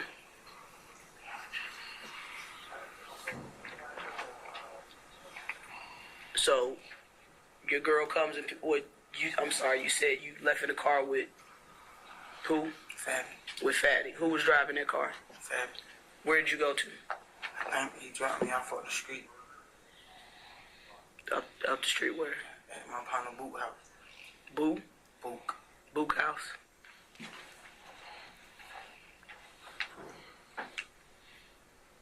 Was there any conversation after the fact? Who exactly called Nard to, I guess, say, let's ride? Who made that call? Bentley. How sure are you it was Bentley? scale from 1 to 10, like a 6 or 7. Why did you say that Bentley call? Like, did someone tell you that, or are you just assuming? No, I ain't assuming. I know Bentley. That's what Bentley do. Like, you know what I'm saying? Mm-hmm. Howard ain't gonna call nobody. He just gonna be like, hey, call such and such. Mm-hmm. So Bentley made the call to Nard, and Nard basically told you guys, Yes. let's ride. Okay. I never told y'all why. Hold on. I'm sorry. Pause that for a second. Yeah. You want to step out? No, it can't. I just want.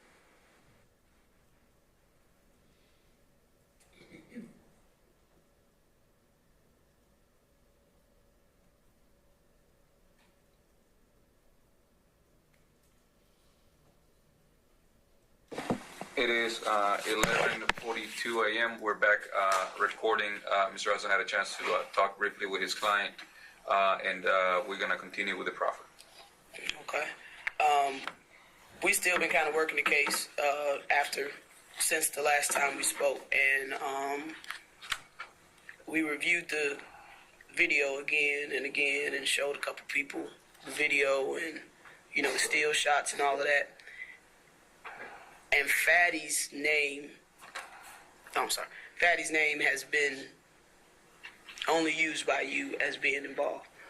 And that's really our major objective, is to get everybody, involved. So I really need to know if Fatty was that third person in the car with you guys. Because in my own opinion, and I've seen the video, it doesn't resemble Fatty. So I really need to know if that was Fatty.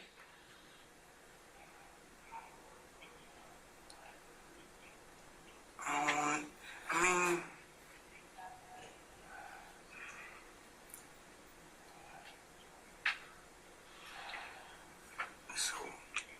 so many of us, and you know what I'm saying? I don't want to lie, but I remember Fatty being there though.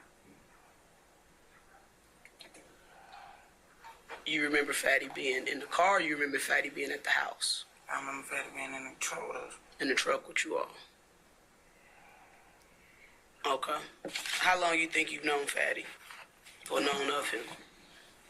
I met Fatty like earlier, like when, let me see, I met Fatty like the summer before this happened.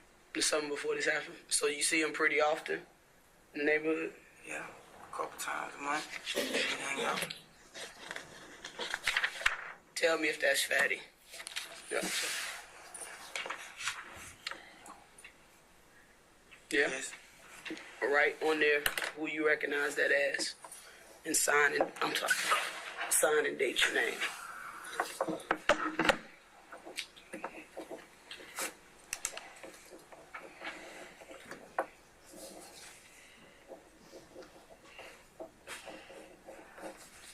Today's date is 2/16/2016.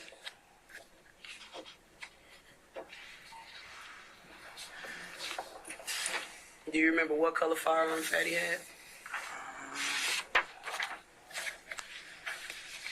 Color his gun, No. so many guns get passed around. I don't remember the color.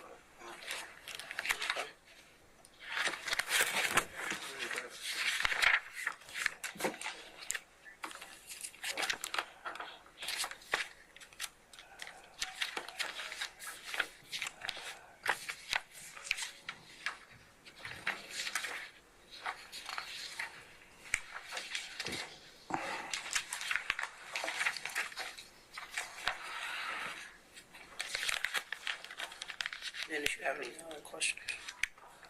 No, I can't.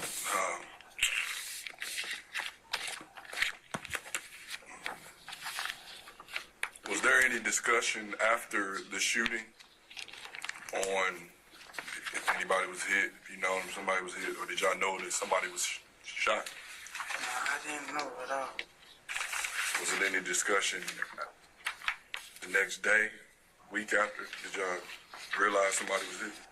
Actually, to be honest, like, after I came down that high, and I realized what I had been through all that day, I ain't see them for like another probably a month or something. Was that by choice, or was it like lay low, or what was it? Like, by choice, like, I got too high that night. I ain't trying to be around, you know what I'm saying? Now, let me just clarify one thing. When you pulled up on the car and you're saying that Nard pulled the window up and he got to stick out the window and then he shot maybe a maximum of 4 times, the victim's car, was it facing you? Were y'all facing each other, or was the victim's car going in the same direction as your car? Can I show him? The victim's car. You can draw it out if you want.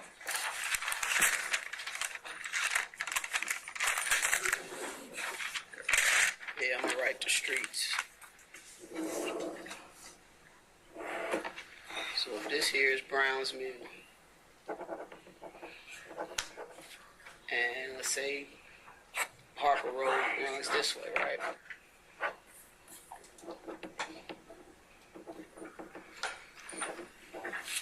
Draw on there the positions of you guys' car.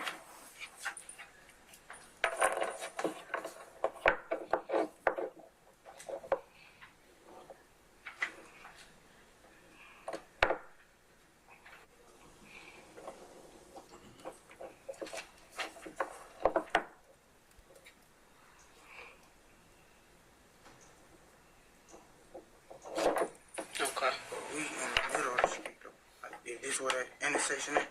We in we up here. So did you guys like angle your car where they couldn't pass, or? Yeah, like he blocked them off. He blocked them off. So the drivers are facing each other, right? Like you can your car can see the front of the car. I think I understand what you're saying. They driver is where he at. If I'm Nard and that's me, they driver is where he at, and I got you you. the passenger. I got you. Oh, so it was like at the intersection. Exactly. It was at the intersection, so Nard's driver's side door would be facing. Which, if this is you guys' car, right? Yeah, if this is our the car, driver's side all I door. gotta do is look right here, and that's them. That's her. them. I got you. Do you understand? So it wasn't. Let me see your phone real quick. You're right on fast forward, given what we just discussed. Okay. And we stopped at 3404.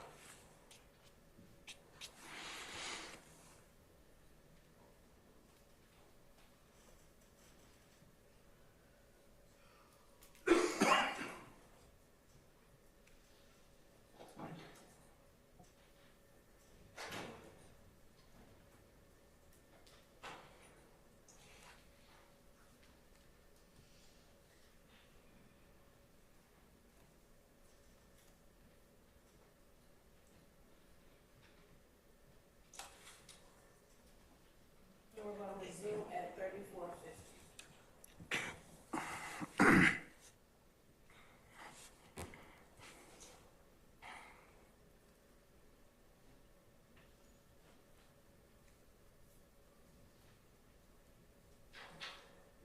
To let them go about their business. I think it was more like, let me get out their way and let me make sure they can't follow them. Like, Gotcha.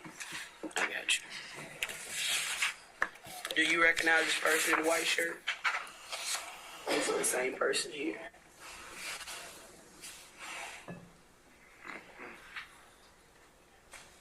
I don't recognize him. What was being said in that frame? Like, why y'all right there like that?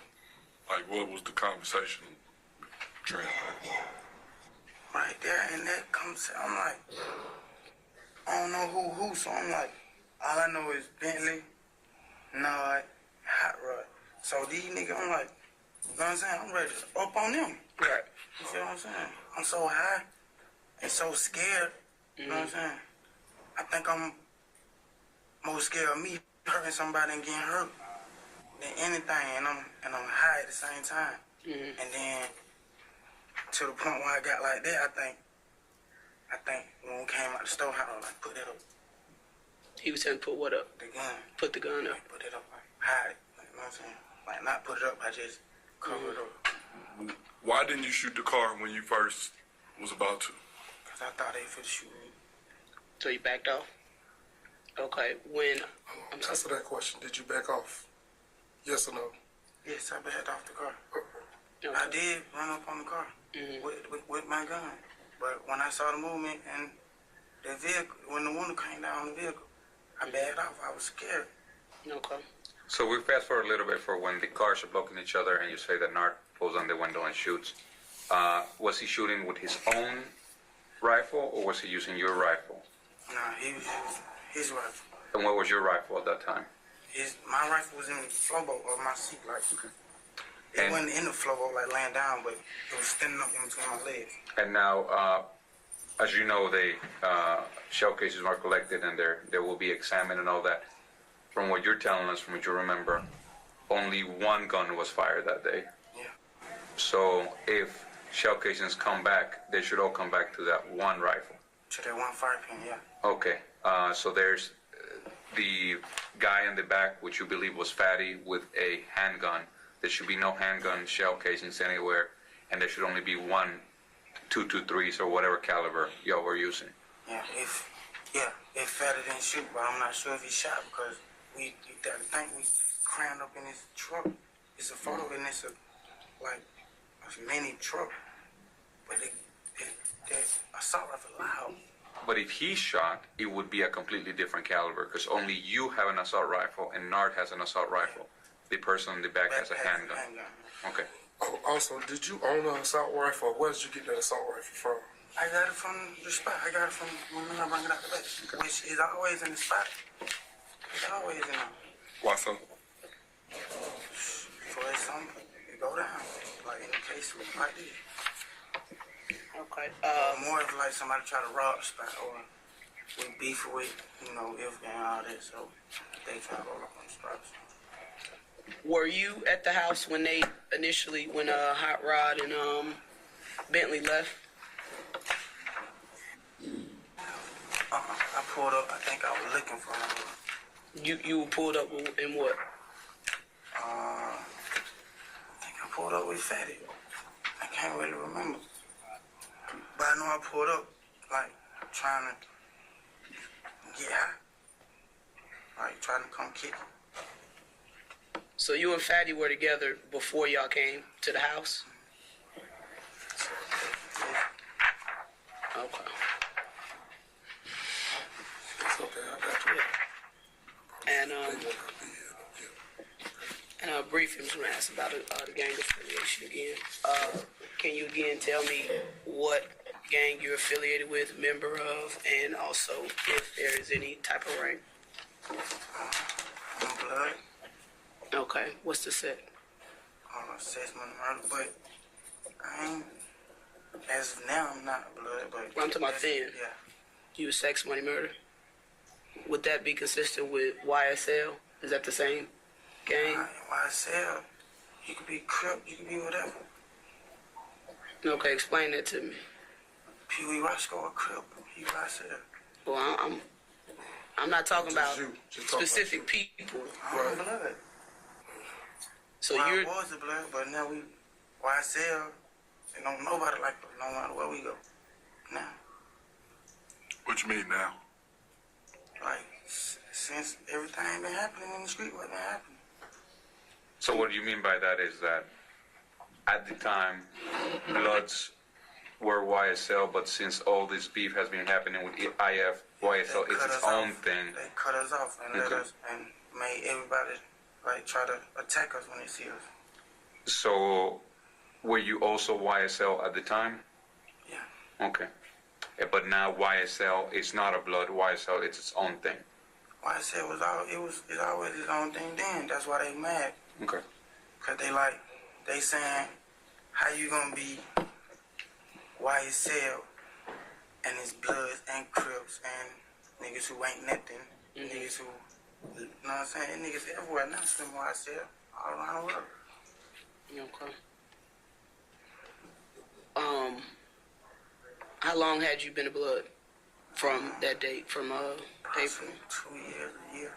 2 years? I said say 2 years. 2 years? Because it's 2016 now. How long had YSL been in existence? about 2013. YSL. So before you were YSL, you were Blood, like sex, money, murder. Before when I was YSL. Before I was Blood. Okay. So then, once you got a part of YSL, Yeah. Then we became sex, money, murder. you became sex, money, murder. All the people that were with you that day, were all of them YSL? Everybody that you have talked about today? No, not everybody. Who was YSL from that day? Bentley, Nard, and Fatty. Bentley, Nard, and Fatty. Not Hot Rod? Does he have any gang affiliation?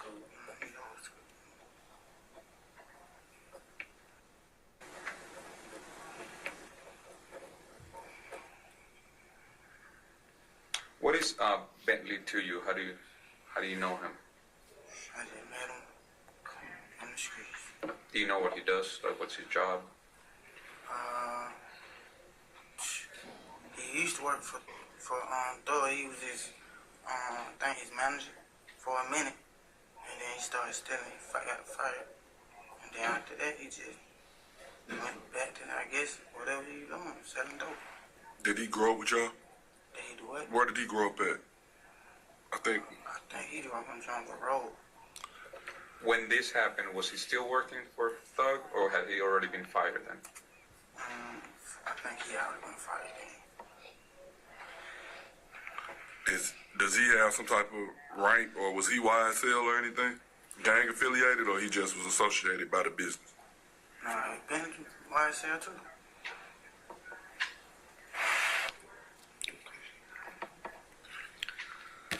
I think I'm done with my line of questioning. Did you have any more? Did you have anything, Dennis? In your role, you're having talked to us about going to the spot to get high, and also that there had been some people trying to get to you guys. You mentioned IF gang. That's probably why you needed to tool up that day. So how do you fit into this structure? Do you get paid by them? Do you just get free drugs? Do you get a cut of whatever money they get? How do you get paid as a member of YSL? You don't get paid. You just get how you live, man. Do you need to? You gotta get it on your own. Do you need to pay some taxes? Whatever you get, do you need to share it with the crew? Now, the home niggas who in prison. So how did you make your money at that time? I robbed, stealing, whatever I had to do. So when you steal something, say you steal $1,000, is all of that yours, or do you need to give some back to YSL? Yes, I'm back. How much do you need to give back? At least $150. Okay, so every time you have a lick, you have to pay $150. Who do you pay it to? Just look out, just look out for the homie called the Red Box. You just look out for whoever ain't got none. All right, so somebody that might be in custody needs some money on their books. But who do you tell? How do they know that you are doing your part?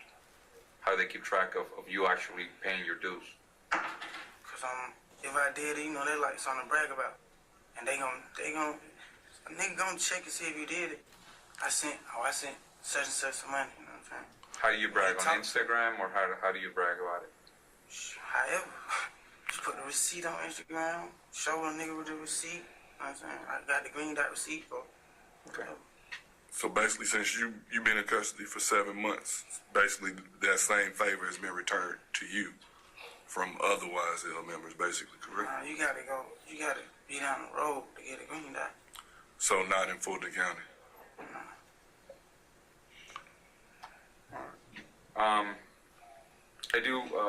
I think you might have looked at some pictures, but today I would like to go over some of the pictures again. If you can tell us who is who with Bentley and Hot Rod and all of them.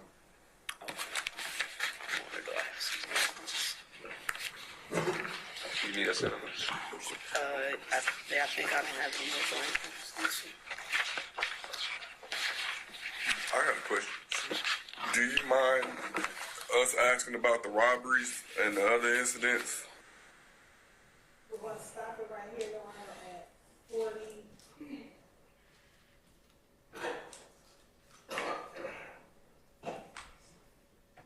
At 4602 46:02 and then replay at 4:22:22.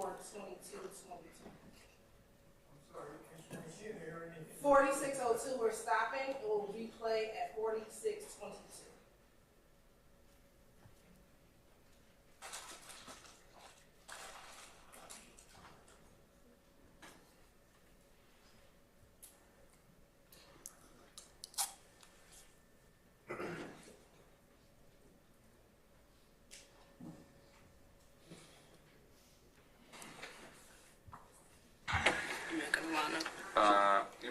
Whichever ones you want to use. I think I may have just regular pictures. So now, with that said, with a very clear disclaimer from your attorney, has there been any threats made to you? About these right here. By who? Even me. We've done about a boatload. What type of threats have been made? I mean, before Nas got in custody, you know where your girl, where your mama's like. So do you know who's saying that? He just saying to other niggas, and then like I call home and he's like, I think you're gonna tell, bro. It's my, you know where your baby. If you tell, you know where your baby mama stay. You know where your mama stay.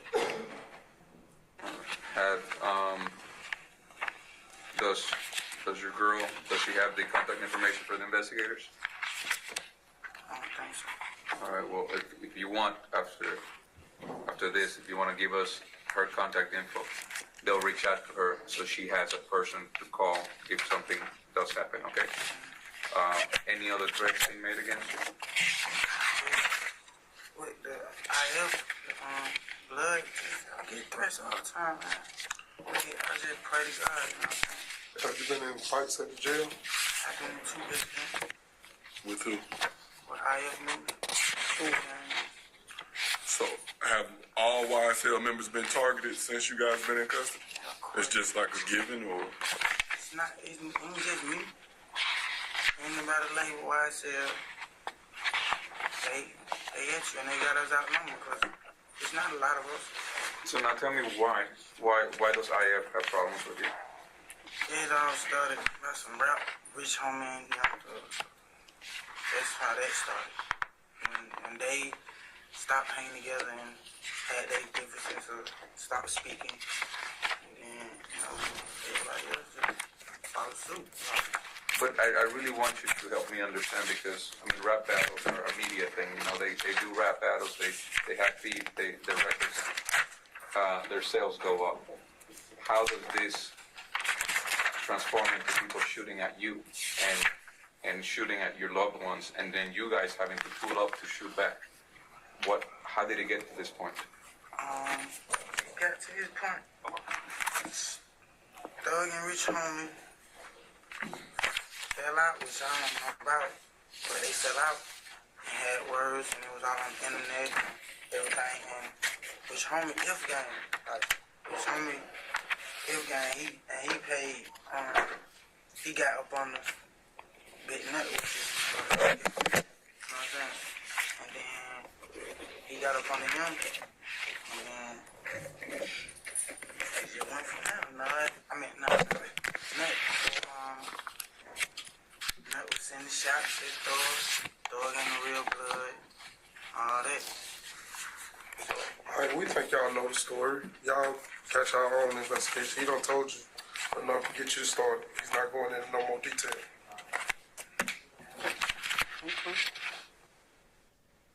Somebody say something? Yes. Yes.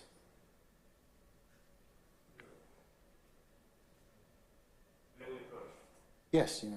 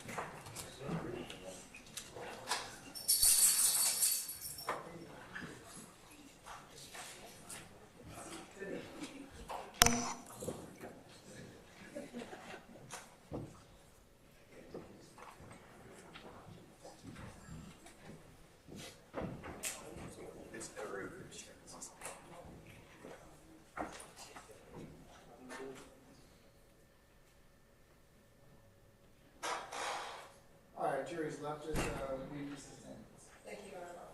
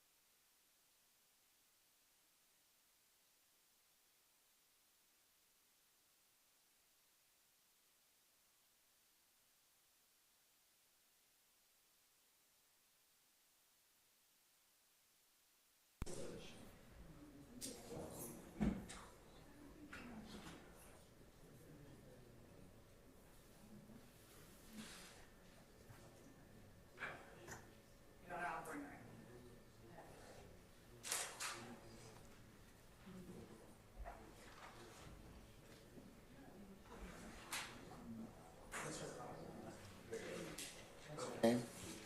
Her last name is Roberson. Roberson. Councils, just as an administrative matter, the state's going to bring in Miss Roberson for me to give her an instruction about just returning tomorrow, since we probably will not be through with Mr. Murphy. I'm just going to ask her to come back tomorrow around 10:30. She's a crime scene technician, so we shouldn't have too much with her tomorrow. And remember, tomorrow is a short day since you have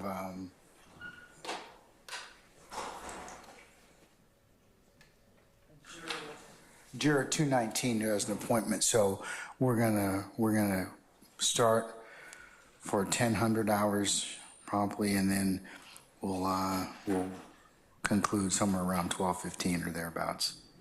Okay, but I'm gonna have her come in right now. Miss Roberson, please. Cap.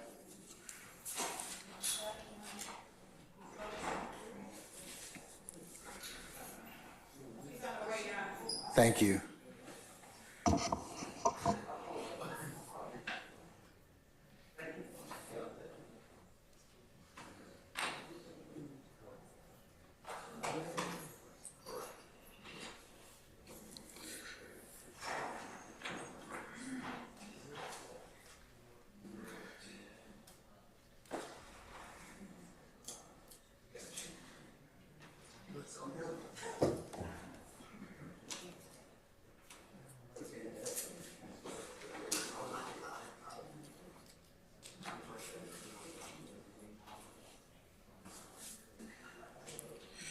Good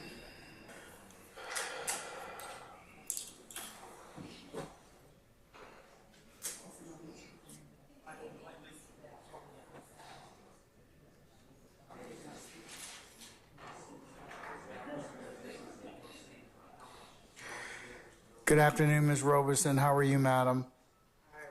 I'm Judge Glanville. Just want to introduce myself. Look, I understand that you were supposed to be called today. We're not in a position to get to you quite yet. I just want to tell you it's nobody's fault, but just the process. But can I ask your assistance in coming back tomorrow for, if you could be here for 10? We'll start somewhere between 10, 10:30, or hopefully. Is that all right? And not, we apologize, but we just, we're running out of road today. And I don't want you to stay here much longer because I doubt we'll get to you by the end of the business day, okay? All right, so we'll see you tomorrow morning for 10:00? 10, yes, ma'am. All right, we'll see you then, okay? So I'll release you this one time. We'll see you in the morning. Hmm?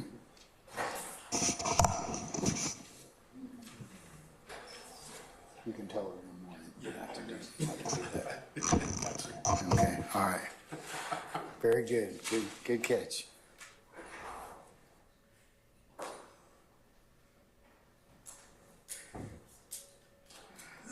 All right, can we bring back Mr. Murphy, please?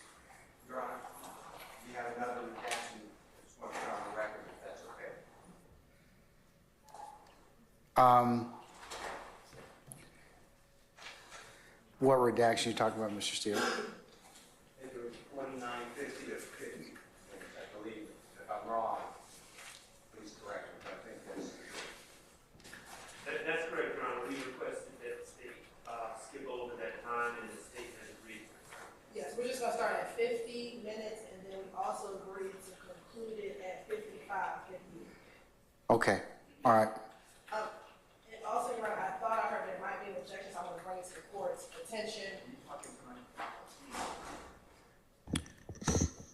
Your Honor, because we could not get in, because we've redacted the first 12 minutes of the audio recording with Mr.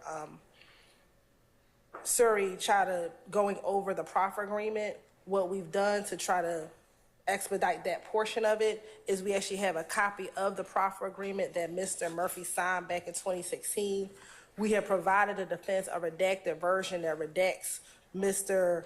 Chada Jimenez's name from the front page of the document, as well as the back portion where Mr. Jimenez signs the document. And so we're not, I don't intend to admit the plea agreement. Excuse me, but it's not redacted. In the plea agreement, one Charlie or whatever? No, Your Honor, that's the proffer from this case, Your Honor. All right. So the state at this juncture, because I don't believe we have a redacted version of the guilty. Oh, I'm sorry, you do. Okay, You do. so we do have both, so we'll tender both the redacted version of the proffer agreement as well as the redacted version of the guilty plea and plea agreement, Your Honor. All right. In this case, which was 15 SC 138234.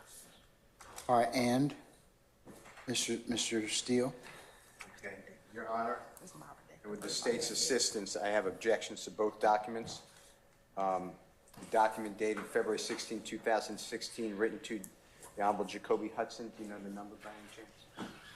Oh, 404, this phone number? No, I'm not. I mean, an exhibit number. It's going to be 33 Charlie Alpha and 33 Charlie Bravo.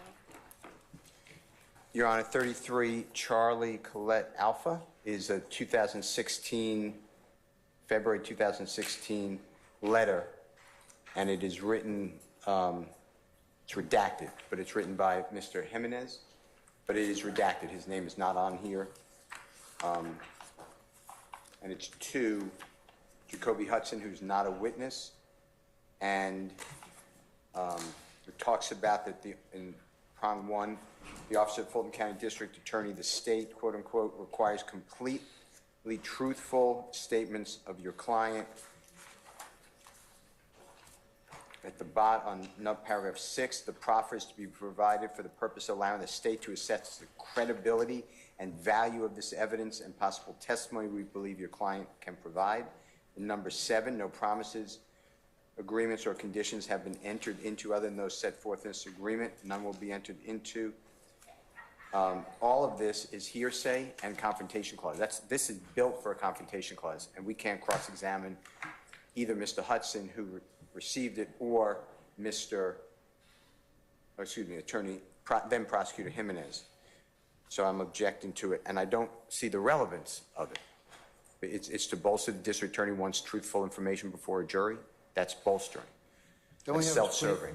Let me ask you a question. Does the plea agreement have these same terms in it? It does not, Your Honor. And the reason why it's not bolstering is because Mr. Murphy has consistently said, both in direct and in cross, that the reason why he would cut off his right arm and just say anything in order to get out of custody. But this agreement, he went over, it's not hearsay because he went over, this was gone over with him. This is the part that was cut out.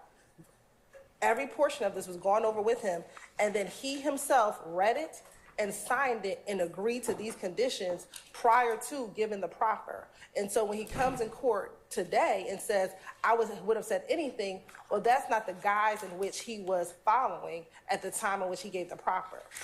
If he signed the document, Mr. Steele, the fact that Mr. Hudson, you're not going to examine him anyways, is all being offered for impeachment. So, well, okay, I'm just voicing my objection that it should not come in respectfully. It's self-serving to a party opponent. That's the district attorney's office specifically says they want complete and truthful statements. That should not come into the evidence. And number 2, it has no relevance to this matter. The gentleman can be asked, did you lie? Did you tell the truth? And what was the ground rules were this. You don't need a document. And I'd be objecting. I know you always tell us you'll decide that later about the continuing witness rule, but clearly it would be. Anyway, hearsay, confrontation clause. On 33C as in Colette, B as in Barry, Charlie, Bravo, Your Honor, this is before the Honorable Judge Esmond Adams, and this is the plea agreement, and in paragraph 3G as well as I, it discusses appellate rights, and I've already objected to anything about appeals in this case, and it should not come out. In addition to that, in paragraph 8, it says the same thing as what I've objected to in 33C, Colette A, Elisa, or Charlie Alpha. Mr. Steele, I really would like you to use the military alphabet only. You gotta love these people. Yes, no, no. Your bride is a very nice lady, but I would like you to use the military alphabet, okay? I don't need duplication, just makes it simpler for us to kind of go through. All right, so please. In paragraph 8, though, okay, it says on the first 2 lines, the following, the defendant, who would be Mr. Murphy, agrees to cooperate truthfully and completely with the state, including being debriefed and providing truthful testimony at any proceeding. So why do we need twice? Why do we need a letter from an unwritten person, because the then prosecutor's name is erased, to a lawyer who's not testifying, when in 8, the first 2 lines, if you let it in, says the exact same thing? But it doesn't have anything to do with the lawyers. It has something to do with Mr. Murphy and his testimony. And since he's being offered for impeachment, if he's confronted as to it, or is testifying inconsistently to what he's already testified to, I don't see it being inconsistent, but the statements, I mean, in terms of being, I mean, were you honest? I mean, did you attempt to tell the truth when you signed this agreement? I mean, I think that it's relevant to show that. But in 1 of the first document written to the Honorable Attorney Hudson, it reads, and I'm just quoting, it's in the first line and first word of number 1, paragraph 1, it's number 1. It's paragraph truly numbered 1. The officers of the Fulton County District, and then it says state, requires completely truthful statements of your client. Why would that go in when 8 says on the other document, the one to the Honorable Judge Esmond Adams, the defendant agrees to cooperate truthfully and completely with the state? And why do we need that the state mandates truth versus the defendant agrees to cooperate? I don't know if I'm articulating well, but my point is, it's bolstering the prosecution, the district attorney's office. That's my objection. Okay. And then paragraph 10, it says the same thing. In what document, sir? The second one, the one to Judge Esmond Adams. What number is that, sir? For the record, just so I can. 33 CB. 30C Charlie Bravo. Okay. All right. Yes. Okay. This one, the 4 lines up in paragraph 10, it's on page 3 of the document, Your Honor. It says, if, however, the state determines that the defendant has not been completely truthful and candid with his cooperation with the state, he may be subject to prosecution for perjury, false statements, obstruction of justice, and any other appropriate charge, and all information he has provided may be used against him in such prosecution. So my point is, if you let it in over my objection, I'm not waiving any objection. Sure. But it's all consumed in 33 CB, is my point, without the language that the state requires completely truthful statements. All right. I'll hear from the state. Okay. Thank you. Sir, thank you. Yes, ma'am. Your Honor, again, the state is offering both 33 Charlie Alpha and 33 Charlie Bravo for its effect on the listener. Again, Mr. Murphy, throughout his direct and his cross, said, I would have said anything just to get out of that room. What 33 Charlie Alpha specifically, as it relates to what we just saw, is in the beginning of this proffer that we just watched, that these 12 minutes, the prosecutor went over the entire document. He then signed it and continued with his proffer. This is the portion that earlier today the court said we could ask him about it. We couldn't play it, but we could ask him about it. So to make it easier to ask about it, we provided the document so he can have it in front of him when I asked him about it. This is what he signed on February 16th. After hearing this from the prosecutor's mouth, he then completed the proffer, knowing what the conditions were. And the jury can then weigh whether or not he was doing it because he was being honest or whether or not he was doing it just to get out of jail. Okay. But that's the reason why we're bringing it in, Your Honor. Mr. Steele, I've noted your objection. I'm gonna overrule it and allow it at this point in time.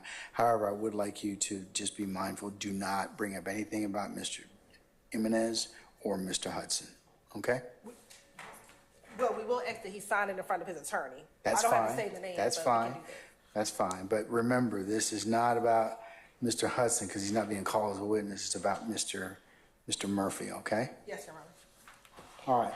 Let's bring Mr. Murphy back in, please, sir.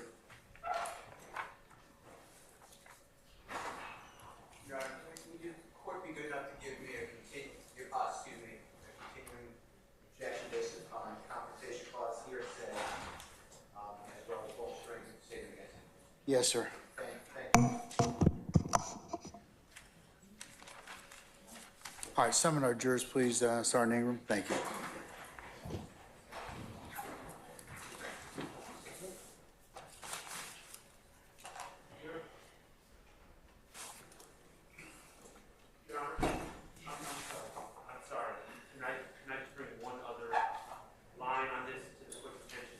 You got a witness on the stand at this point in time.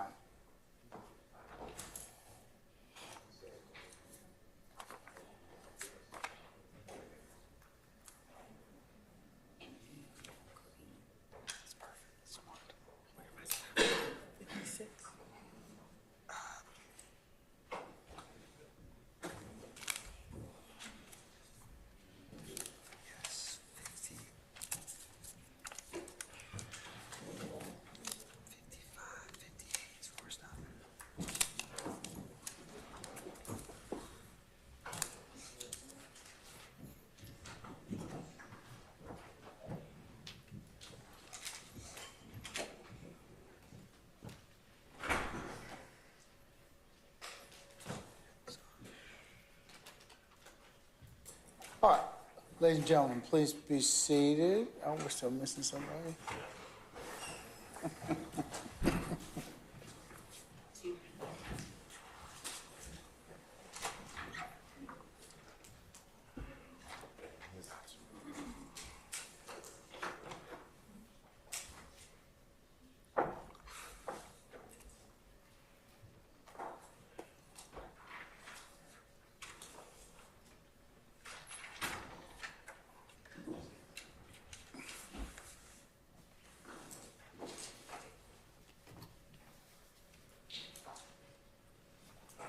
by the President Counsel. All right, thank you, Sergeant Ingram.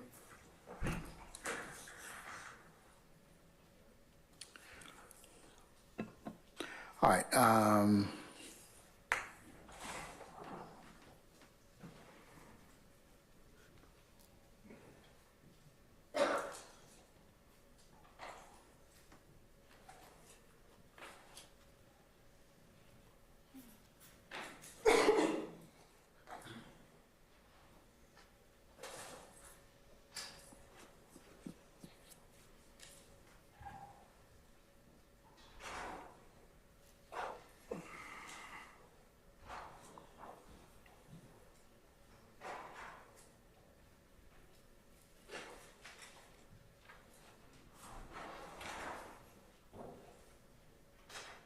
okay, who do we have? Was it you? Who examining Mr. Murphy at this point in time? Yes, Your Honor. Okay, all right. All right, yes, ma'am, go ahead. It's a redirect. Whenever you're ready, flip those over, and here's your ink pen. Identify those people as you know them. Same as before. Write their name on there as you know them, and then put your name in there. Who is this person right here? Okay. Gas station. Post on the gas station. So,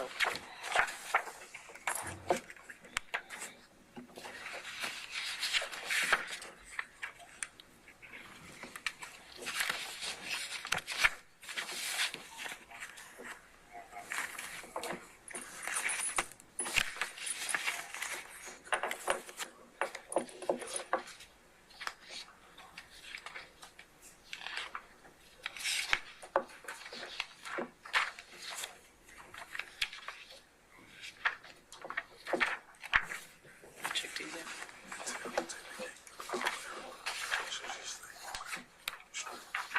That's the number you just gave. Because I know that.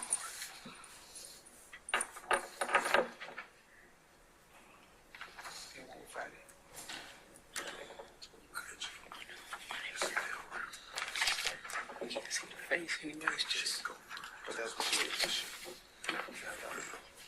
not here. Look at this. So I was looking for initially. Yeah.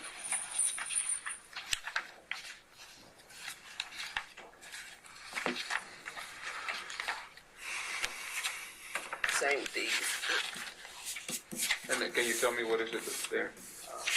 This one here is And you show it to the camera so this one here.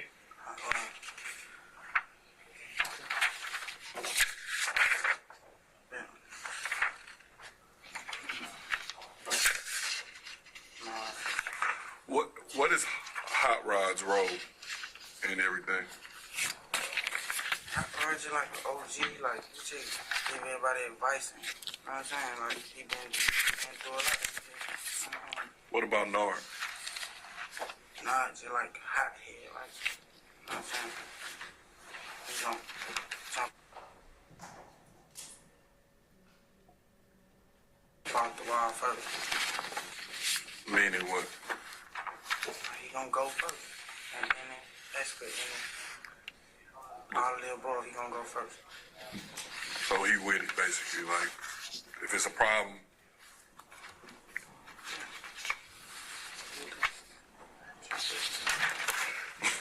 From this still photo, what do you recognize it as? Right here.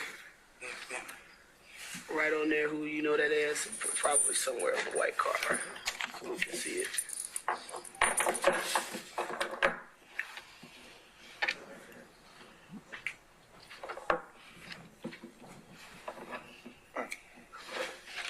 My name?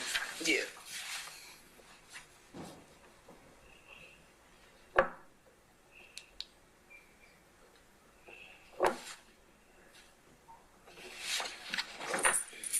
Same with this one. Who do you recognize this next to?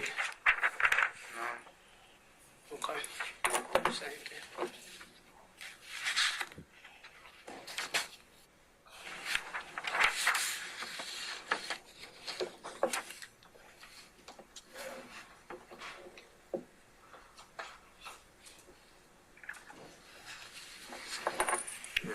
last photo. Same with that one. If you need to draw arrows, I know it's darker on the outside. If you need to write the name, then draw an arrow to that person, you can do that.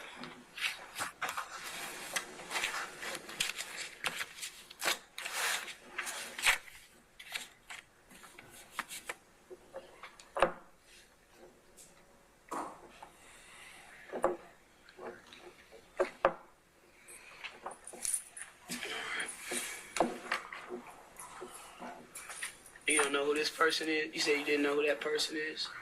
You know who that person is? Who was that? Oh, I'm sorry, I didn't see this arrow. I got you. Okay. So, it's 12:09 p.m. Do you have any questions, Mr. Murphy? Is there anything else you want to add? Is there anything that we didn't ask about that you think is important that we need to? Besides everything that happened tonight, I do feel for the victim in parts because that's somebody's life and that's priceless. You can't get that back. And then I'm regretting every second, every moment of it.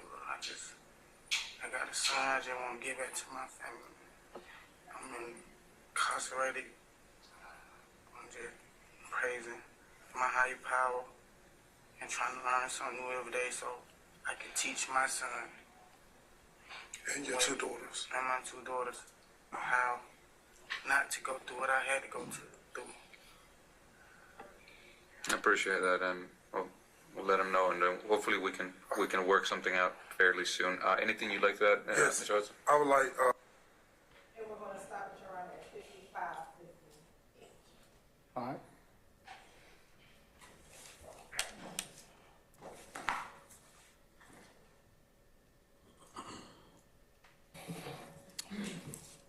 Now, Mr. Murphy, prior to starting being questioned by the investigator, did you and your attorney have to sign a document prior to speaking with the attorneys? Speaking with the investigator that day? I think I just seen her sign something. Okay. I think I seen her sign something in the video. Permission to approach? You may. I'm going to show you what's been marked as 33 Charlie Alpha. And I want you to flip through and see, do you see your signature on 33 Charlie Alpha? Yes. And is this the document that the prosecutor went over prior to you actually making your actual statement? I think so. Okay. And did you sign it? Yes. And did your attorney sign it? Yes. All right. And was it dated? Yes. And what was the date of the agreement? 2/16/16. Okay. And I'm also going to show you 33 Charlie Bravo. When you took your plea, do you recall going over this document with your attorney when you took the plea in this case, which is Indictment 15 SC 138234?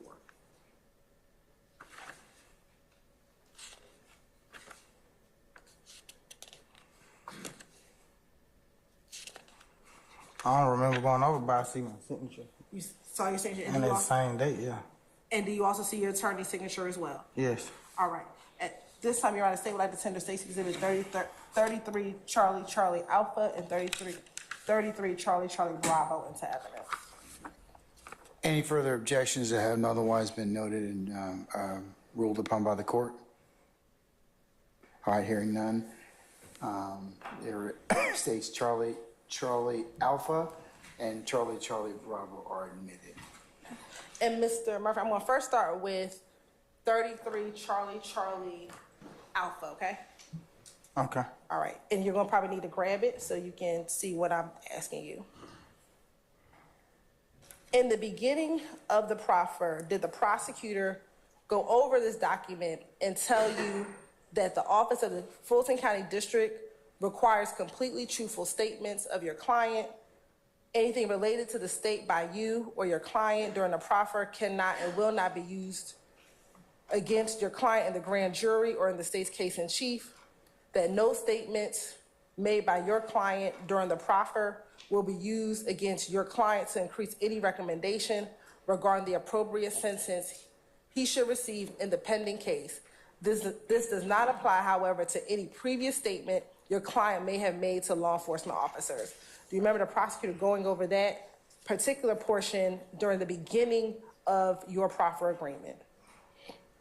No, but he went over this whole paper. He went over this whole paper? Yeah. Okay. Also in this whole paper, in part 2, they say the state is completely free to pursue any and all investigative leads derived in any way from the proffer, which can result in the acquisition of evidence admissible against your client in any subsequent proceedings.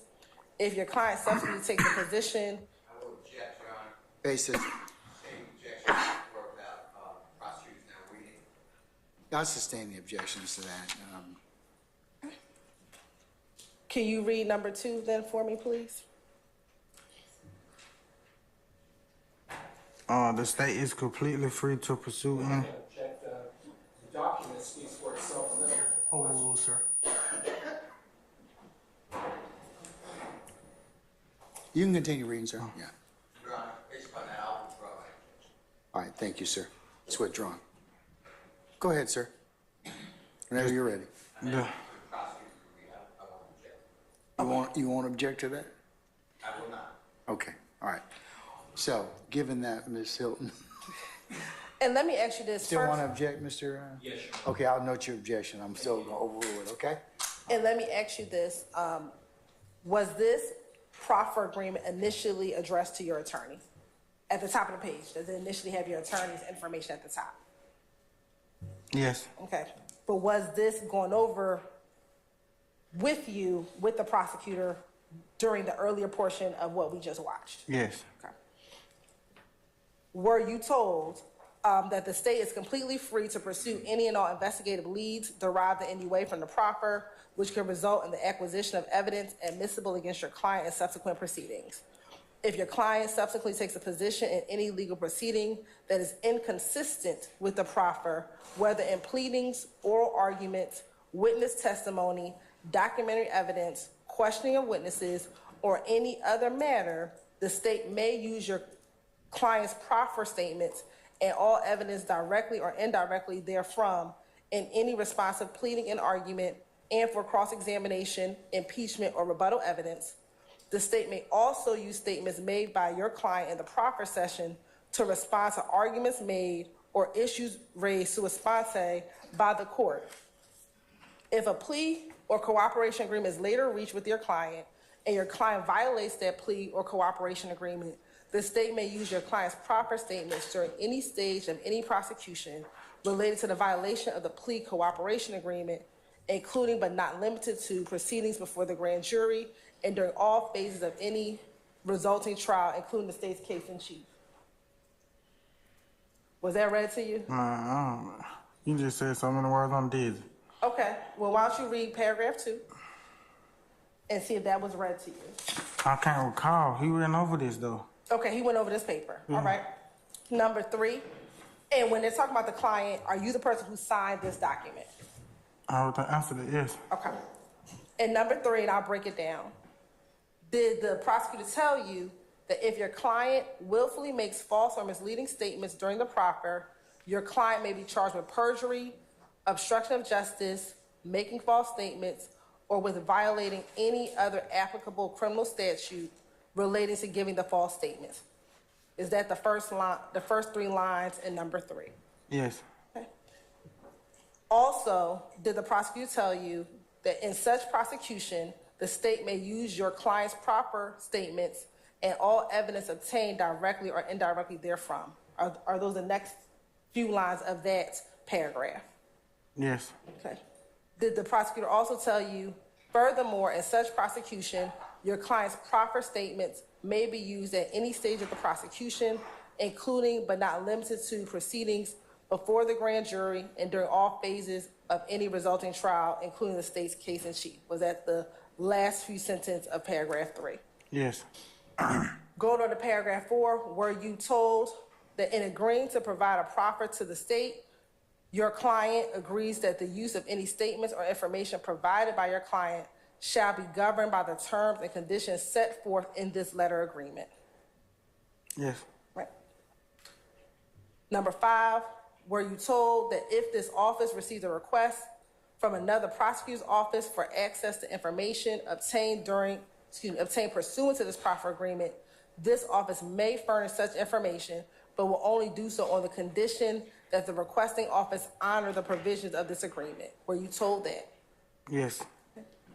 And number 6, were you told that the proffer is to be provided for the purpose of allowing the state to assess the credibility and value of the evidence and possible testimony that we believe your client can provide? Does that conclude the first sentence of that paragraph? Yes. Did the prosecutor also say or tell you, please understand in this regard that at this juncture, your client is not entitled to any specific consideration regarding the disposition of charges currently pending against him solely because he will have given this proffer? Was that the second part of that statement? Yes. And then lastly, were you told that no promises, agreements, or conditions have been entered into other than those set forth in this agreement, and none will be entered into unless memorialized in writing and signed by all parties? This agreement supersedes any prior promises, agreements, or conditions between the parties.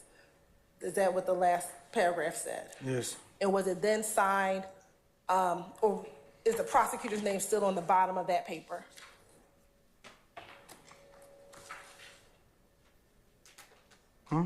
Don't tell me the name. Is the prosecutor's name on that paper?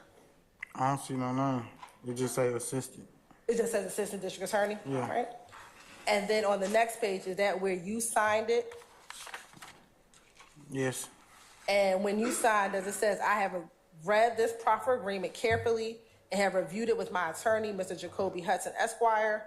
I understand the proffer agreement and I freely and voluntarily agree to it. And did you sign it and date it February 16, 2016? Yes. And did your attorney also sign it as well? Yes. On that same date, February 16, 2016? Yes. And then are there 2 additional signatures for the witnesses that were present in the room, Investigator Gaither and Investigator Dennis? Yes. Also signed on that same date? Yes. Okay. And did you give that proffer that we just watched after this was read to you? Yes. Yes. Yes. And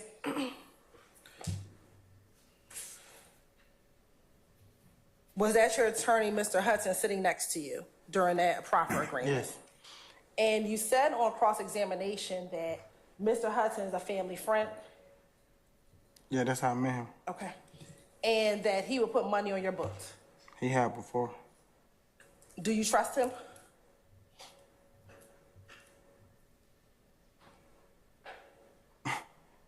Okay. No? Yes? Yes, to an extent. All right. Did you do what he advised you to do in giving this proffer statement? Objection, that would call and invade the attorney-client privilege. I sustain the objection. In reading and having this proffer,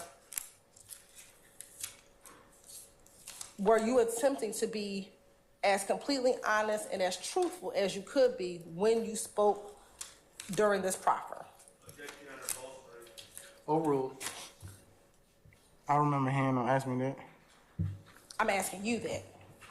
Were you trying to be completely honest and truthful? I can't remember what I was doing. I was trying to get home. I was high. Okay. You were high during the proffer, or you were high when this occurred in April 12th of 2015? Both.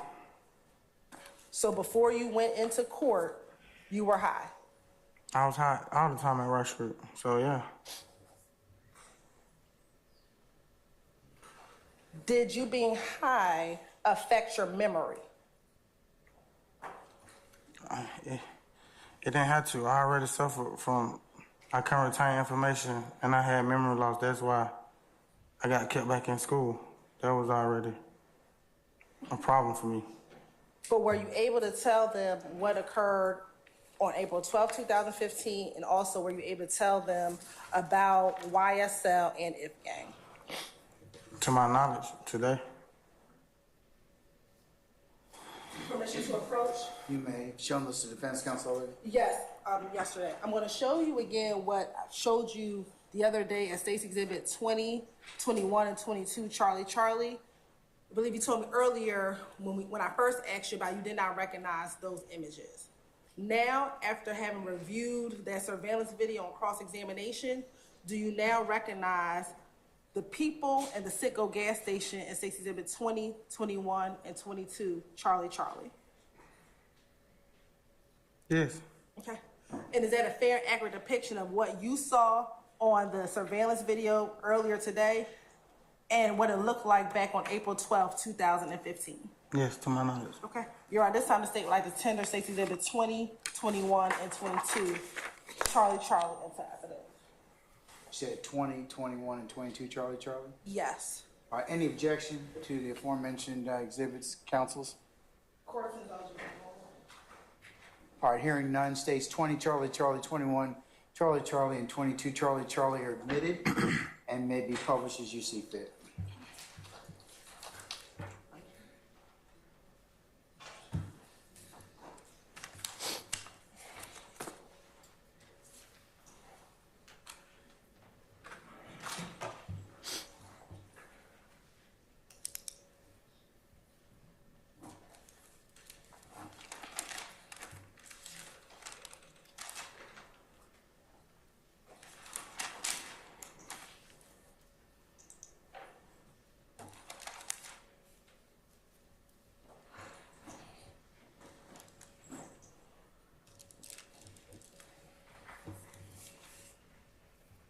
Now, while we're waiting for that to come up, let me ask you this.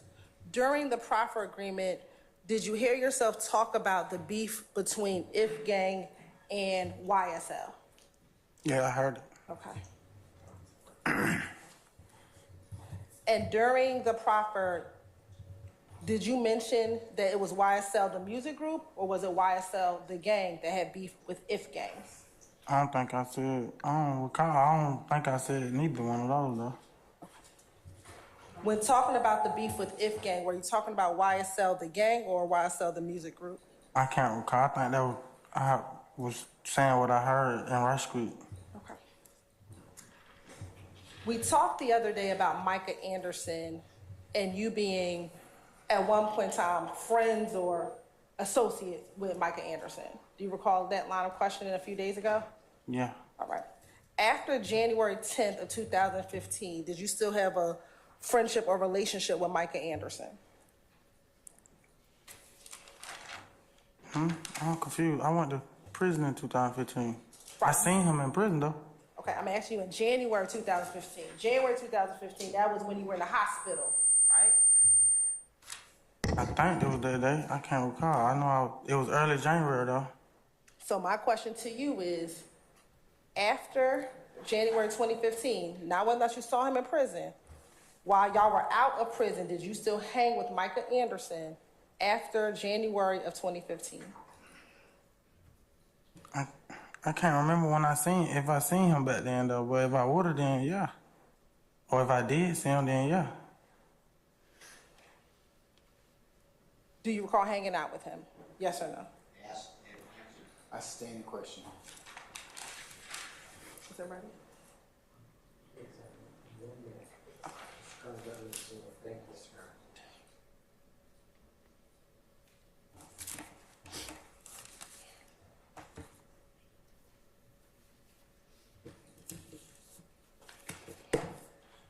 Now, during cross-examination,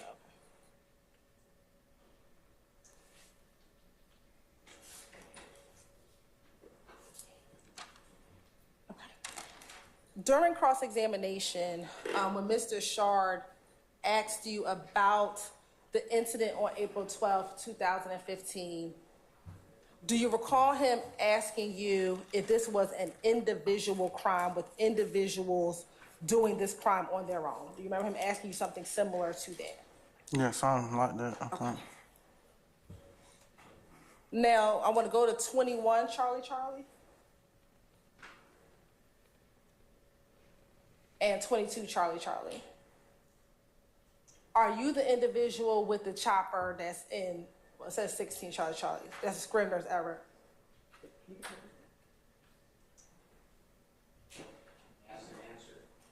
You're right. I'm overrule it. Are you the individual that we see holding the gun in what it says on the screen 16 Charlie Charlie, but it's actually 22 Charlie Charlie? Yes. Okay. Now, Mr. Shar asked you if it was an individual crime. Let me ask you this. Did a YSL member, OG Bentley, call another YSL member, Nard, to come to the gas station on April 12, 2015? Yes. Okay. And did a YSL gang member, Nard, tell you, a YSL member, let's ride, after handing you a chopper? But I wouldn't consider Bentley a gang member though. In that proffer agreement, when they asked you, was OG Bentley YSL, did you tell them yes? That's where it get confusing at, because I would have said yes, because I'm speaking on the label. Did they distinguish for you the difference between the label and the gang? I don't recall that part. I don't recall them saying that. Okay. Well, let me continue. Did Nard, a YSL gang member, tell you, another YSL gang member, let's ride, and y'all both went, along with Fatty, another YSL gang member, to the gas station?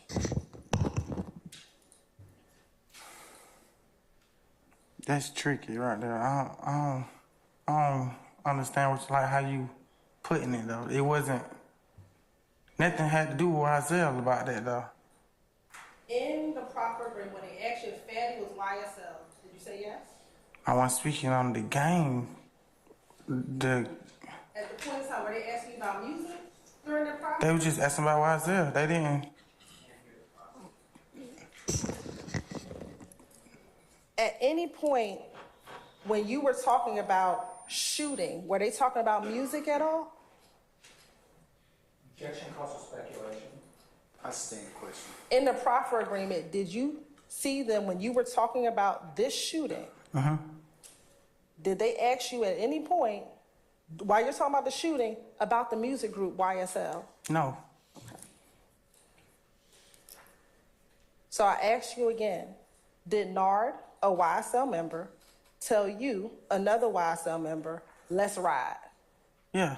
Okay. And did you, Nard, and Fatty, all YSL members, get in the truck to go ride? Yes. Okay. And in the August 2015 interview, did you tell the detectives, I didn't know if it was for a lick or what we were going for, I just knew to ride? Yes. Okay. And did you all, the three of you, go up to protect and make sure another YSL gang member, OG Bentley, and Hot Rod, who you said wasn't YSL, made sure that they were protected? I would have did that for anybody though. Okay. But on this day, you were doing it for Bentley when he called you all to come? Objection, leading. I stand. Overruled.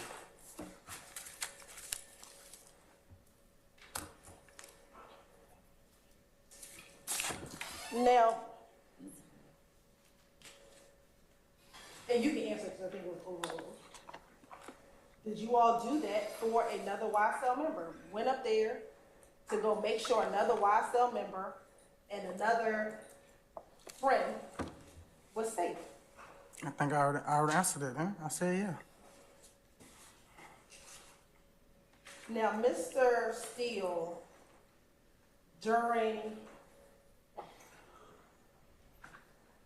his question, asked you about a few flyers. Do you still have 220cc, 220dd, 220ee, and 220ff in front of you? I don't think I got it. I think it's underneath that package.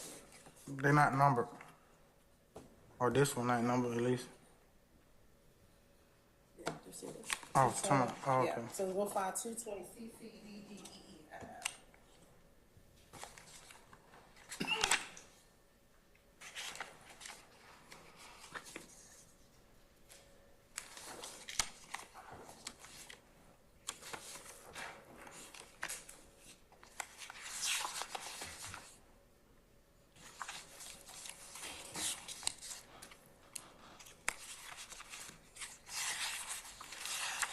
Say it again. What one? 220 CC, Uh huh. DD, EE, and FF. I got it. Okay. Were you present at the concert on on Friday, December 19th, 2014? I can't recall. I went to a whole lot of concerts back then. Do you recall when you had your car accident? January, I think. The early, like, right after New Year's.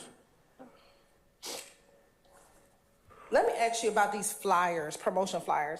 Are they created in advance or prior to the event? The promotional flyers, are they created prior to the event happening? You mean before? Yes. They would have to be. They can't, if they did it after. Okay. So just because they're on the flyer, does it always mean that all of the artists show up at the event? Unless it's a mishap, but they be paid by the time they put the promotion out, because then that'll be fake promotion. Okay. But do they always show up? It depends on what the circumstances is. Okay. And so there are times where artists may be on a flyer, but they don't show up to the event. Are there times when artists... Are there times... Standing objections to form. You can rephrase. Are there times when artists are on flyers, but they do not show up to the event? I've seen it happen. That would be the third time the judge would be asked Has to ask and answer. Going to the flyer on 220 FF, which is the flyer from January 18th, 2015, were you present at that concert? I don't recall if I was there. Okay. But you said you got to your car accident in January of 2015. Like the first week of January. Okay. So you would, so is January 18th a few weeks after the first week of January? Yes. So would it be safe to say that you were not at that concert? I went to concerts right after my accident. Do you remember earlier that you said you were in the hospital till maybe about February of 2015? I don't recall when I went. I know when I got out the hospital, I went to tours and shows and with my back brace on. I remember being there in pain. And was that the rodeo tour that you went on? I went to concerts before we left to go to the rodeo tour too. Okay.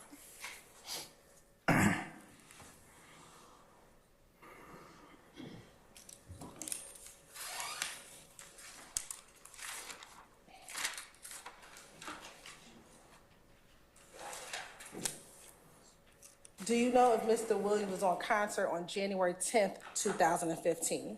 I can't say he was or he wasn't. Okay.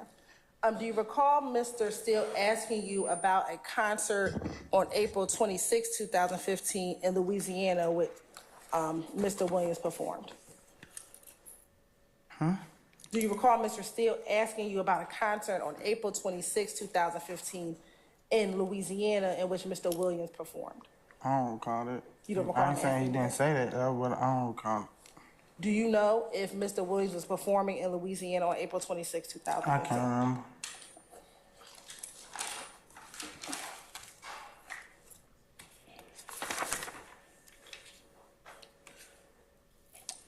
Now, Mr. Steele asked you about an event on September 11, 2013. Do you remember when he asked you about that event? That was when you got shot 2 times. In the car. Yes. Do you remember when he asked you about those events? Yes. Do you remember on direct telling me that you didn't remember anything about those events, but people told you what happened once you woke up? In the hospital, yes. Right.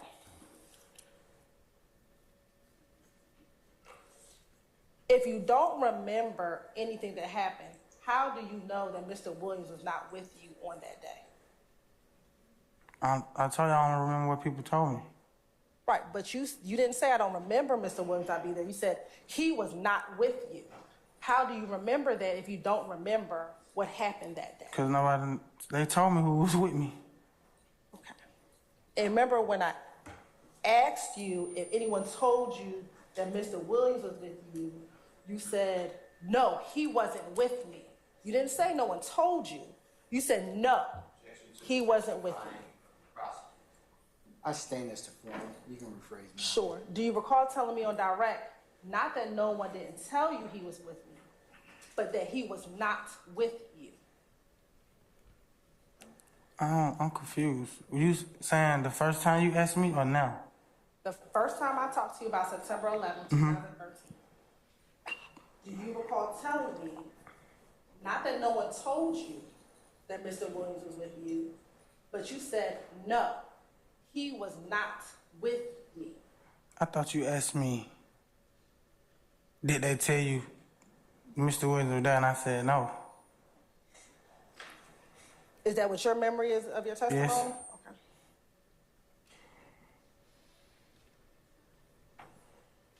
Now, also during during cross-examination with Mr.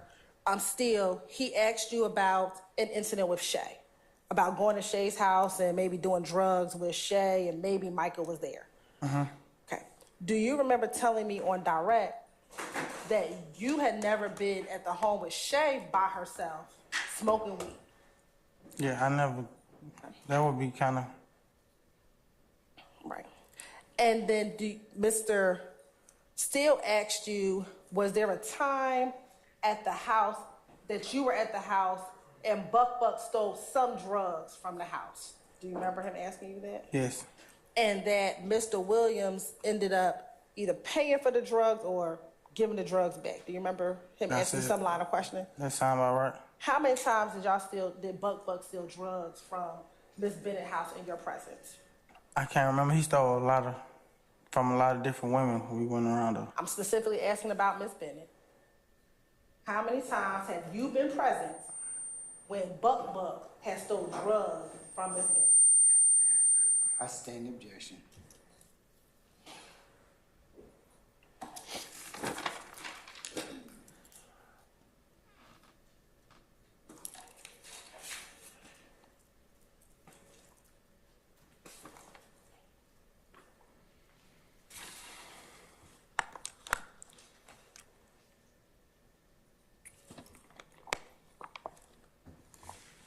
Do you recall seeing in an interview talking about the beef between If Gang and YSL in the Prophet video? Yes. And in the video that you stated that the beef started after Rich Homie Quan and Thug, as you called him in the video, got into a beef. Do you remember that? I've seen the video, yes. Okay. Do you know if after Donovan Thomas died in January 2015, if Rich Homie Quan and Thug ever performed again? I wouldn't know. I don't remember. Did you go to any concerts? Because you said you went to a few concerts. Did you go to any concerts in which Rich Homie Quan and Thug performed after Donovan Thomas passed away? I never went to a concert with them performing together. Okay, you've never been to one with them performing together No. at all?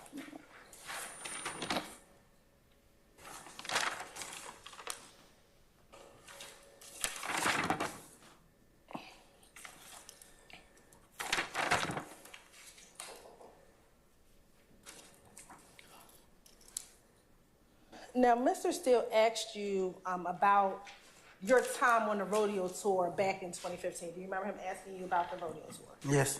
Okay. And he said that you were on the tour and you were actually looking to get a job with the record label.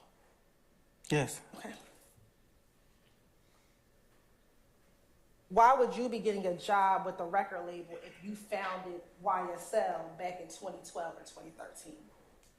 Because I was on and off from trying to be a rapper and be in the streets. But you founded YSL.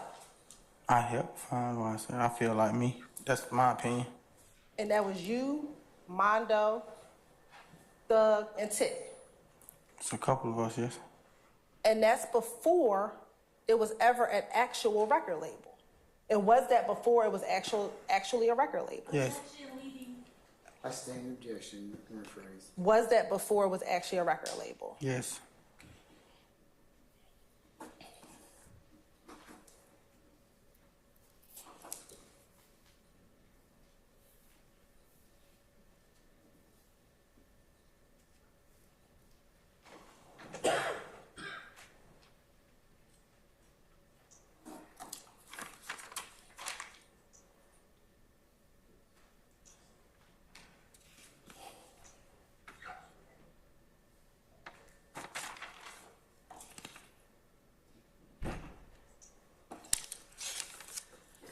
You said earlier that you, and when I say earlier, I mean when we first had direct examination, that you called Mr. Williams Little Jeff.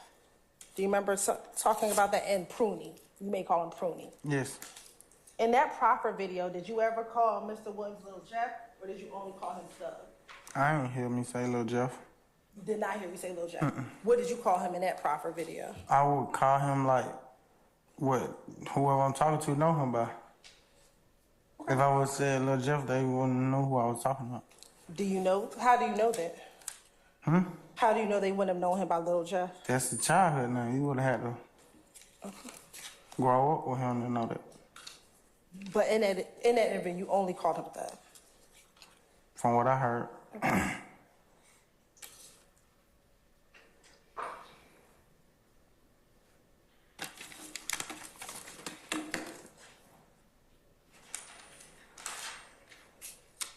Court's indulgence for one moment.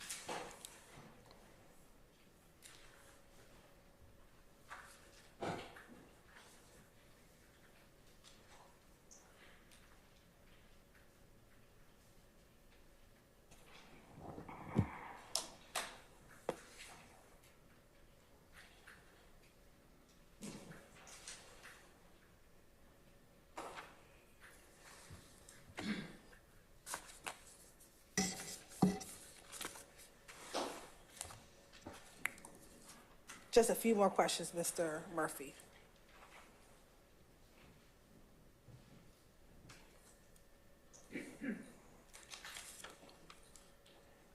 Regarding that January exhibit FF, 220 FF.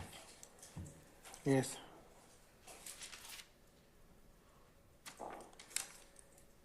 At this time, can you testify truthfully that Quan and Thug performed at the same show on January 18th, 2015?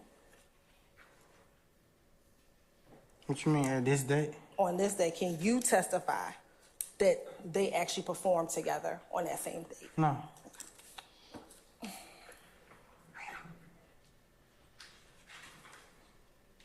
After the September 11, 2013 incident, did you ever talk with Adrian Bean? After you woke up from the hospital, did you ever talk with Adrian Bean? No.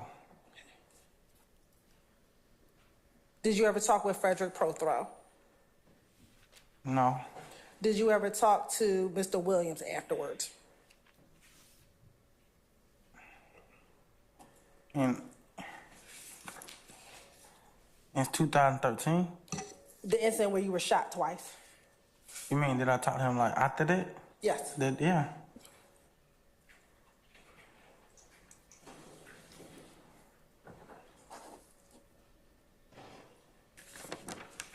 Did you talk to Buck after that?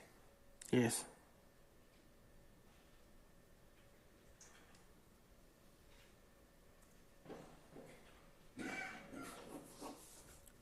Do you know who Courtney Bean is? No.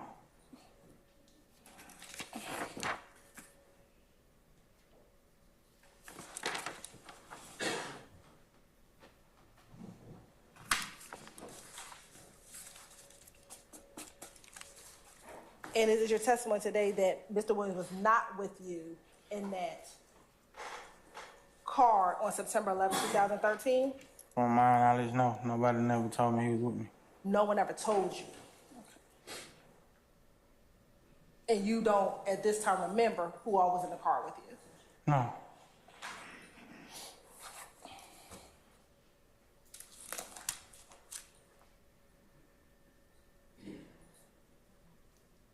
And can you testify truthfully today that he was not with you on September 11, 2000? I stand the question as a form. Are you able to testify truthfully today that he was not with you on September 11, 2013? I don't understand what you asked. I thought I just did that. You keep telling me that no one told you. Nobody told me he was with me. I got shot. I passed out, woke up in the hospital. They woke me up. I woke up, however it happened. Okay, well, which one is it? Is it 100? Is it 50? Is it 150?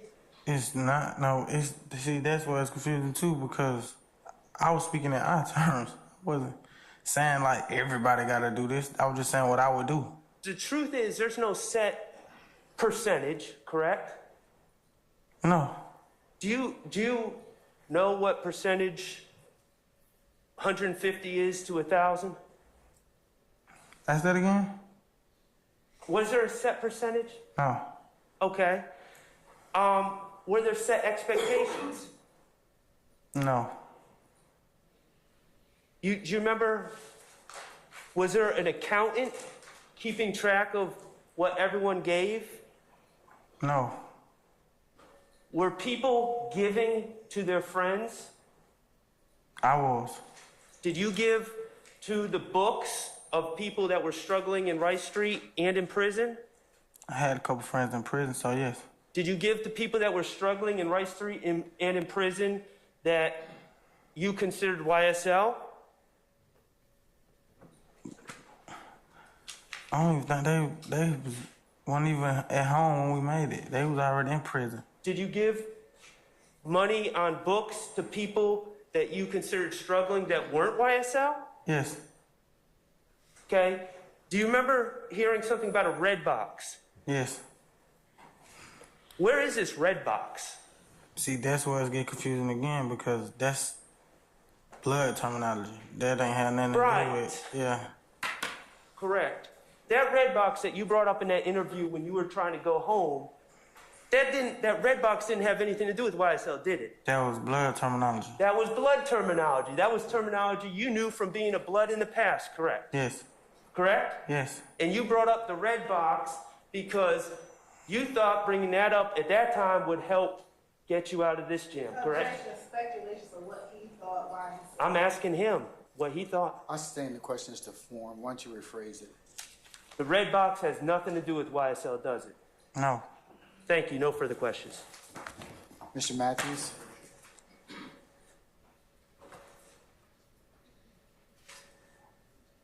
Mr. Murphy, you're looking at that video, right? Yes. Okay. Video, what are you talking about? The one the exhibit that's still up on the screen. You see that? Yes. Okay. So I noticed that the attorney, your lawyer there, he has his hand right there on your arm. You see that? Yes. It's underneath your arm, correct? I can't tell. He's right there, though. Right. And it's right there, and it was actually there during the course of your interview, correct? Yes. And it was there pretty much the entire time while you were doing your interview, right? Yes. And from time to time, he would nudge you and touch you, correct? I noticed that. You did notice that, right? Yes. Do you know why he was nudging you and touching you during the course of the interview? I can't remember. I ain't even remember that happened till I was just watching, like, why was he doing that? You feel me? I just noticed that, though. And you would agree that that's different, isn't it? Yeah, I was thinking to myself, like, why I ain't say something? Okay. Now, Mr. Murphy, you talked about, well, the prosecutor asked you whether or not you recall her coming out to meet with you at your residence and in court, correct? Yes. When they came out there to your residence, did they bring their laptop? I ain't seen no laptop. Did they bring their iPads? I ain't seen that in that nature. Did they show you, when they went out there to meet with you, any videos back then? No.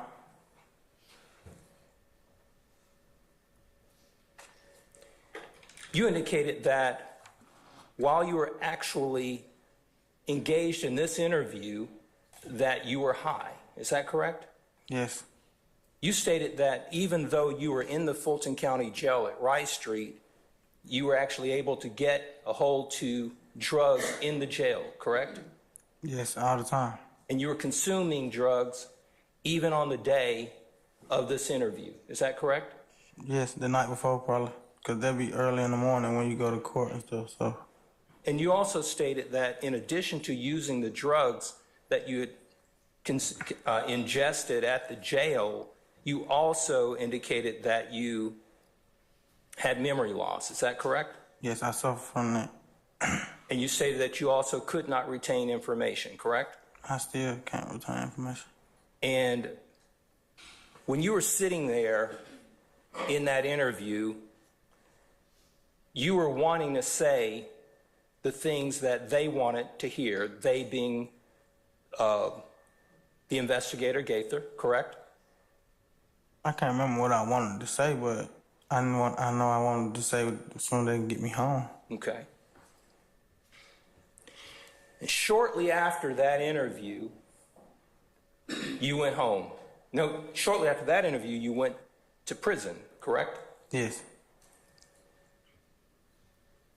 And you were facing a large number of years, and you were able to get it reduced down to a number that you and your lawyers agreed to, correct? Yes. You did your time in prison, right? Yes. How much time did you serve? I think 7.5 years. I got out on parole. Got out on parole. Yes. How long were you out before you went back in July of 2022? Maybe 4 months. 4 months.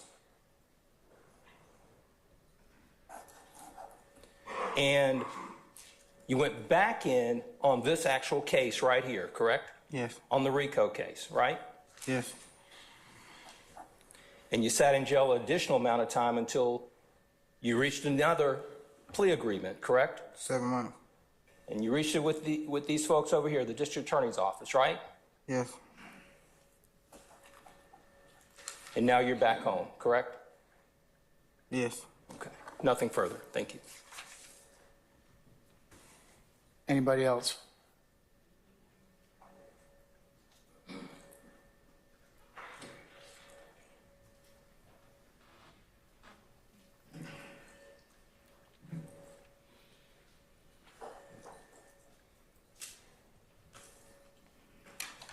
I may have 1 second if you don't mind. Well, it's about a second, okay. I'm going to turn my back on the court. Okay, all right. 33cc.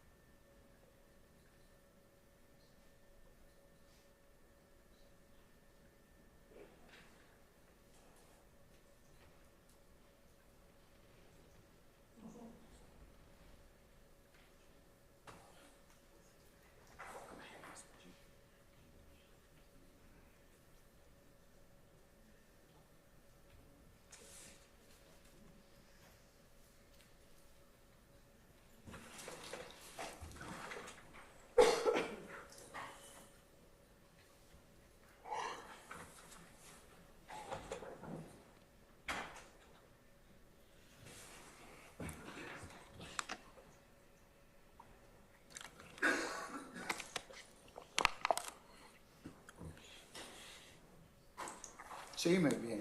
Thank you. Go ahead. I'd like to ask you a question that, to continue what the Honorable Attorney Matthews just asked you, okay? Okay. When you were released from prison in the beginning of 2022, you then learned that you were wanted on this indictment and you turned yourself in voluntarily to the jail. Is that true? Yes. Okay. And you did that about, and I don't remember, June or July of 2022. Does that sound right? Yes.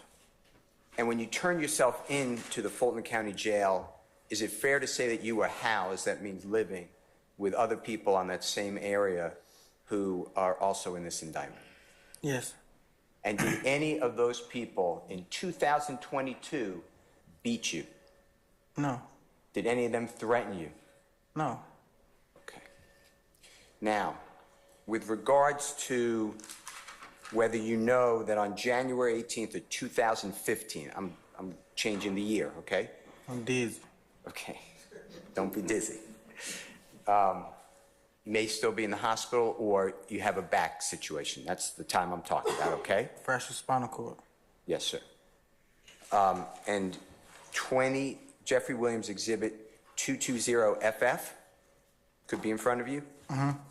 You were asked by the prosecutor about whether you know that Rich Homie and Jeffrey Williams played together in Tampa, Florida, at the USF Sundome. Remember those questions? Yes.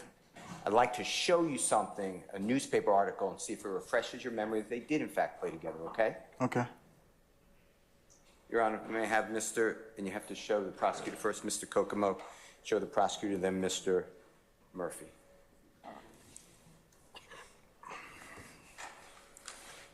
Okay, show him, and actually he's going to show a video, Your Honor. What exhibit is this? I will mark it, with the court's permission, 220FF1.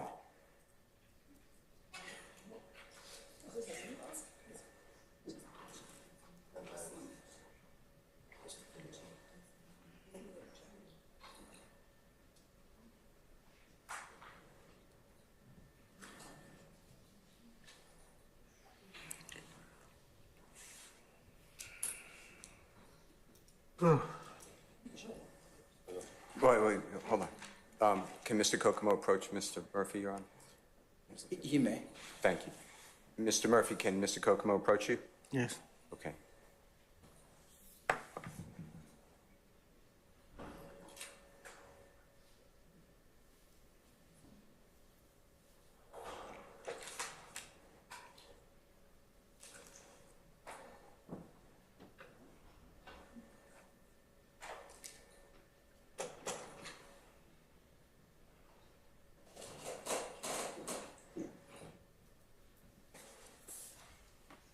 Thank you, Mr. Kokomo.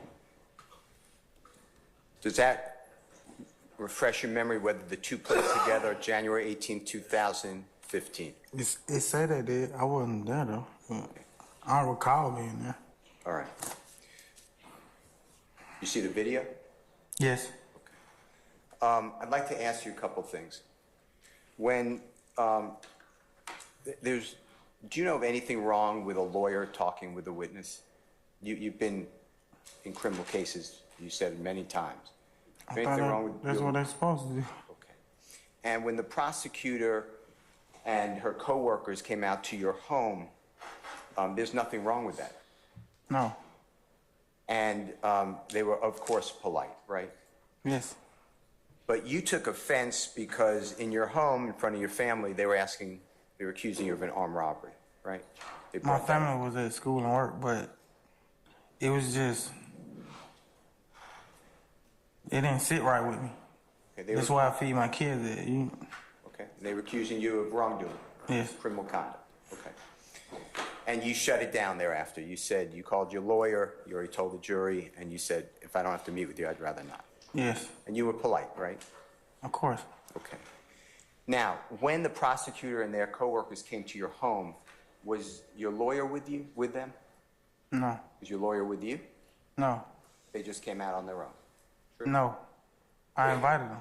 Okay. You let them come over? Yes. Okay.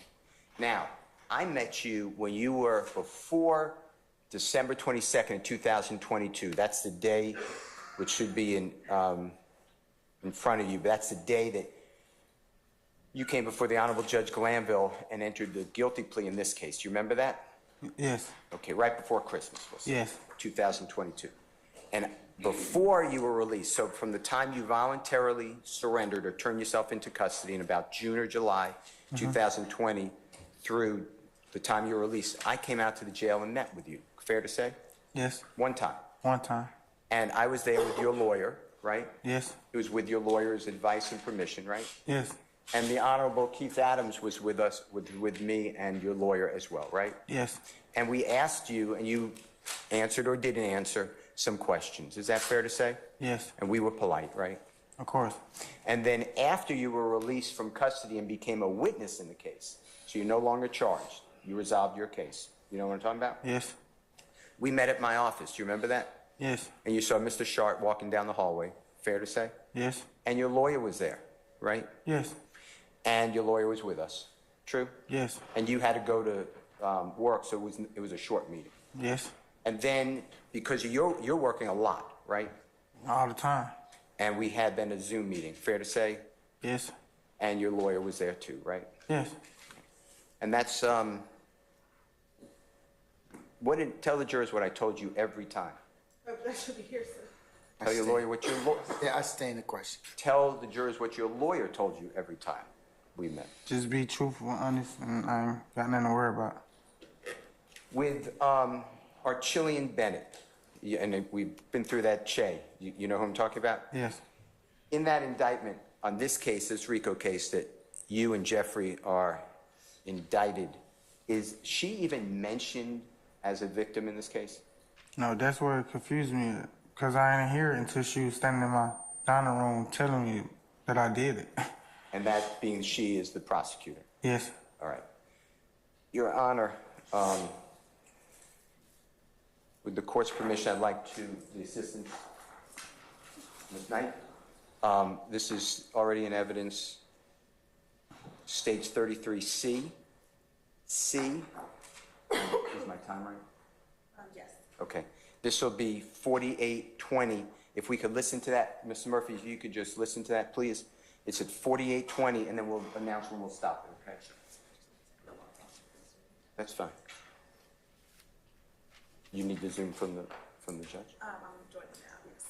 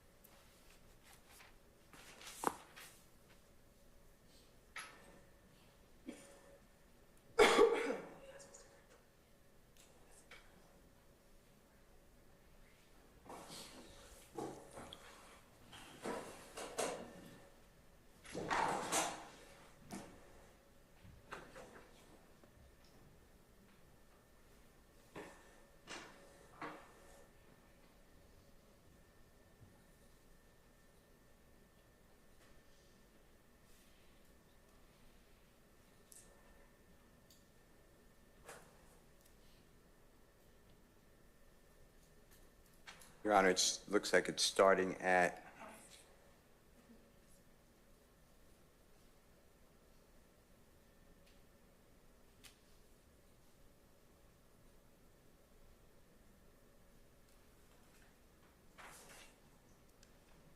How did it get to this point? some, well, it overshot it, Your Honor. 1 second.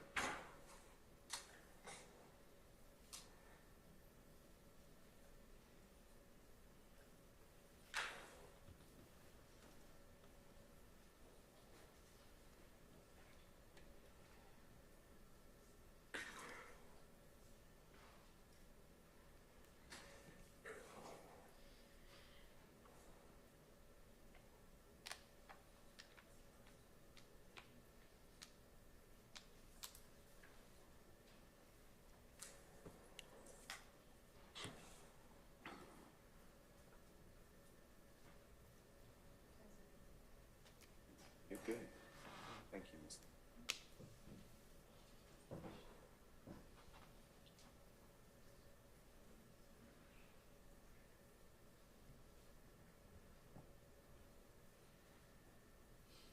Your Honor, this is 4818, sir. All right. There's not a lot of us. So now tell me why does IF have problems with you? It all started by some rap, rich homie, that's how that started.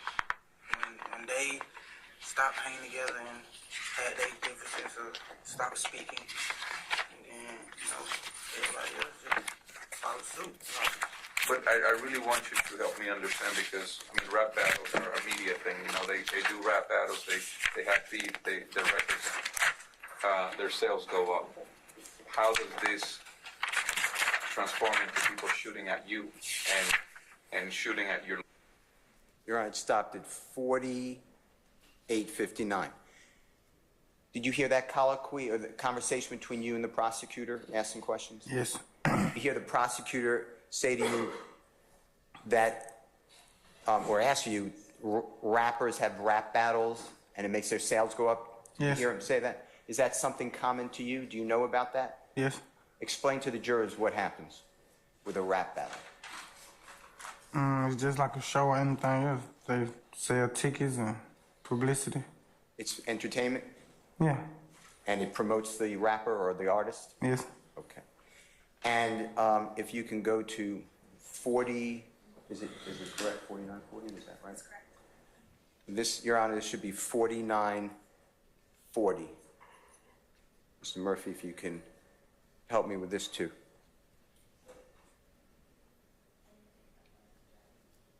One more time. loved ones, and then you...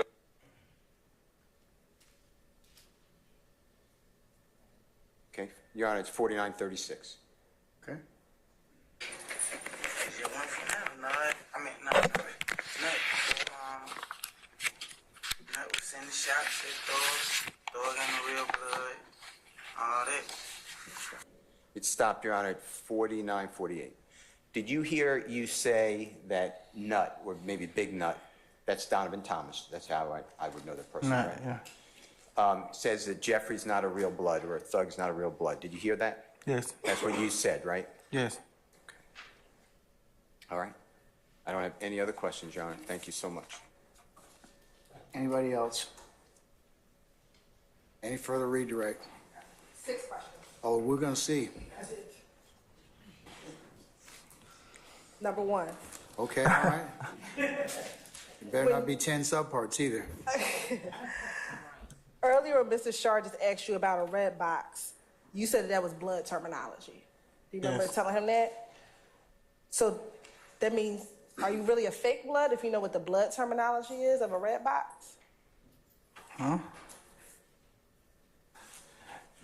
Can I get one in an addendum? Nah, I understand what you're saying, but just because I know that don't determine if I'm real or fake, like a false flag, and that doesn't. All right. When asked about YSL in this interview, did you ever tell the prosecutor, the investigators in the room, that when they asked you about YSL and who was in YSL, that it was tricky to determine who might have been in YSL? I didn't hear me say that. In that proffer, did you ever say to anyone in that room that YSL is not a gang? No, I don't recall saying it or hearing it.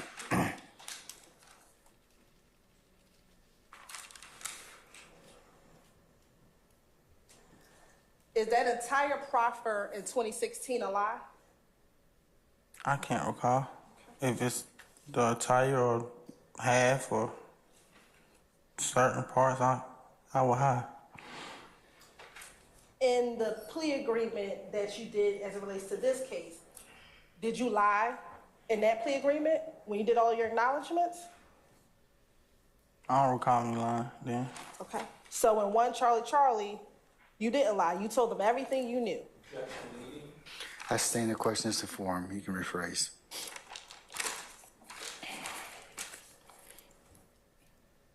And lastly, Mr. Steele just asked you about this particular section, 4850 to about 4953. Do you recall in the interview that the prosecutor asked you, how did it come from being on wax and on music to you picking up tools and If Gang picking up tools and it becoming an actual beef and not just on music? Do I recall him saying that? I heard him say that, yeah. Okay. And is that when you responded that Rich Homie Quan is under Nut and that Nut was sending shots that Thug was not a blood? That's what I heard in Rush Street. That's what I said right now. Not that Thug wasn't a blood, but that Nut was sending shots that he was not a blood. Asked and answered, Pleading, testifying. As to the first two, I'll sustain. Third one, I'm gonna overrule. And last are all the acknowledgments and states Exhibit 1, Charlie Charlie. Objection, question 7. You know, you're always that guy, Mr. Steele. Always that guy. Do you want to ask the 7? I owe you another one anyway, so. Last but certainly not least, is everything on 1 Charlie Charlie, the acknowledgments that you made as it relates to what you know about YSL, the gang, and what they've done. 1 Charlie Charlie. Is that everything? Did you acknowledge everything in that statement? Oh, no, this one, you said that they done. They don't say nothing that they done here, do it? Look at number 11.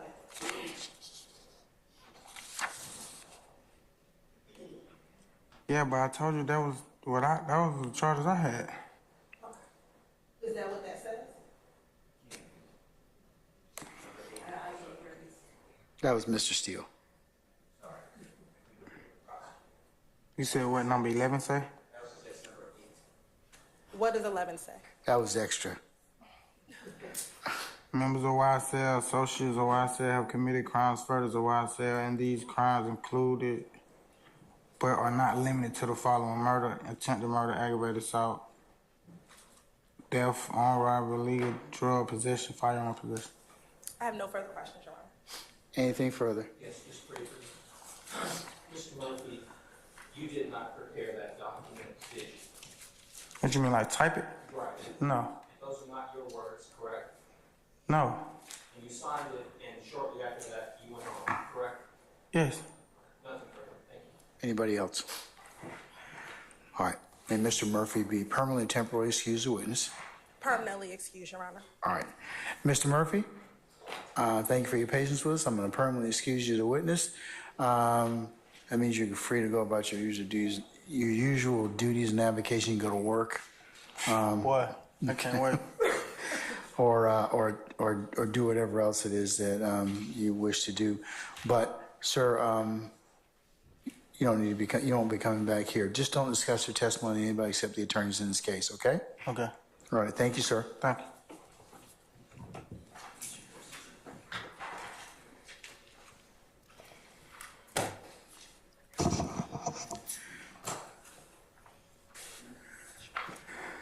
All right, ladies and gentlemen, the hour being a little after 5:30, we are going to recess for today. All right? Remember, as I mentioned to you, tomorrow's a short work day. I need you all to be here for 9:30 for a 10 o'clock start time, and we will recess somewhere around the noontime hour to allow one of your members to make it in time for a medical appointment. Okay? So that's our plan for tomorrow. What are your ministerial inquiries of me? Anyone? I was just being kind, remember. I don't really ask him for any input, but no, go ahead, madam. Tell me what's the question? Say again? No, I was just saying on behalf of all of us here, we'd like to tell Jack happy birthday. He's kind of sort of asleep, but you're very welcome. You're very welcome. He's 3 today. That's right. Okay, all right. Anything else? That's ministerial in nature. Okay, all right. Okay, let's go ahead and go through our ad nauseum admonitions, and then we'll send you home for the evening. Please do not discuss anything that we have covered in small groups, onesies and twosies as you're going out, no matter where you are, coming and going to the courthouse, as again, that would be a violation of the court's admonitions. Please don't sit back there and recap any of the testimony that you've heard thus far, as I have not given you the instructions on how you should begin your deliberative process, and that is the only time that you will be permitted to consider this case, and I will give you instructions on how you to do that. But now it would be a violation for you all to kind of sit back there and speculate and recap and otherwise handicap the testimony as you've heard thus far. Please resist temptation of going to any third-party websites, blogs, or sites, or doing any extra research, as you are only allowed to consider what is lawfully presented in the four walls of this courtroom. Remember that no third party can discuss this case in your presence or hearing, and if any third party should approach you or try and talk with you or try and reach out to you by email or other source of communications device, you need to let myself or Sergeant Ingram know immediately. Also, leave your notepads in the basket, and you can pick those up in the morning. And remember, it would be a violation for you to listen to any news recaps or any other third-party recaps of this particular proceedings. You can only consider what's presented lawfully in court. And then lastly, ladies and gentlemen, thank you for your patience and the patience that you've continued to give and will continue to give upon the presentation of this matter. So, ladies and gentlemen, unless you have any other ministerial inquiry of me, I will recess you all till tomorrow morning for if everybody could be here for 9:30 for our anticipated 10 o'clock start time. And as I said, we'll work as close to noon as we possibly can, and then we will recess, and then I will give you all instructions for the rest of the week. I think we have another short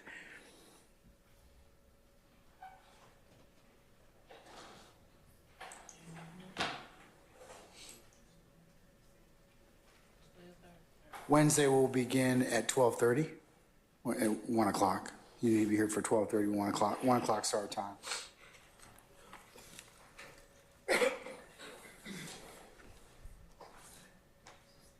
Thursday, you need to be here for 8:30. We will commence around 9 o'clock and go to about 1:40, 1:45, somewhere around there, as one of your members has an afternoon medical appointment as well.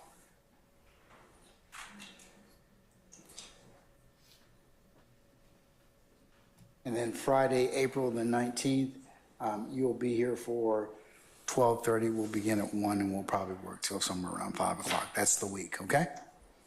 All right. Unless you have anything else, ladies and gentlemen, we'll see you in the morning, okay? All right, all rise.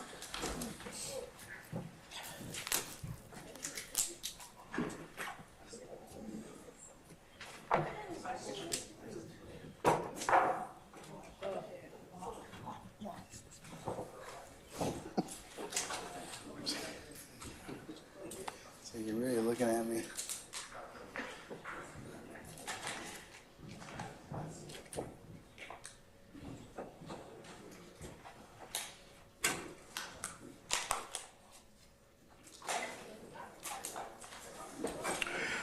All right, ladies and gentlemen, please be seated. Our jury has left us. Okay, State, you have your witnesses ready for tomorrow? I know we have one of your witnesses who'll be here at 10, so that should be perfect. Anybody else that we're going to call or hear from tomorrow? Yes, Your Honor. We anticipate hearing from two more, potentially, Dexter, Montgomery, and Detective Gaither. Okay, all right. Well, just judge your time accordingly. Okay? All right. Anything else I need to take up before tomorrow, counsels? Mr. Steele? Can I just ask a question? Yes, what's your question, sir? Thank you, Your Honor. If the state could tell us, is Detective Gaither and Detective Dennis, are they multiple witnesses? Because, like, I didn't want to cross-examining, he had other issues too, but Investigator Belknap or Detective Belknap, I just want to do it one time. Can I just inquire if that's okay, whether this is going to be a multiple, jump around witnesses to be recalled, or is it one time, if you don't mind? Inquiring in the state telling me. Not jump around, but multiple, because there are different acts that are being testified to. So, okay, let's just break it down into how many times do you anticipate your first witness to be testify. So the first one will be Robertson. She's just that. And, of course, the lay witness, just the ones. Speaking to microphone, please. I don't anticipate. Microphone. So everybody can hear you. I don't anticipate calling either of them more than twice. I think that's about right. Who is that? Who are you Gaither talking and Dennis. Okay, so Gaither and Dennis will be called twice, you think? Hold on, Your Honor. Just 1 second.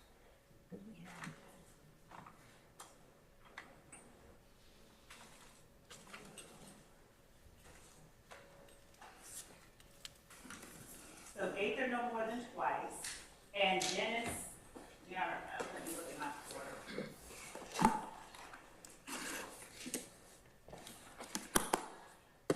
For the purpose of tomorrow, Gaither no more than twice. And I will let the court and Mr. Shield know, and I can speak to him offline with respect to Dennis. I believe that we, in our previous orders approved given to them as to which person would testify about what act, we have the acts that we anticipate him testifying to. So is he only going to be called once, or are you going to let me know tomorrow? No, we will let you know tomorrow, Your Honor. We have already let counsel for defendants know the acts that we anticipate he'll be testifying to. That's the only reason I said you can speak offline, and I can let the court know tomorrow. Okay, listen, I think Mr. Steele just wants to know whether or not you're going to call, how many times you're going to call each respective witness, so he can make a decision as to whether or not he wants to examine them all at one time or accordingly, okay? Yes, Your Honor. Thank you. All right. Okay, anybody else? Anybody else? May I inquire about this club or Ms. Hilton?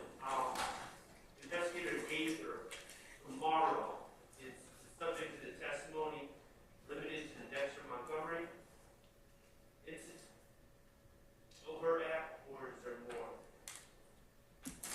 It will definitely be as to the Dexter Montgomery act. We won't cover another act tomorrow. So it's just the Dexter Montgomery Act, correct? So, Judge,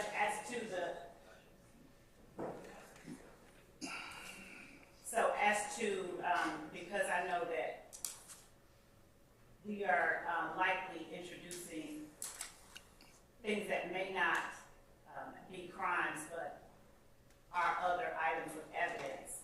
I believe that to be perfectly safe, I can make sure that I am accounting for all of the items that we will introduce through Detective Gaither tomorrow and speak with counsel for Mr. Stillwell no later than 7:30 tonight and give him a better accounting so that we are not constrained by the inquiry made in this moment so that I can give an accurate accounting. All right. Okay, anything else? Just for that happiness and preparation and knowledge of the court. Remember, I filed and tried to put on notice Mr. Williams' motion limiting number 48. And those, Told me that this morning, but what do you? I'm not sure if that goes to the PowerPoint. I'm getting confused on whether it's ripe yet, because you said tell us when it's ripe, and I can't tell you if it's ripe. But if it is, it's a long. I can't open the PowerPoint anyways, Mr. Atkins. So, what does the PowerPoint? What does it cover? Who does it cover? Your Honor, the PowerPoint has, again, and I don't know why it's giving trouble opening, but we can, one, make certain that everyone can access it today, and two, I can speak with counsel for Williams as well, this afternoon by 7:30 as to anything that we have in there that we anticipate bringing through Detective Gaither. And also, Your Honor, I would say that I will email the court and the parties. Because I don't have, I mean, I can't open it, so I can't see it. Is the PowerPoint going to be like, is it just exhibits that you're going to, that you're going to lay a foundation, authenticate, and then ask about? Yes, that's all it was. Okay, all right, And so, I don't know what caused it to not open, but. all right, we should just send the court and the parties a copy so they'll have it. But, Mr. Steele, if I understand correctly, it's just for ease of being built, that they'll qualify each particular document.